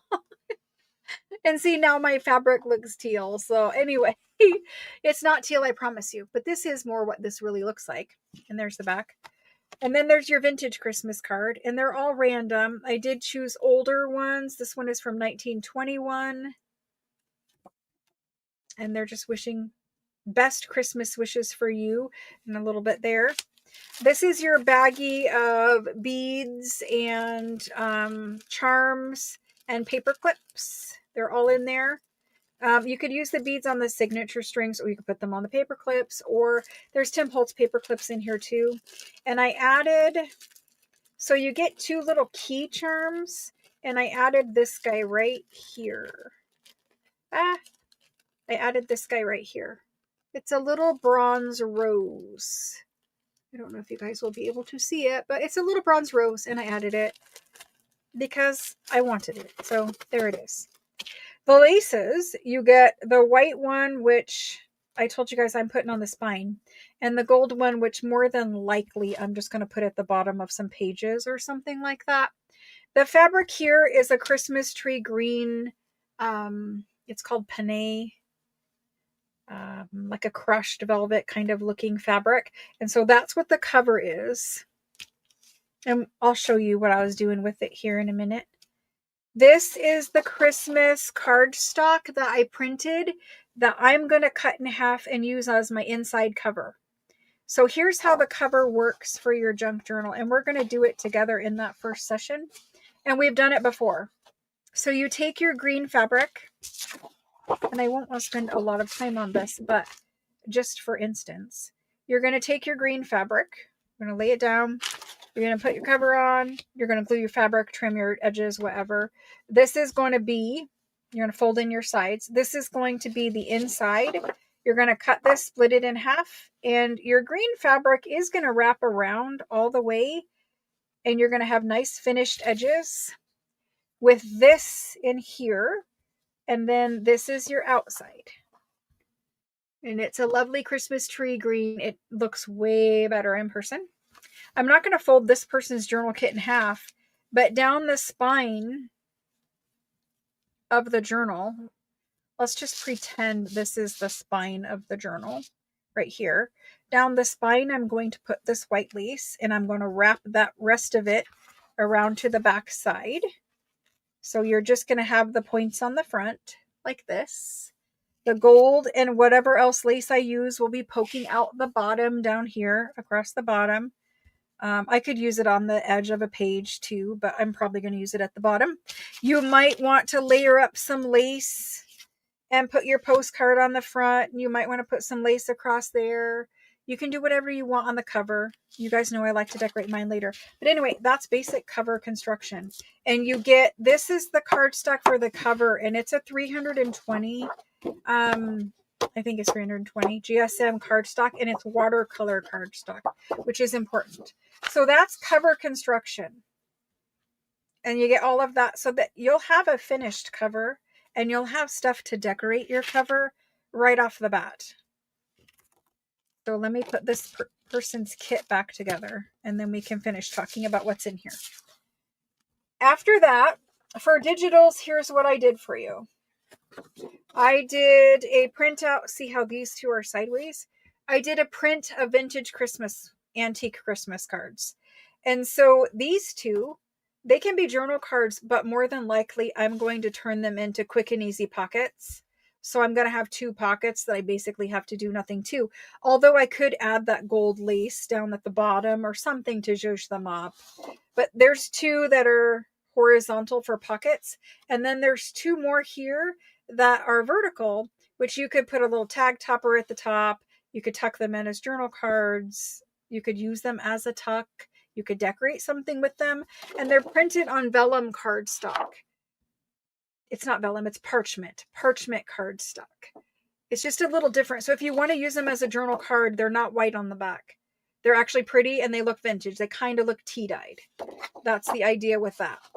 So there's the first digital. The second digital that I did for you guys, and I shouldn't say digital, but the second print I did for you is ladies. And these are different ladies than I've given you before. I took the ladies out of a December or a November or some kind of wintry fashion magazine so that you would have some different ladies to use on tall tags or tall pockets or something like that. Because not everybody wants to cut up their fashion magazine. Not everybody got a fashion magazine. So at least you have some ladies, like those big tags that I just recently made in the 365 videos where I put ladies, at least you have some. So here's 4. You can take this, and if you're just using it for your own journal and you're not selling your journal or whatever, you can't sell my things that I give you, but you could take this for your own use and copy it. You could take this and you could shrink it down and make the ladies smaller so you could use them on journal cards or smaller tags. I don't care if you guys use them for your own personal use, but I ask that you don't sell them and that you don't like use them in things that you are selling. If you want a digital version, we can do that at some point, but you know, that takes time too. So anyway, there's that. All of that to say, this is the one I showed you guys that I knew I was going to use. It's a lovely red French frame and it's on a newer ledger page. So it's just on a ledger page. It's going to go in the journal as a page. You can journal on it.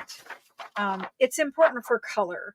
There is a color theme working through here and it's not just red and green. There is a tiny bit of aqua teal mixed in. It'll make more sense when you have your kit. I did a bunch of focal points for you. I always run out of poinsettias. Every time I get a ephemera pack from Tim Holtz for Christmas, I use the poinsettias first and then I have none. So I did a sheet. Yes, you are going to fussy cut these if you want to, but I did a sheet of focal poinsettias because they're the right size to go on a pocket. They're the right size to blend in with one of those fashion ladies. And they kind of, I just tried to fit them on the page however I want. So like this one goes up and down and this one is sideways this way, but I needed to fit them on the page. So there's a sheet of poinsettias.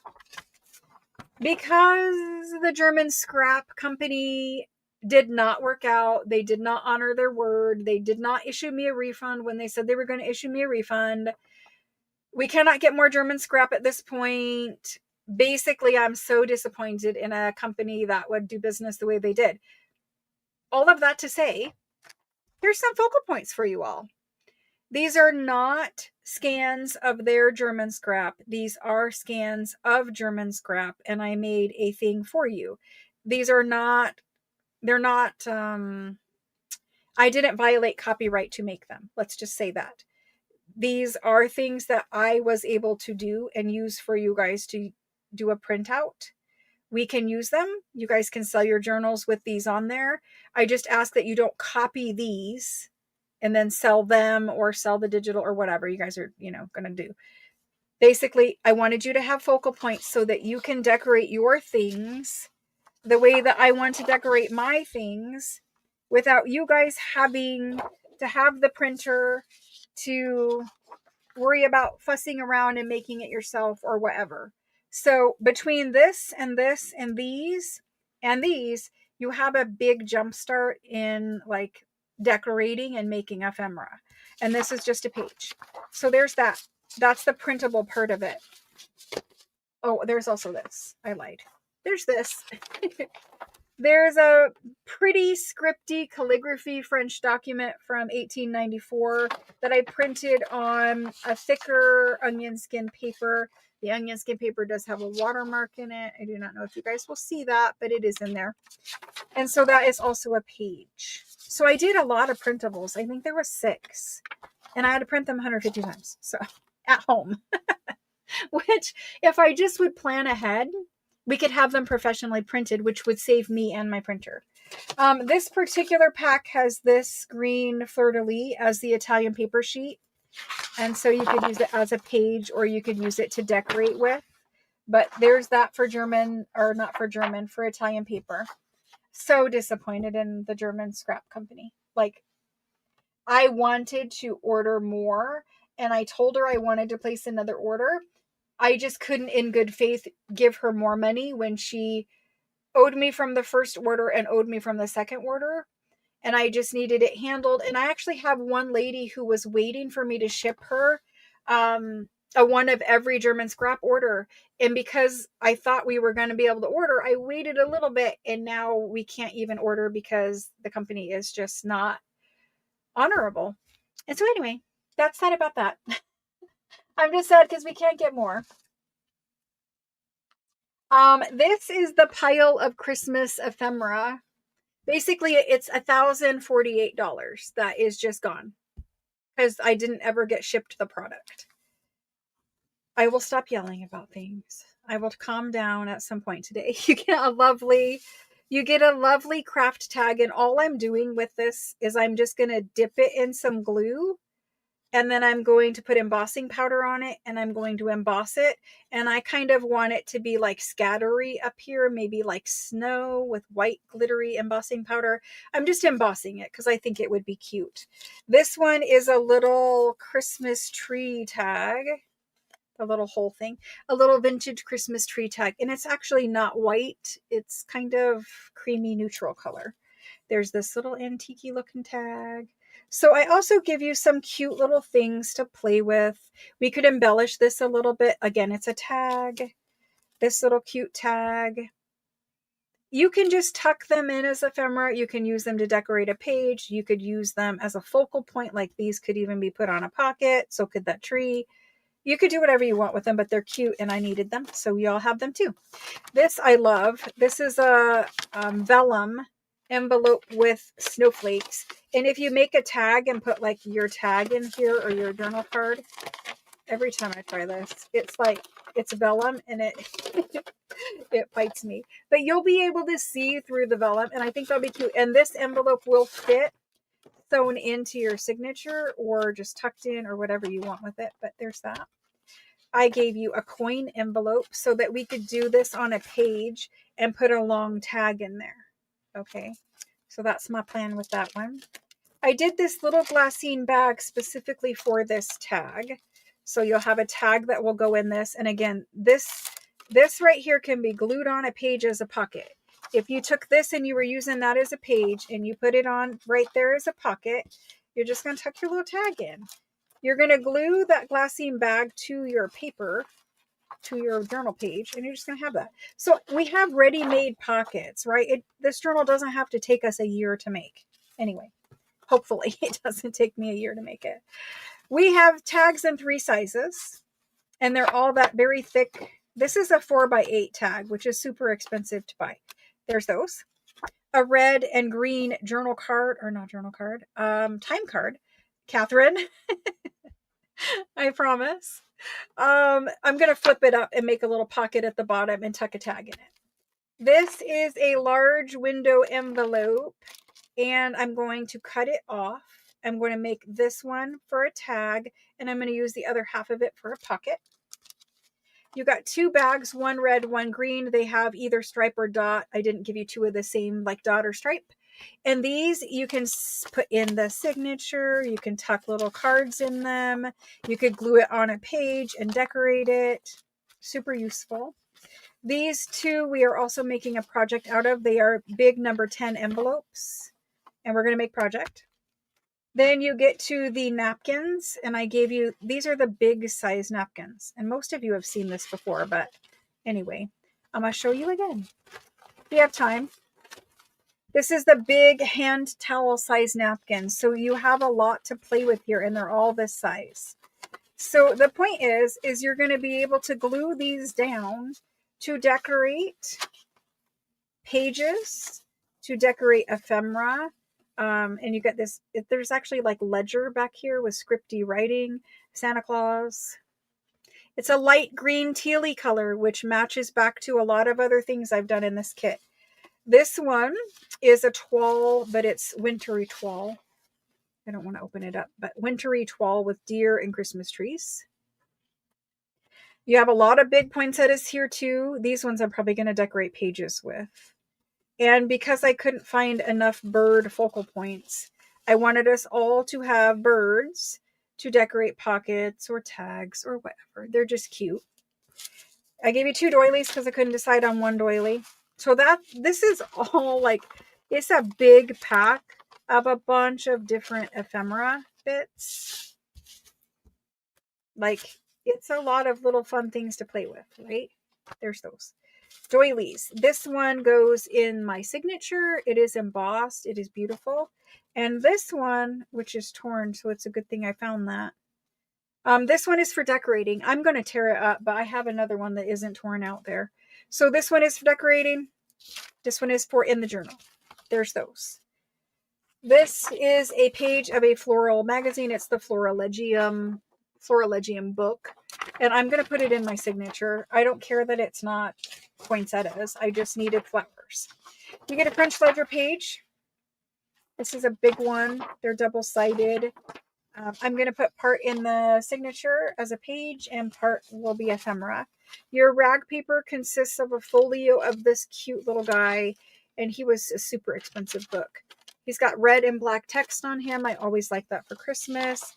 This is one from the music book. You might have to reinforce some. They're old. So there's that one. This is a old rag paper French dictionary page, and he's going in like that. And same with this one. And it's going to go in like that. So I give you the old pages and the old ledger. And we have music paper if you want to put this one in, or you could use it to decorate ephemera with, but I always give you music paper. And I'm trying to always give you my copy dyed paper. So there's 2 sheets of my copy dyed paper. You're going to notice something is missing out of this kit. Who can type in what is missing out of this kit? What is the one thing that I do not include for you to make this journal? You don't have to have it, but you know I'm going to go get it. So what is the one thing? I need to fix that. This whole kit needs reassembled anyway, but there's one particular thing that is not included in this kit, and I usually never include it. Who knows what it is? You guys are good guessers, but no, not that. I usually never include the printed digital pages for the signature. There's a reason why. There's two reasons why. The reason why I never include like a digital page kit, A, is because I do not have time to make it for you. B, is because I cannot print 10 pages for 150 people. I mean, not at home. I could certainly do it professionally. I have to set that one aside and not seal it. So I certainly could professionally, which in 2026, every kit will include the printed digital pages. And they are all my digitals. They are all brand new digitals. And they have all been, I don't want to say that. I'll tell you in January. But they are all beautiful full digital kits for all of your pages. Next year, every kit will have one. It will be themed. It's color coordinated. It goes with it perfectly. But the reason why I don't now is because you have to buy, like if I want to make 150 junk journal kits, I would have to buy 150 copies of someone's digital that I wanted to use so that I wouldn't violate their copyright things. And then I'm including someone else's digital in your kit. And then sometimes those people are happy and sometimes they're not. I have bought, like, I think at the time we did 70 something kits of a specific person's digital, and I bought 70 digital things, and they even emailed me and asked me through Etsy, did you mean to buy 70 of these? Because it looks like an error. And I was like, yes, I do. I want to buy 70 of these. And so anyway, it gets into a thing where I am promoting someone else's digital shop, and that specific person does not want me to do that. They don't want me to tell you all about their digitals and tell you I'm using their digitals, and they don't want me to buy 70 of their digitals. It just got into be a thing. And so we needed our own digitals. So I have taken care of that for 2026, where we will all have our own digitals, and they're beautiful. I have not done print packs for you because I've been working on getting the digital things for the kits for next year. But anyway, it gets into a lot of like gray area and mess because their issue was, this is this person's issue. This person's issue was, if I'm printing them for you guys and I'm sending them to you guys, some of you might not know what the copyright restrictions are in this person's Etsy. And some of you might think you could scan what I sent you and upload it as a digital. They were worried that because the people that I was printing the things for, even though I bought them, they weren't the ones agreeing to the copyright terms. Because, you know, when you buy a digital on Etsy, most people say, like, here's the terms, and you agree not to like sell them or whatever. You agree not to make a digital of somebody else's digital. They were like, well, how do the people know what the copyright terms are? I could be like, I could print a little thing and tell them or whatever. It just got into too much gray area. So we're going to have our own digitals coming next year, which will be good. All right. I'm going to do the kit right now. After all of that talking, I do apologize. I'm going to put the Christmas kit in. The Christmas kit that you buy now will not ship for 2 weeks, more than likely. It's going to be a little bit, at least a week. At least a week. So know that if you buy a kit right now, it's not leaving this house for at least a week. Because I have to make more. You already bought all the ones I made. So now I have to make more. The Christmas kit, these are singles. These are not subscriptions, so it's a single purchase. Next year in January, you guys will all have the opportunity to subscribe to the kits, and then you'll always have a kit every month. Here they are. They are $65. If you would like either a first one or a second one or whatever, you guys can have as many kits as you want. It doesn't matter to me. It just has to be a number that I can actually make. So here they go. If you want one, let me know. I know that we've done them before, so it's not going to be a super long list, but some people did miss out when I did offer it last week. Some people want a second. So we're doing them now. I will add to the list. I'm going to make as many as I have supplies to make. And after I run out, then that's just going to be it. Deborah, MER. Thank you. And Trisha.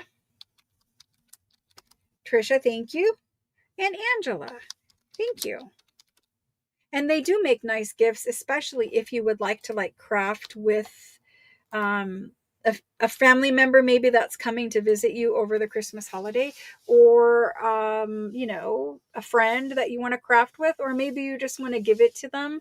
They can make it next year too. If you give it to them on Christmas Day, they can make it next year and still put their pictures of their family Christmas and journal about the Christmas after the holiday too.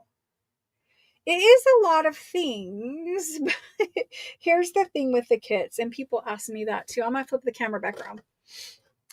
Here's the thing with the kits. I have stuff everywhere all over behind me. I'm gonna switch the camera right there. Hello, hello. And okay, so the thing with the kits is profit wise, I'm not going to lie and say there's no profit, but there's very little profit on them.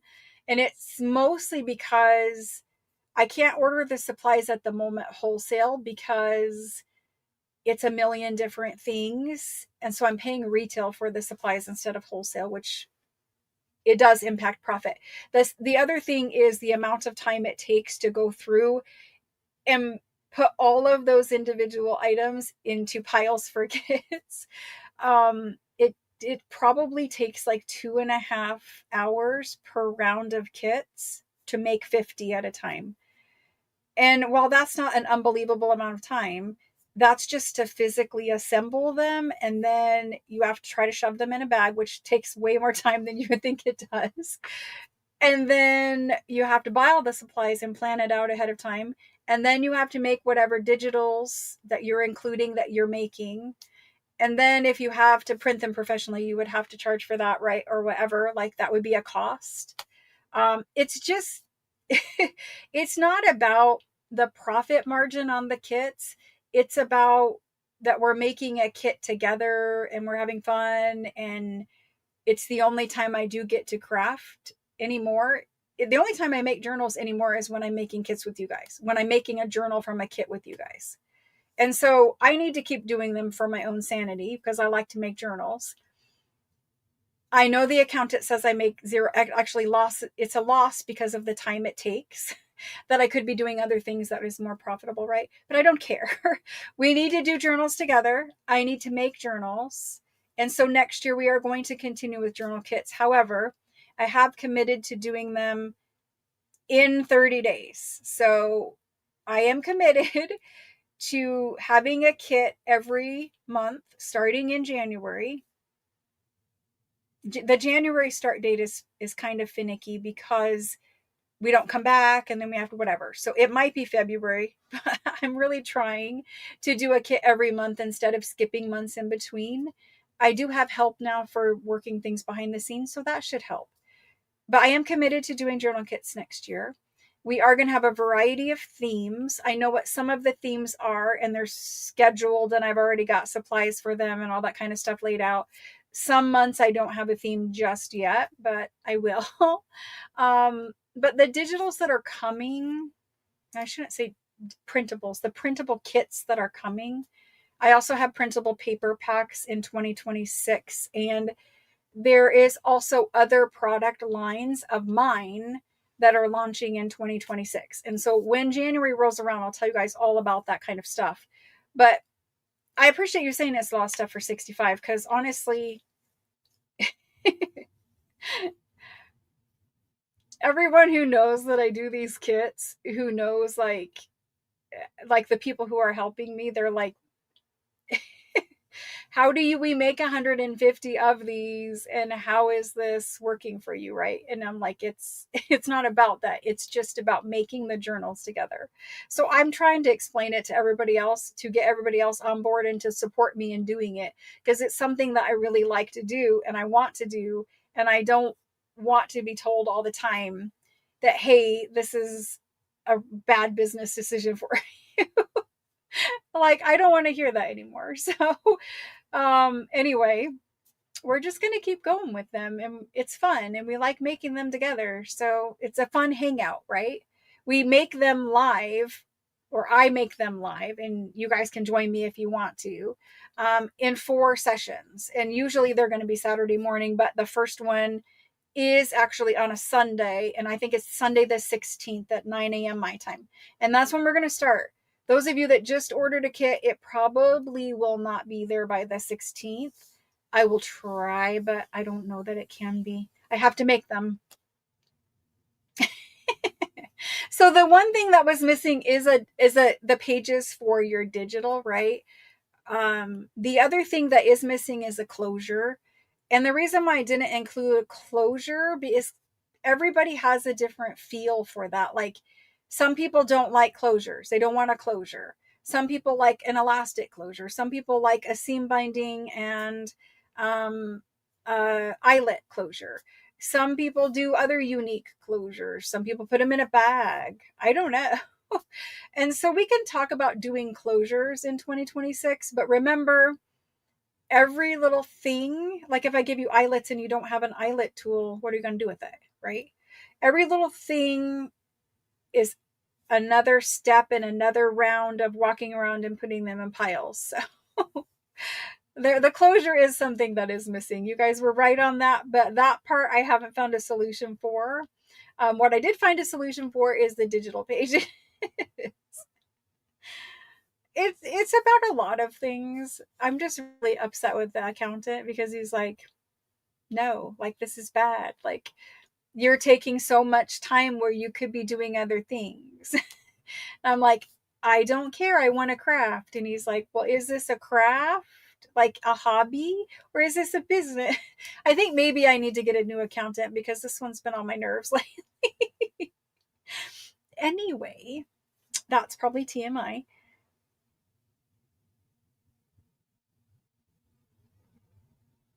I'm not going to recommend digital shops anymore for lots of reasons. There are time to time where I'll mention somebody that I know is okay with being mentioned and talked about and whatever. Some people are super sensitive about it. They're like, don't. So the problem is, sometimes I bring up somebody and then somebody will email me and say, this person treated me terrible. Why are you recommending this person? And I just don't want to get into battles about that. If I recommend somebody, it's because I have had a good experience with them. Like, if I talk about Gail, I know Gail is never going to treat anybody wrong, right? So Gail's fine. Lots of people are fine, but some people are super sensitive and they're like, why are you talking about me? It's just, it gets into a lot of sticky stuff. So I have no problem with people that I know and that I know how they treat people. But sometimes I have recommended, like, I got this digital, and I've said it in my Facebook group. I listed their digitals that I used, and it's like free advertising for them. So I didn't think anybody would be upset about it, right? I was telling you guys exactly what digitals I got and from exactly which Etsy shop. Somebody says, I bought them. They didn't download. I contacted her. She wouldn't help me. I had a terrible experience. And I'm like, well, I'm very sorry to hear that. My experience was fine. Downloading digitals from Etsy, it can be tricky because people have asked me for help. It's very hard for someone remotely, and this goes to every Etsy person out there.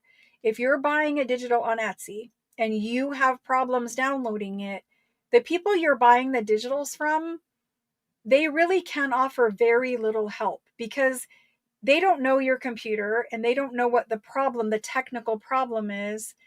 You can try re-downloading it. A lot of the problems with Etsy downloads is people aren't signed into Etsy when they go to Etsy and they buy. If they're not signed into Etsy when you buy a digital, it doesn't go in your account where you can find it later. So anyway, technical assistance problems with Etsy digitals, it's a common problem that really as a person you cannot solve, because a million reasons could be, where does it go on your computer? Like what file folder? Who knows what settings you have, right? And so I would just explain to the person like that it's very hard for people to help you when it's something on your computer. And I suggested maybe she get a family member to help her or something. And she was like, "Well, I can't support you if you're going to support her." And so I lost a customer because I recommended a shop that I had a good experience with. I understand that that might seem irrational because I thought it was irrational, but now I'm just like, I guess you just don't name people because people can be like, "Well, I don't want to support you if you support them." So anyway, it's always kinds of problems. It's just better to stay out of other people's business and let them do their business and I'll do mine.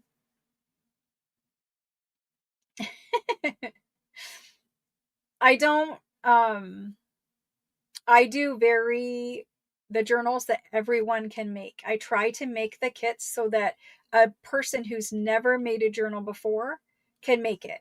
I try not to do too hard things. Now, I will say we have a flip flop journal next year.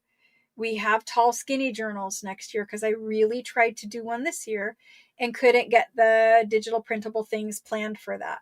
So next year we have flip flop and we have tall, skinny. We'll have some of the normal ones that I like to do, my favorite style. Um, we have soft cover and hard cover. We will have one at least that has a spine with multiple signatures. So there's different things coming, but I try to do them very, everyone can make them. Everyone can make something beautiful. And even if you are an experienced journal maker and you've made them for 15 years, you'll still have fun making it. So a lot of thought goes into it. Probably too much thought and too much time, but I try really hard. Yes, Twyla. This is the problem. And they want you to fix it and it's not always something you can fix. But yes. Yes. Catherine, your boxes are coming, I promise. Thank you. Thank you. Thank you guys. Okay. In case I need ideas. Oh wait, hold on. 2 train journals, an ocean journal, a homesteading journal. The next one I can't do probably, but and a Mexican journal. I can eat some Mexican food. I live in Arizona. There's plenty of inspiration for a Mexican journal. Okay. Oh, thank you guys. Thank you for your nice comments. I appreciate it. We will have fun, but basically, my goal is that whatever I want to use in junk journals, I also provide to you guys so that you guys have the opportunity to have the same things I have. So if I'm using something in a 365 video, I don't get messages saying, "Well, I can't find that." I'm like, "Well, here it is." I try to take the criticisms that I get and I try to fix the problem. And so if people are messaging me after I make a video and make something saying, "Why do you make video?" Because people have said this. "Why do you make tutorials with supplies no one can find?" And I'm like, "Well, I sell them, so here they are. You can choose to buy them or not. I don't care, but at least I'm trying to make them available for people. And it's not like I'm the only person who sells them. They are out there, but whatever. Anyway, I try very hard to offer you guys the things I'm using so that we all can make the things. And I also try, especially in the kit, if you don't have a printer, I'll print for you. If you don't have access to German scrap, I will provide you some focal points. If you can't buy the Tim Holtz ephemera pack with the poinsettias, here are some that are similar. And the vintage postcards, they're kind of inspired like that. I try to provide you guys the things I'm going to use. It's hard, but I try, right? And I'm not saying every single thing I use is in there, because it's not. I'm going to use lace from over there that I have in a bin. I'm going to use a printable that I choose. I will try to share as much as I can with you. I try. I do try. All right, guys, I'm going to let you go. Thank you for tonight. I'm sorry that it turned into more of a talking thing. I get very tired. I need to work on that. But thank you guys for hanging in there with me. And thank you for all of your support. And you guys are always very kind. And thank you for forgiving me for not making 365 videos this week. I will definitely get on it next week. I just need to make some more kits, apparently. Anyway, there is, just so you guys know, there is about 150 people so far going to make this journal. That's how many kits have already been sold. So when we do the live, there will be other people making, and it's just like this, where unfortunately we're not doing a Zoom. We're not doing a Zoom where everyone can like show what they're making, but you can post what you've made in the Facebook group so everyone can see what you're making. And on that topic, it won't be until Friday when I announce the winner of the October challenge and when I announce the new November challenge. It's just taking me too long to get them on a spreadsheet. But Friday is when I'm announcing that. So you can see everyone else, and there's 150 people going to make it. If they all post in the Facebook group, you guys will see everyone else's pockets, everyone else's tags, everyone else's pages, everyone else's, the way they decorate their cover. So it's not just me providing the inspiration, it's all of you guys too. And that's the part I love, because I like seeing what you guys make. I like seeing how creative you are. I like seeing where I put, this on the cover and that there, and you guys do it completely different. I love that. That makes me happy. So anyway, there's that. Oh my gosh. Thank you guys very much for your support. I hope you guys have a good rest of your night. And I'll be back here on Thursday. On Thursday, we will have an ephemera pack. There is some new books that I want to show you. We might have some tickets if I can get them packed up for you. We have a whole table of stuff out there that needs to be made, but I'm in the shipping mode right now, so we're trying to get you all shipped. I will have some new fun things on Thursday. Any questions? You guys can, sorry, there was something over there. You guys can text me if you guys have any questions. Invoicing won't happen until the weekend, so you got some time to oh my gosh. I'm getting a text message. Sorry. Oh my. Yes, I'm saying goodbye. Bye, guys. They're like, shut up already. I know the camera is super close now too. Bye, guys. Thanks so much for joining. I'll see you guys back here on Thursday. Bye.